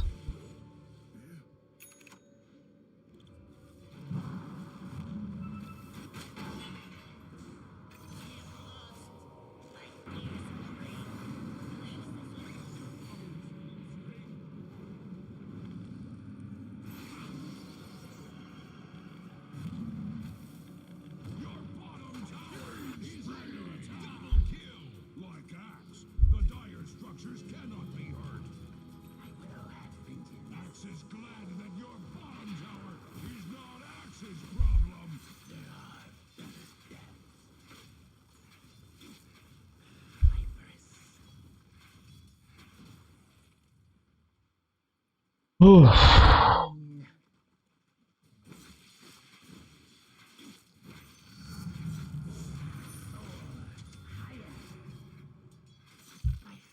Your middle tower is under attack.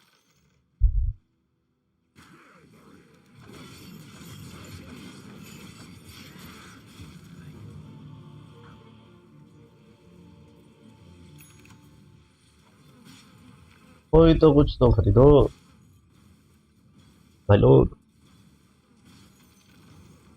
The enemy's top tower has capitulated to superior force. Axe brought his thesaurus. Ha-ha! Your bottom tower I'm going Manta. is under attack.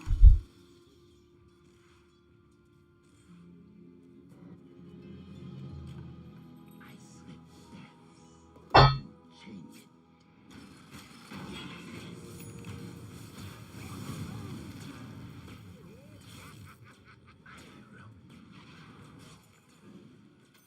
New treasures. Right. Feel the pain. The enemy has a bone to pick with your middle tower. Sweet salvation. The enemy has a bone to pick with your middle tower. For me. Ra. Hoga. Your middle tower is under attack. I fly into a rage.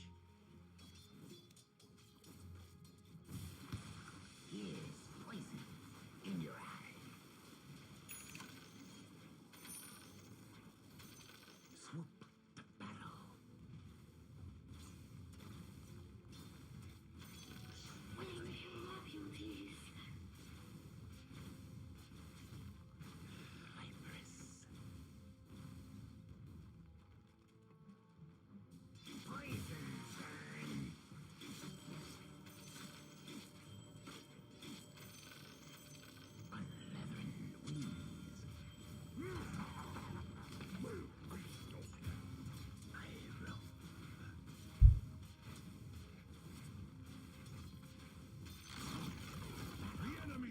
tower has surrendered to gravity. Top spawn हुआ है. Axe is glad that your bottom Oh, nice. Axe's problem.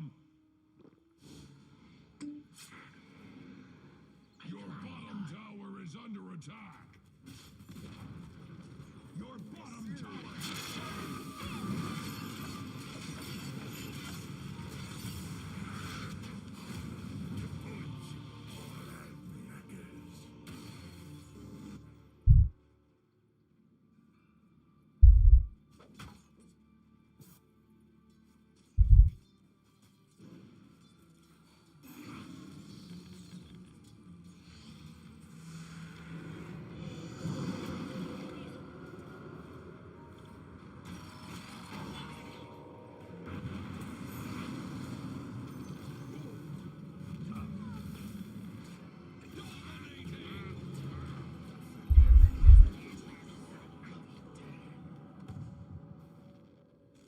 Your top tower is under attack.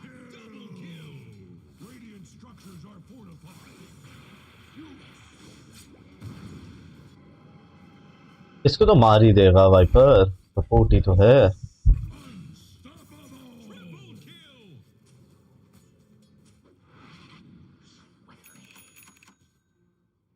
Alfaham.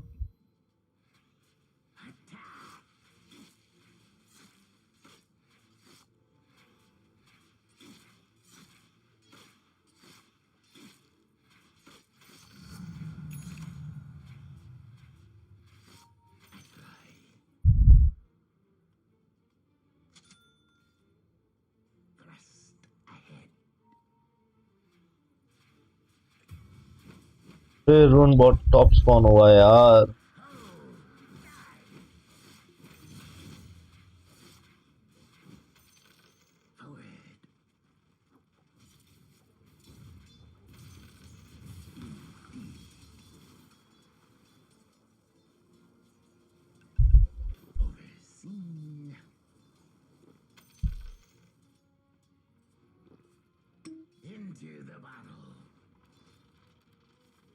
नहीं.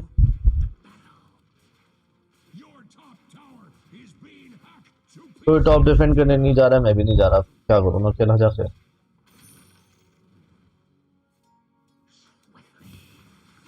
Your top tower is under attack.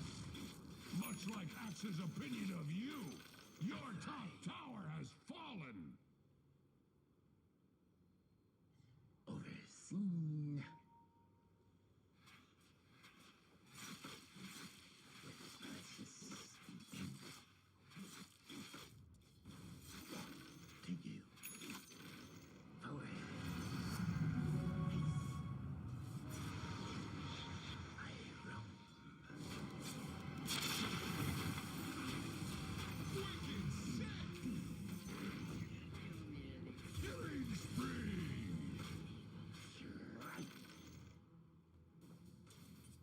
Shot this.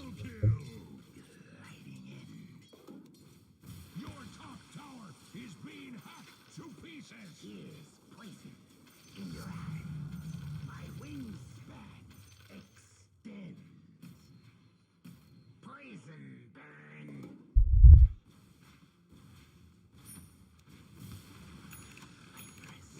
I'm under attack.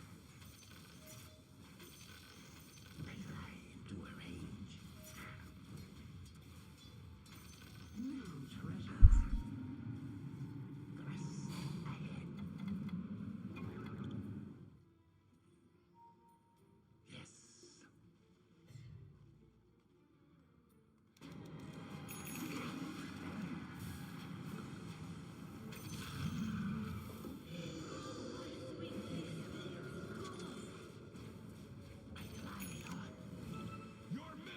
कुछ नहीं मिल रहा. Dire structures are fortified. The enemy's bottom tower has fallen. The enemy has a bone to pick with your middle tower. Unleavened wings.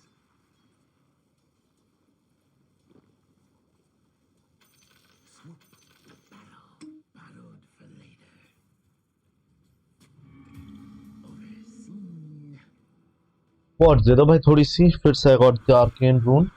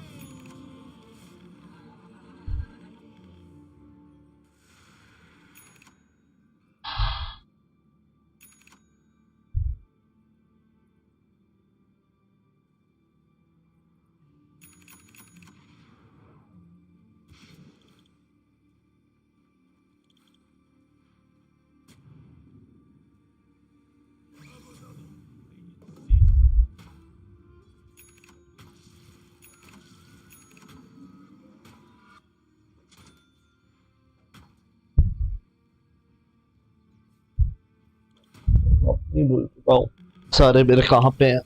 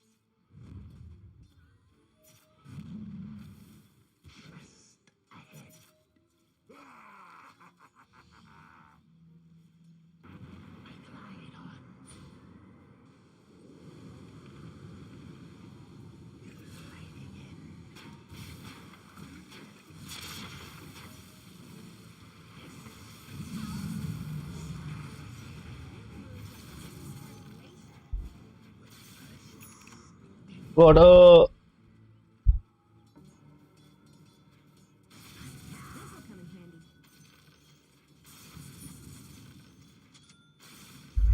got the shard.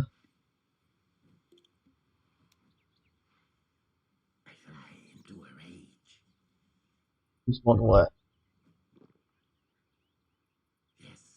I think एक तो रून को छोड़ के बाकी सारे मैंने ही उठाए हैं.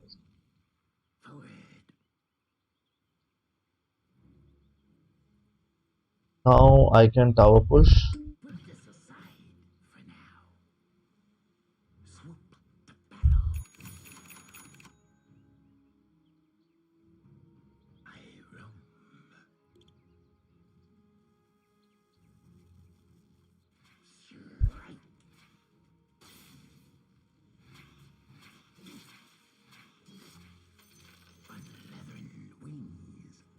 काफी अच्छी खासी वेव जा रही है इधर.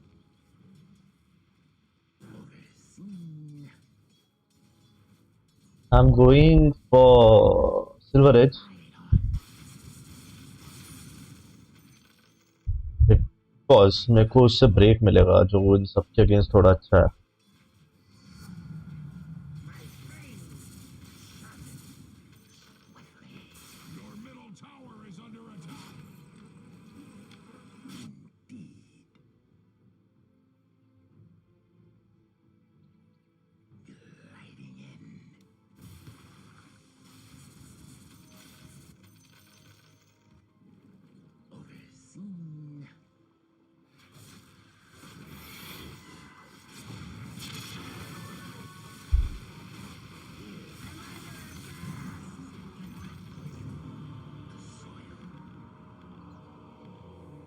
चलो उनका मिड तो मार ही दिया मैंने.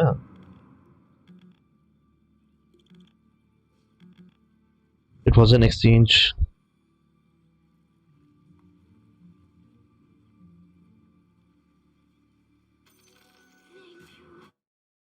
Oh, I forgot to change the title of our stream.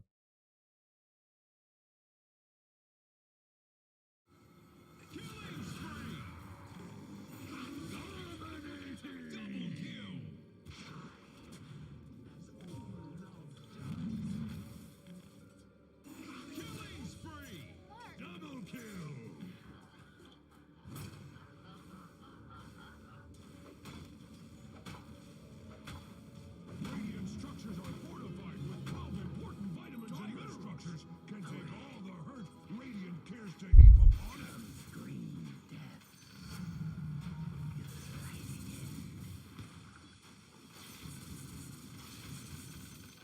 Unleathern wings.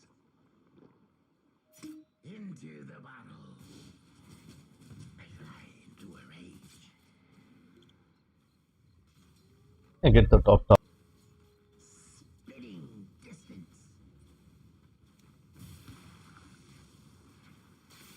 New treasures. My fangs drip.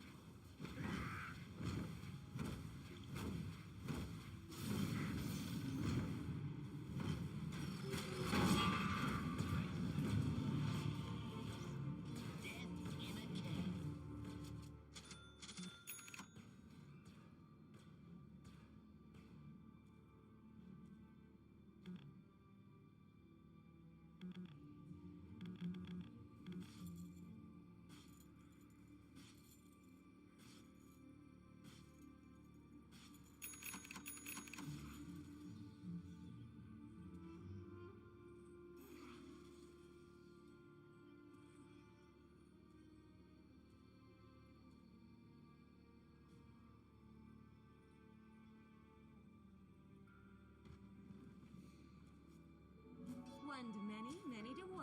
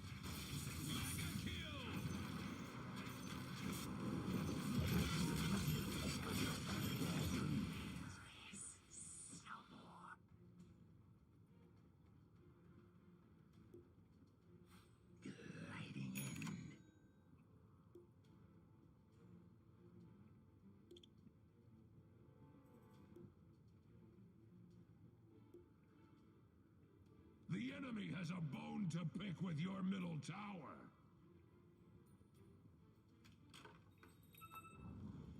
Your middle tower has fallen. Like Axe, the dire structures cannot be hurt.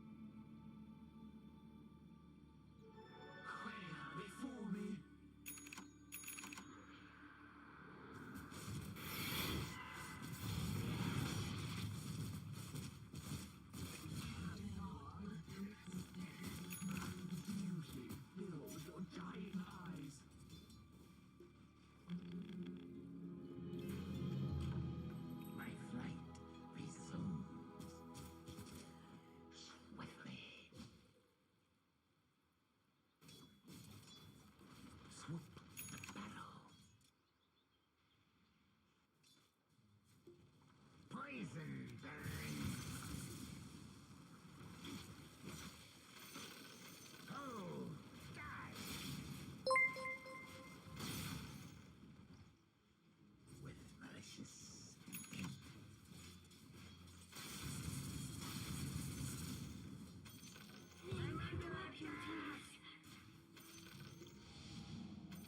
This'll come in handy. Gliding in.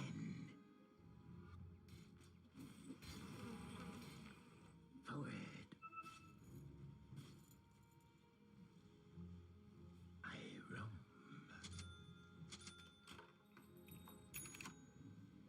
Thrust ahead. Poison.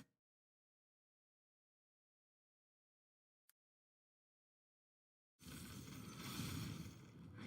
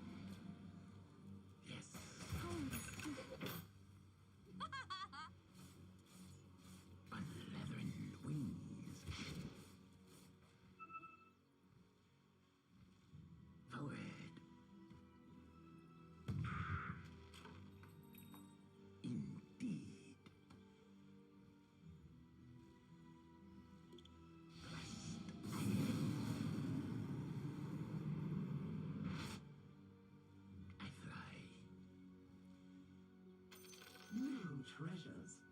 I fly into a rage. Here's poison in your eyes. Overseen. Dire structures are fortified.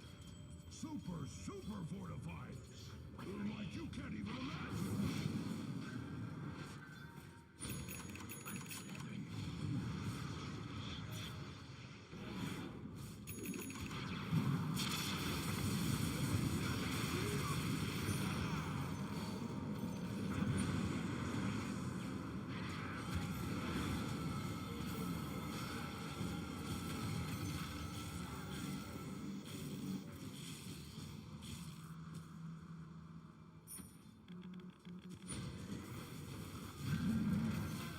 Beneath the tree.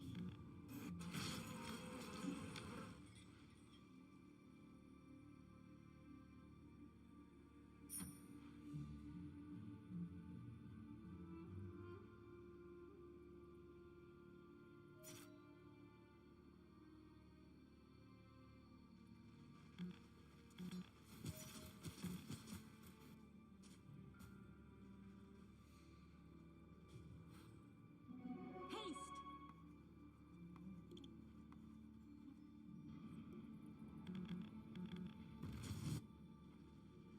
Radiant's towers are fortified, just like Axe.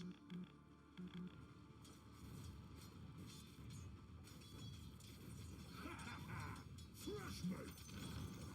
The enemy's bottom tower has fallen. Your top tower is under attack. Killing spree!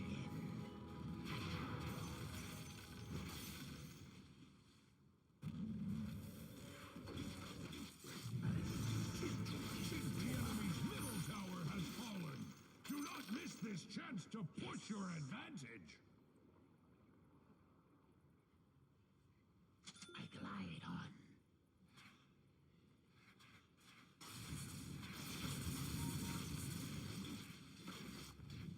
Oh, dive!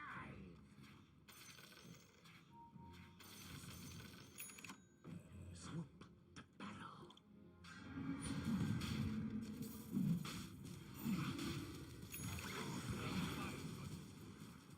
I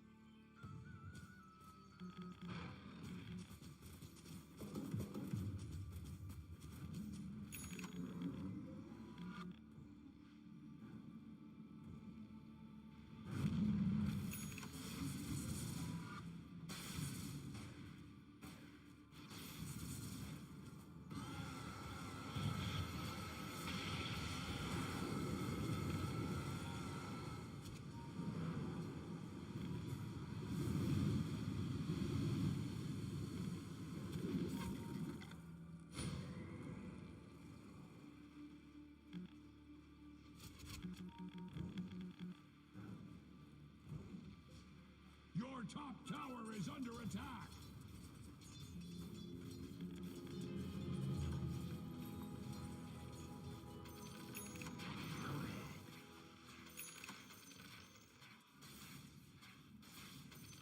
I fly into a rage. Gliding in. Thank you, love you, please.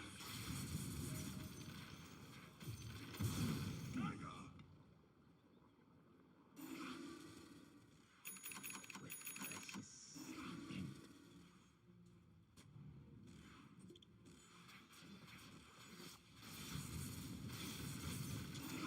Overseen.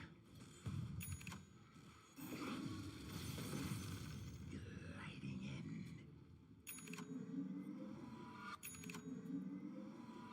Swiftly. I fly.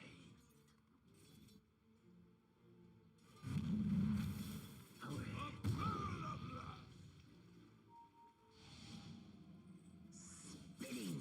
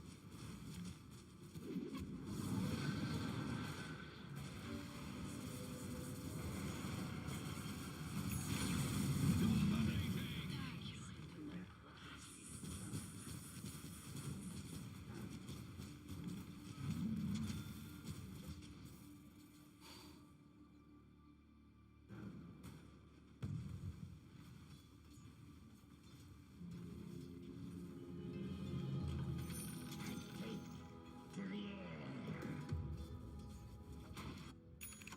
I glide on. Mine. Swoop to battle. My flight muscles bulge. This'll come in handy.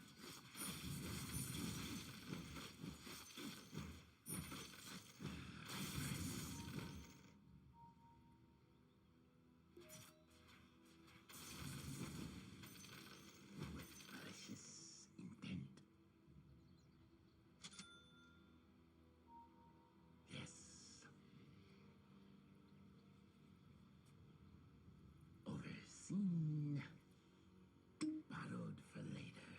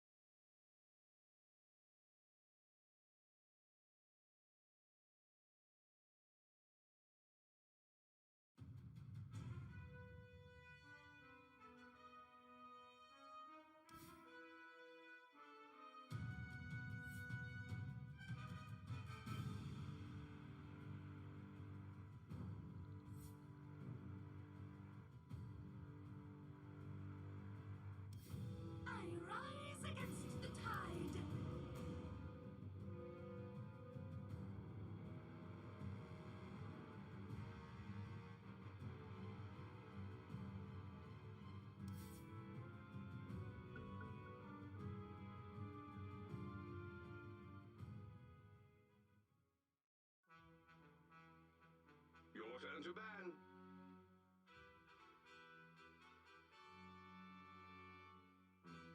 5 seconds remaining.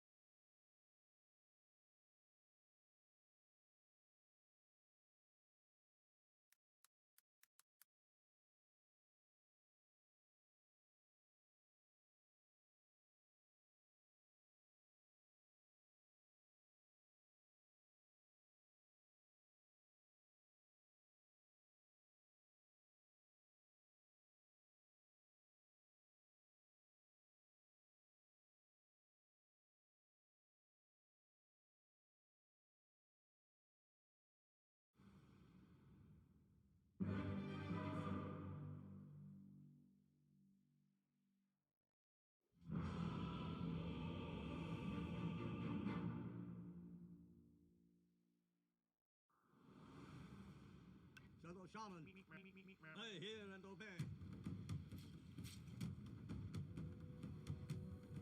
I accept. Let's do this. As it please you. Beast bomb. Oh boy.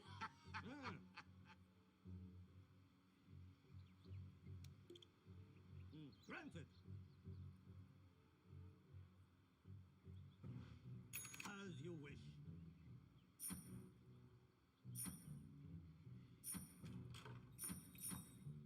Of course. I accept your guidance. You are heard.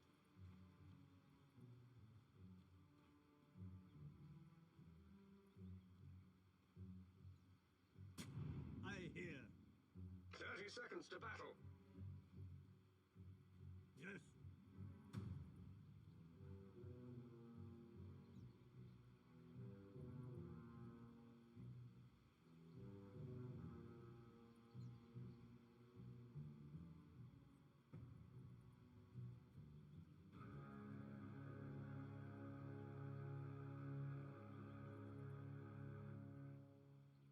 So say It begins.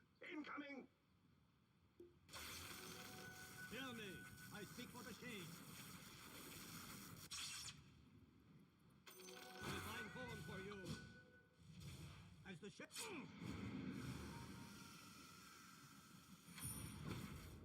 Yes.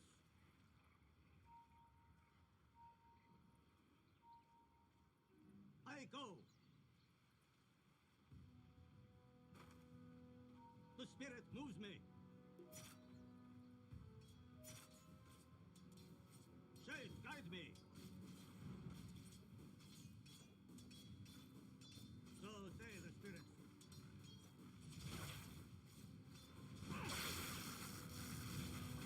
I'm muted.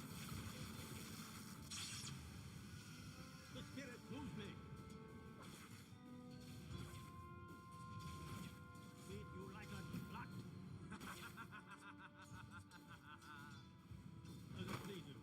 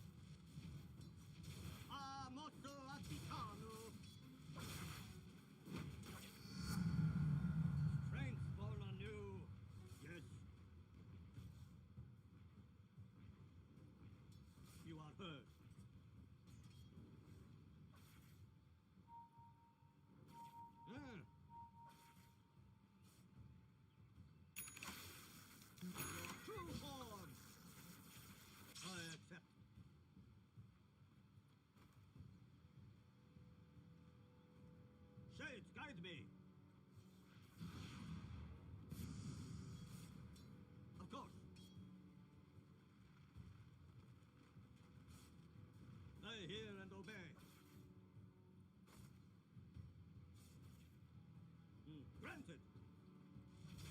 Dire's courier has been killed. Searching Omenity.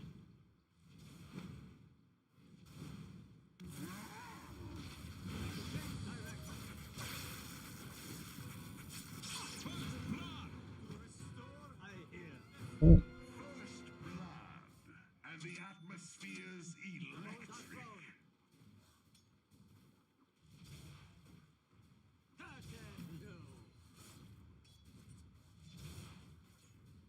Be quick about it.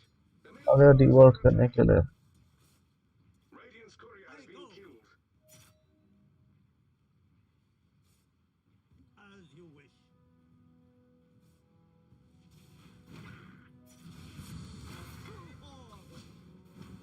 Shade, guide me.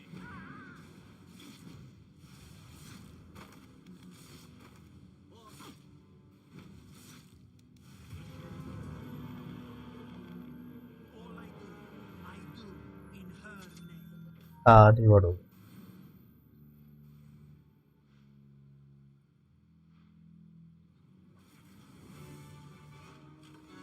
I have seen the other side. It can wait.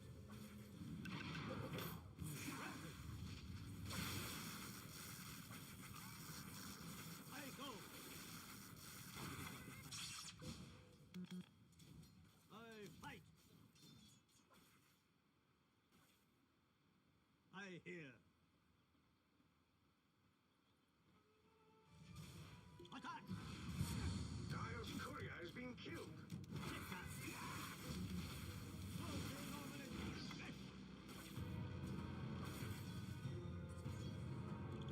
As the shades direct.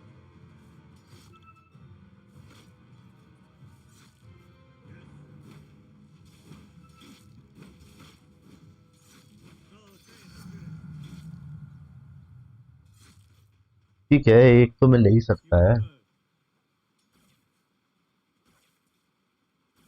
I accept.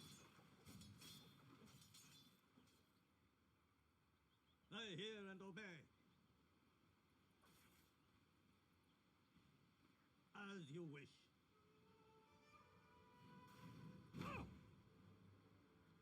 The spirit moves me.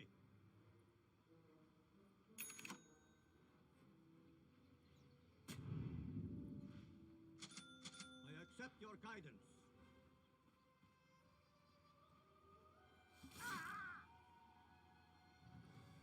Does it please you? I'm under attack! I'm muted! Coin free.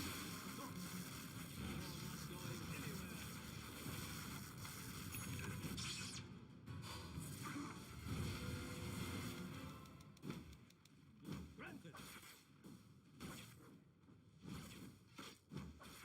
The spirit moves me.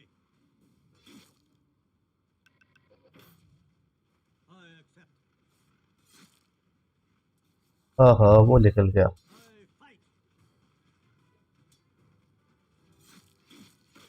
Does it please you?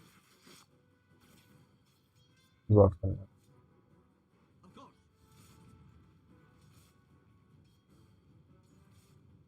I hear.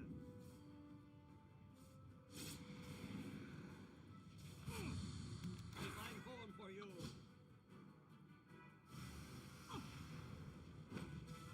Beat you like a drum. I go. I bind you.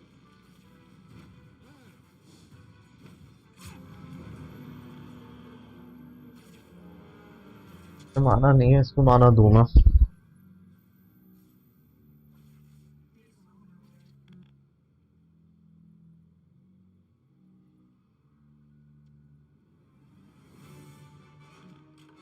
Ecstatic return. I accept your guidance. You are heard.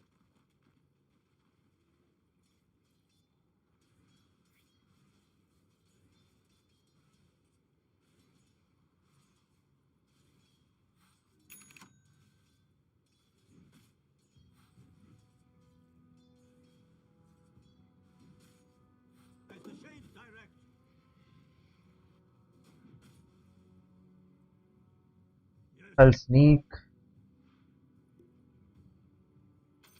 Shades, guide me. Yes. So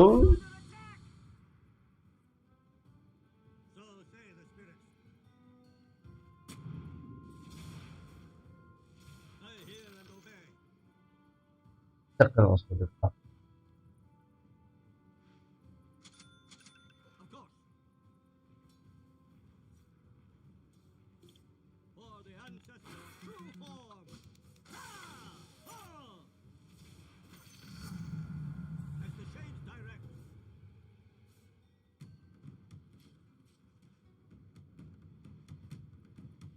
You don't know what's खत्म. I hear and obey.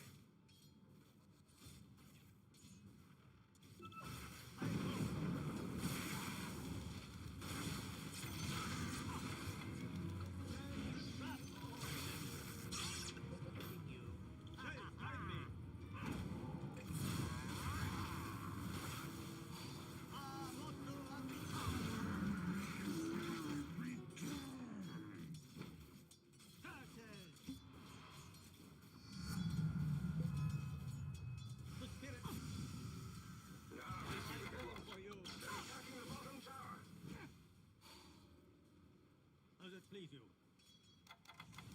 Fire! I accept. Transmuted!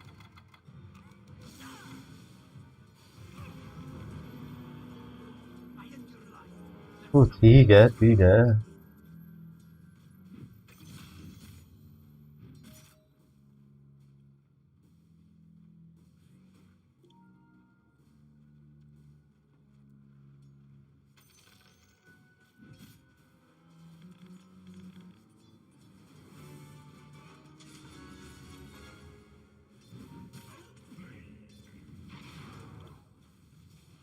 You are burned.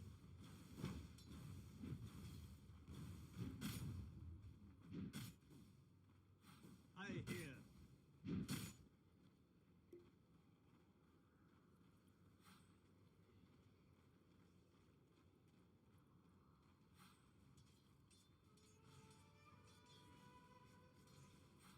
So say the spirits. Granted.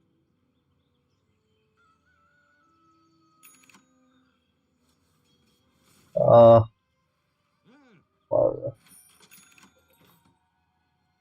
As you wish.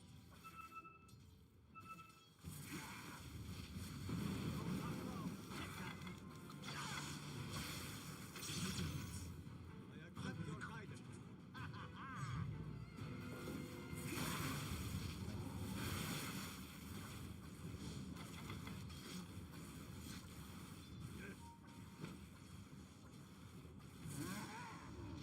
So say the spirits.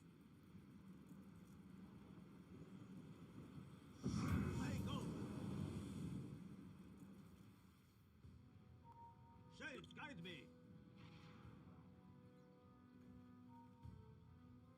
I accept your guidance. If I call for you.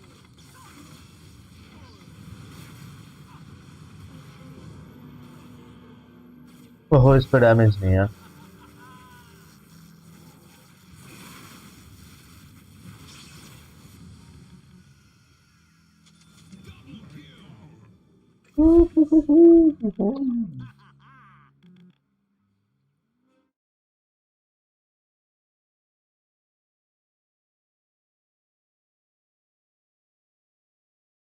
Hello. किधर है ये बात? As you wish. अभी से. Of course. I hear.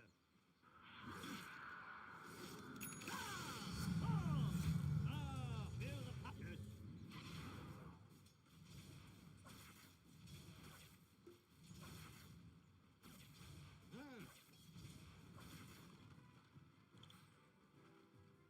Does it please you?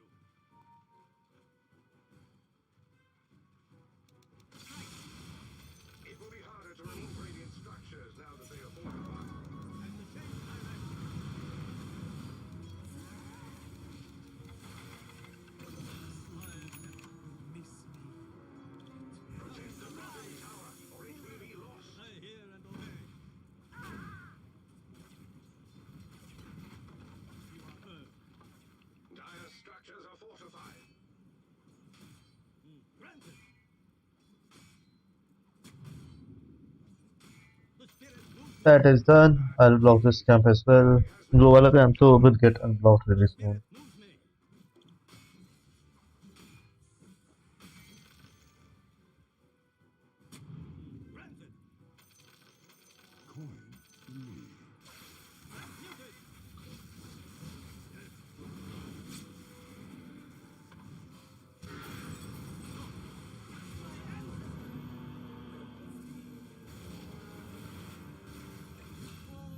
भाग जा razor.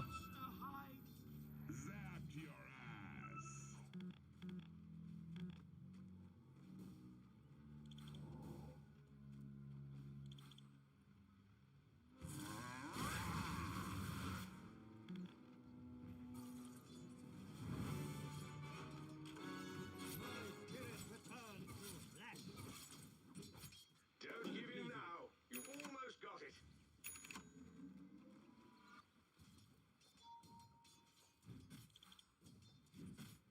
Killing spree. You are heard. Shades, guide me. Forward is needed. Thanks. I hear. Yes. As you wish. I accept your guidance.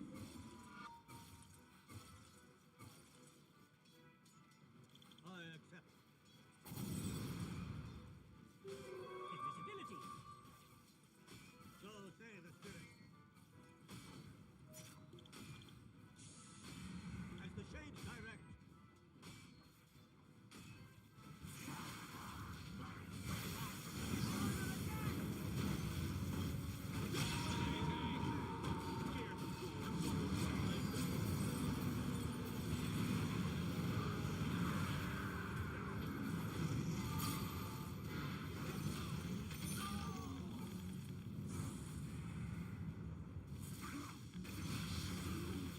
Woohoo!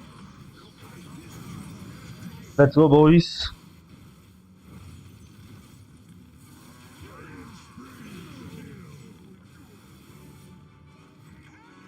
My soul flight ends.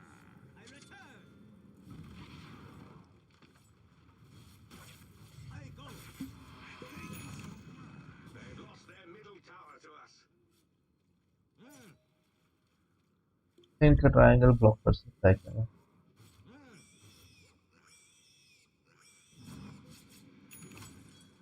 So say the spirit. To the bottom tower. They've laid siege to it. Is a great Aside for the conductor. spirits. I accept. As it pleases. As you wish. Shades, guide me. एक तो बहुत weird build किया है.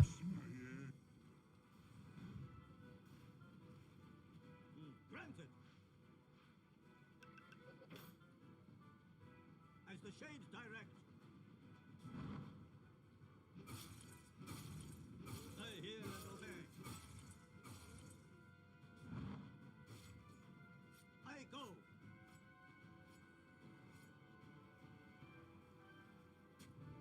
I hear. Of course. Yes. Raja.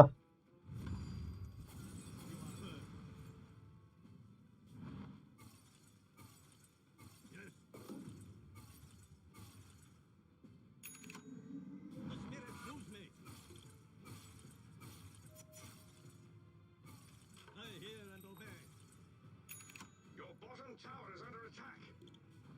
As the shades direct.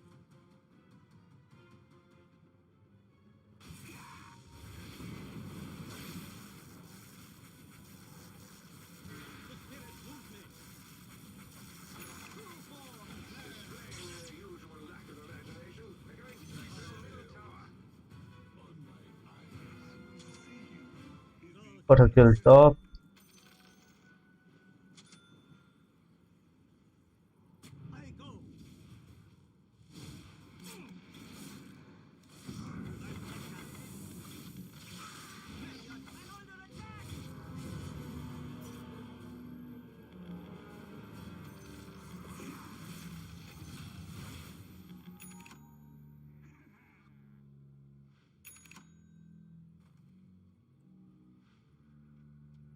Soon I'll start getting the course.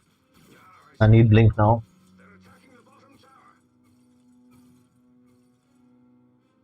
That's the item that I'm like lacking. Charge तो आ गया.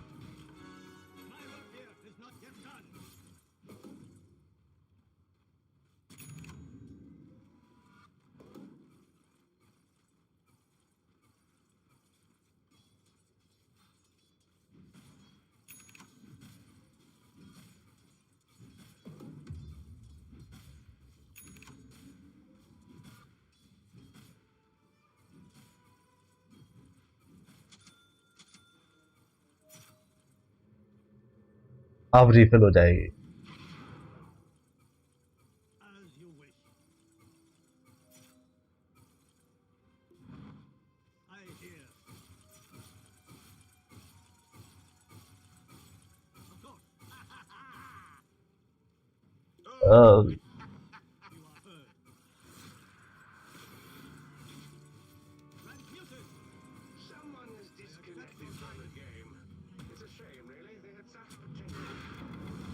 Oh shit! यहाँ पे ward है यार. I need to reward that one.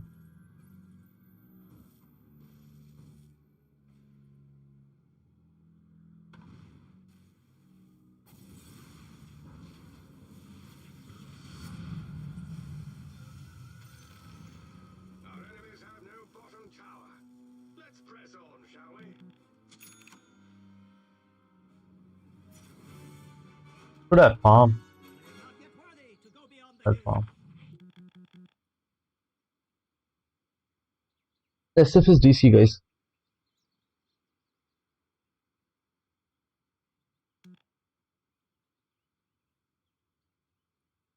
Our team has the winning potential.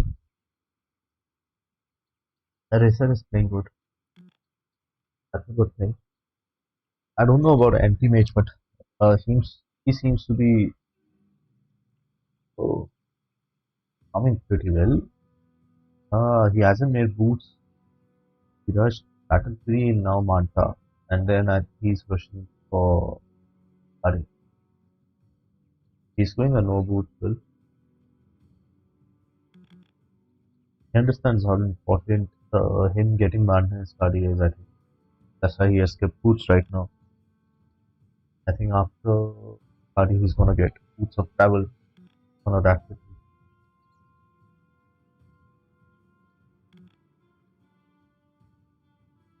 But Deso, Razor is completing Shadow Blade. Made out. I think we need pipe as well.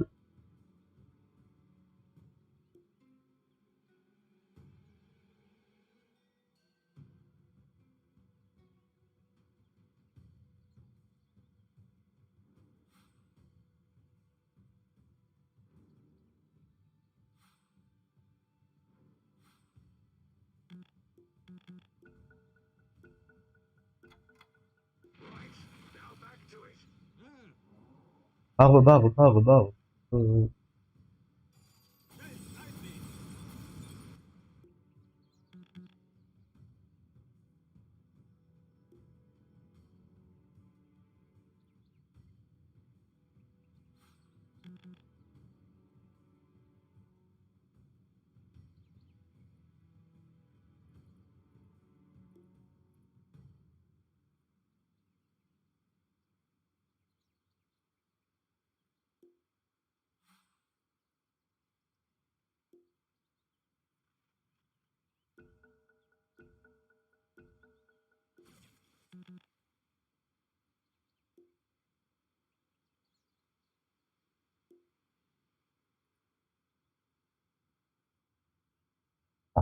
Guys, we reached 211 subscribers. Today's goal has been reached.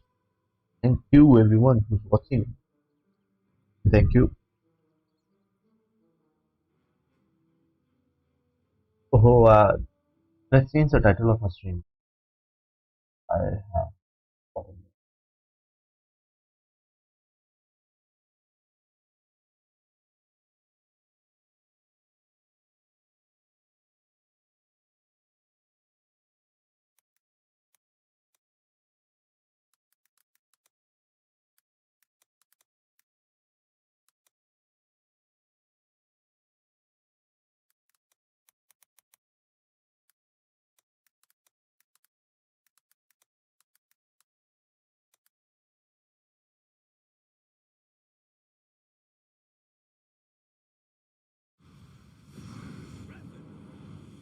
I'll sack. As it please you. I go. I accept. Now I just want them. You are heard.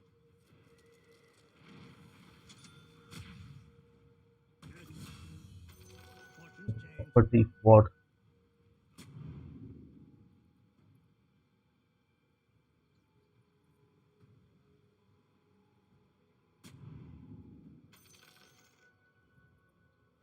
I hear. Attack! To the bottom tower. They've laid siege to it. Beat you like a drum. Got it. I don't want.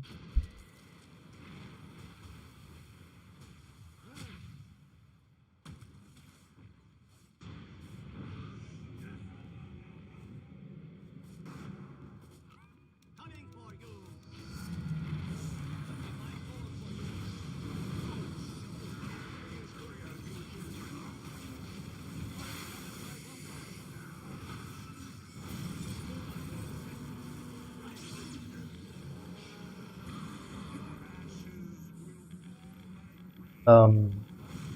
Razor.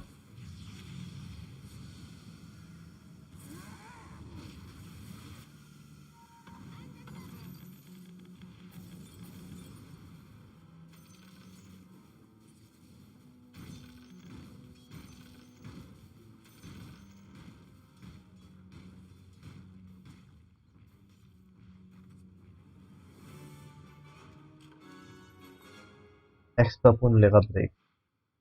It is not yet time. I hear and obey.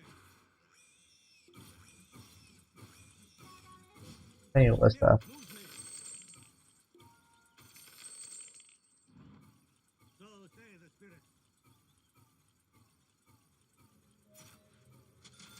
As you wish. या मैंने अपनी Sentry भी हटाई कि उसको पता नहीं चलेगा. Shades, guide me.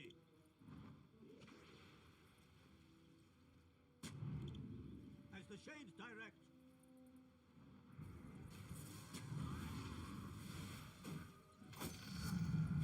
Of course.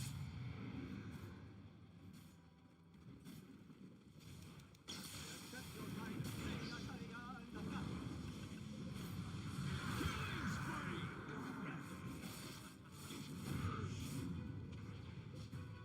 I go.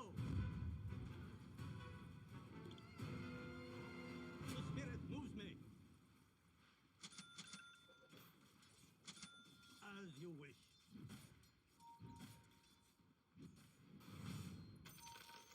I accept. I hear.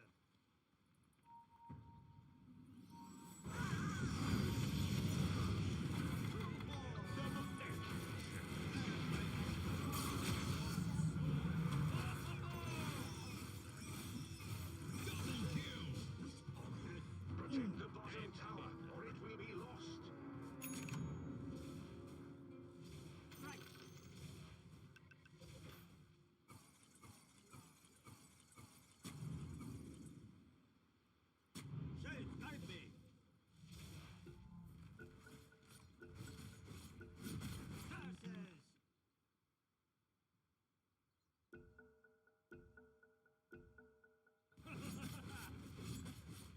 अब तो हो गया उसका जीजी यार.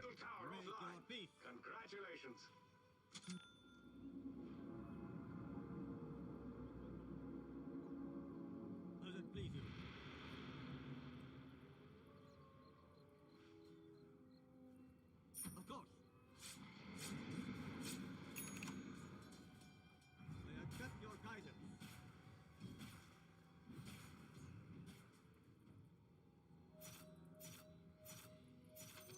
Coin for me.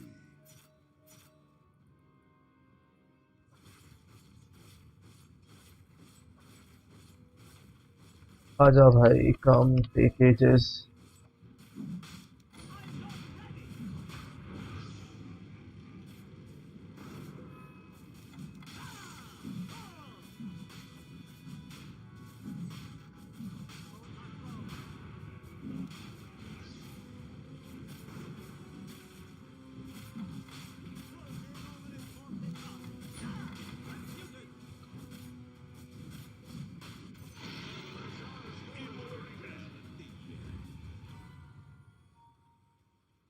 You are heard.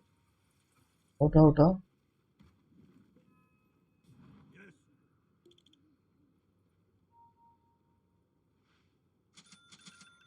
I hear and obey.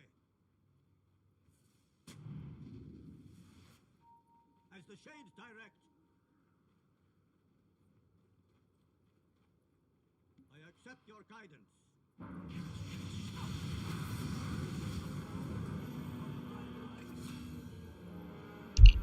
Nah.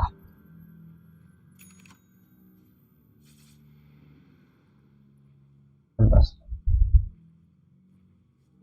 Time for a tag team.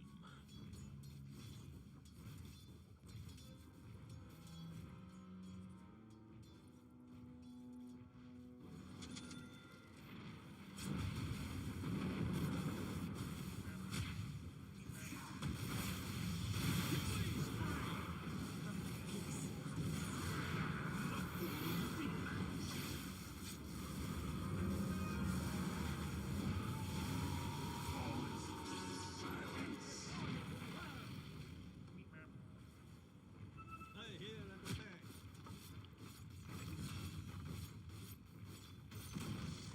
The enemy's top tower has fallen.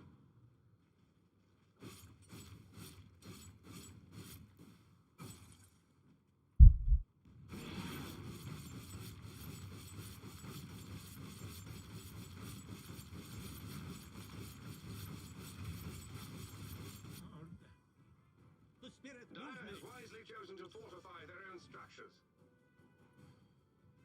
As the shades direct.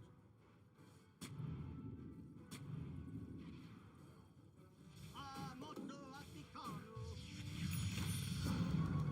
My prayers are answered.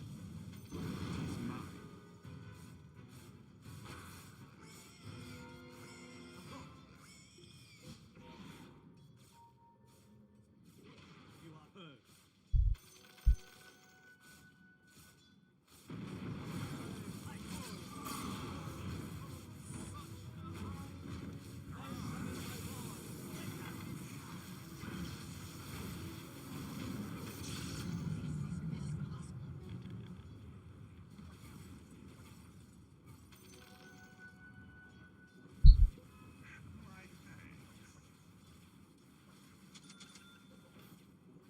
I tried getting him in between those pods, but I missed. Their bottom is hanging out in the breeze. They have no bottom tower. I go. Thank you.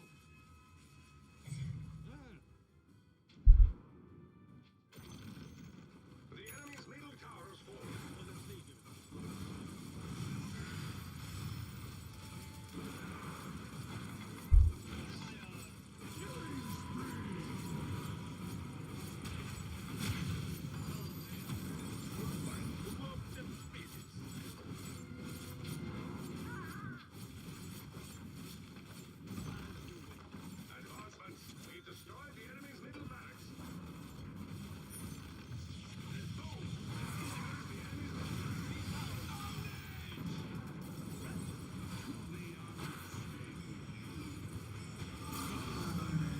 अरे nice.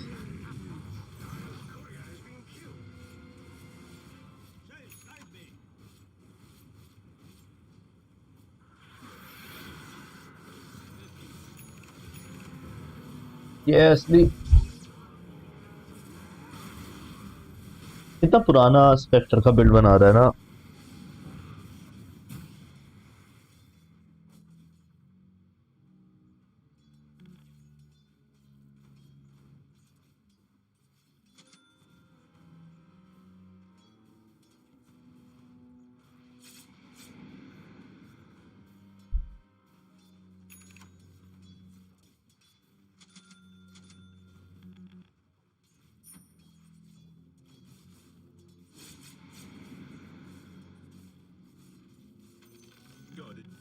चलो refresher के लिए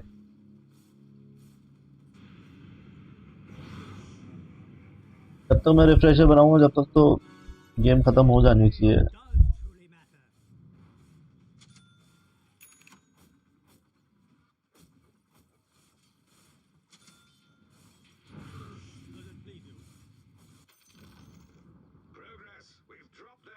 आपने मुझ भी देखा तो उसका आया।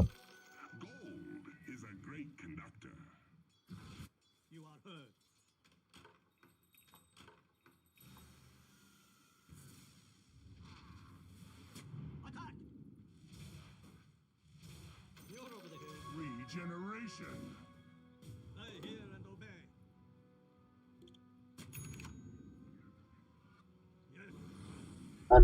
No.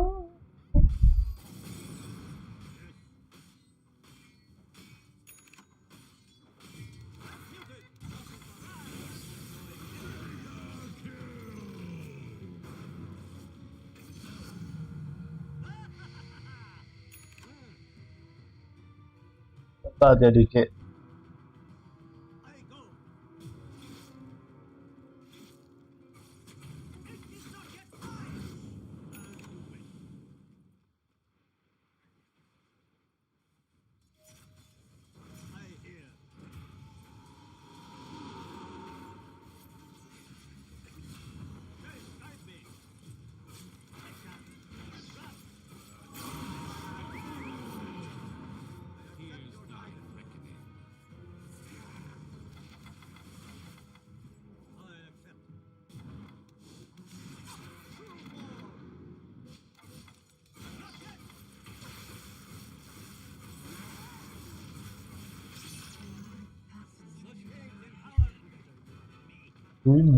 Noise.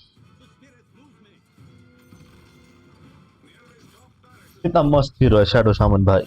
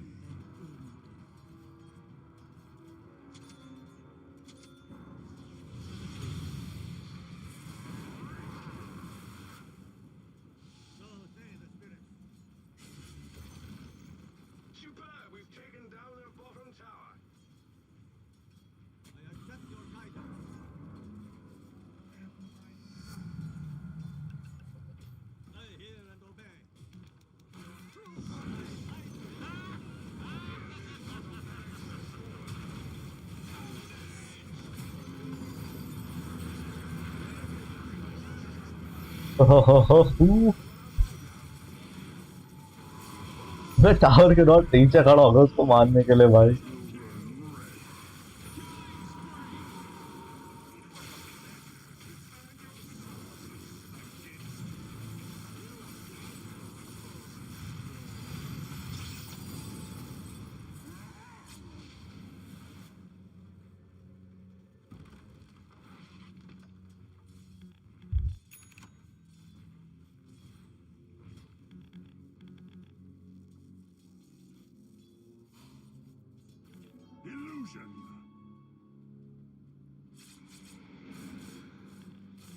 मैंने बहुत जल्दी इजी नहीं बोल दिया क्या? What do you think? I think I said it too early.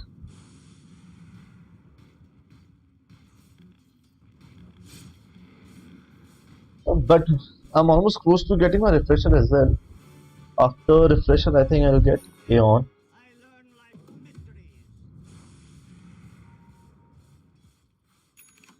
As the shades direct.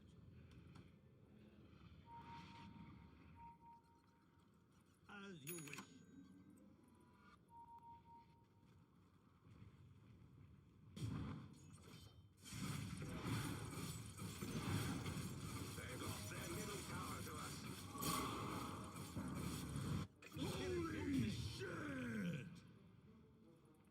Oh no, respawn no.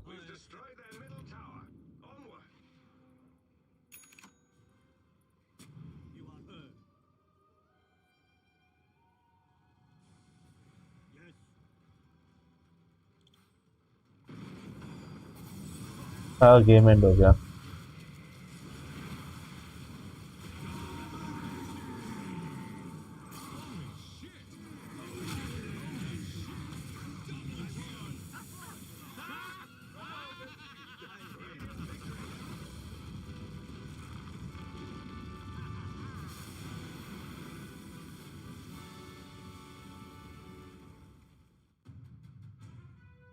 Hello boys.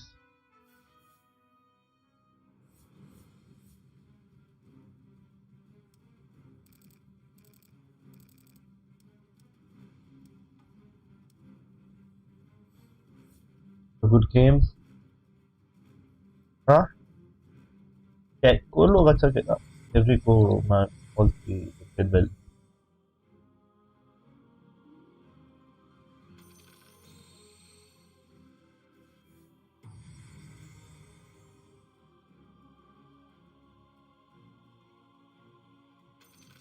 Well, we'll end the stream now.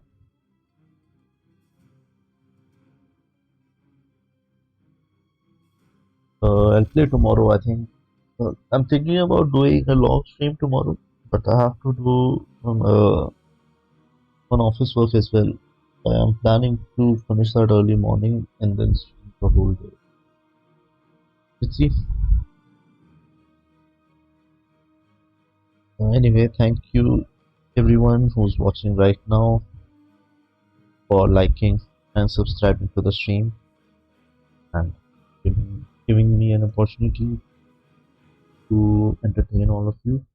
Hope you all had a great time, and all the 13 people who are watching right now, please like and subscribe to the stream.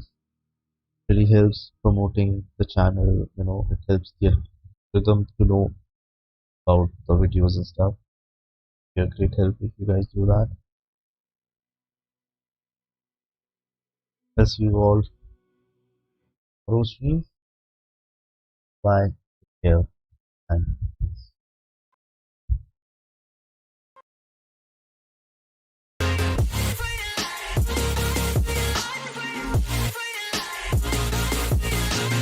Been down and I'ma get it right.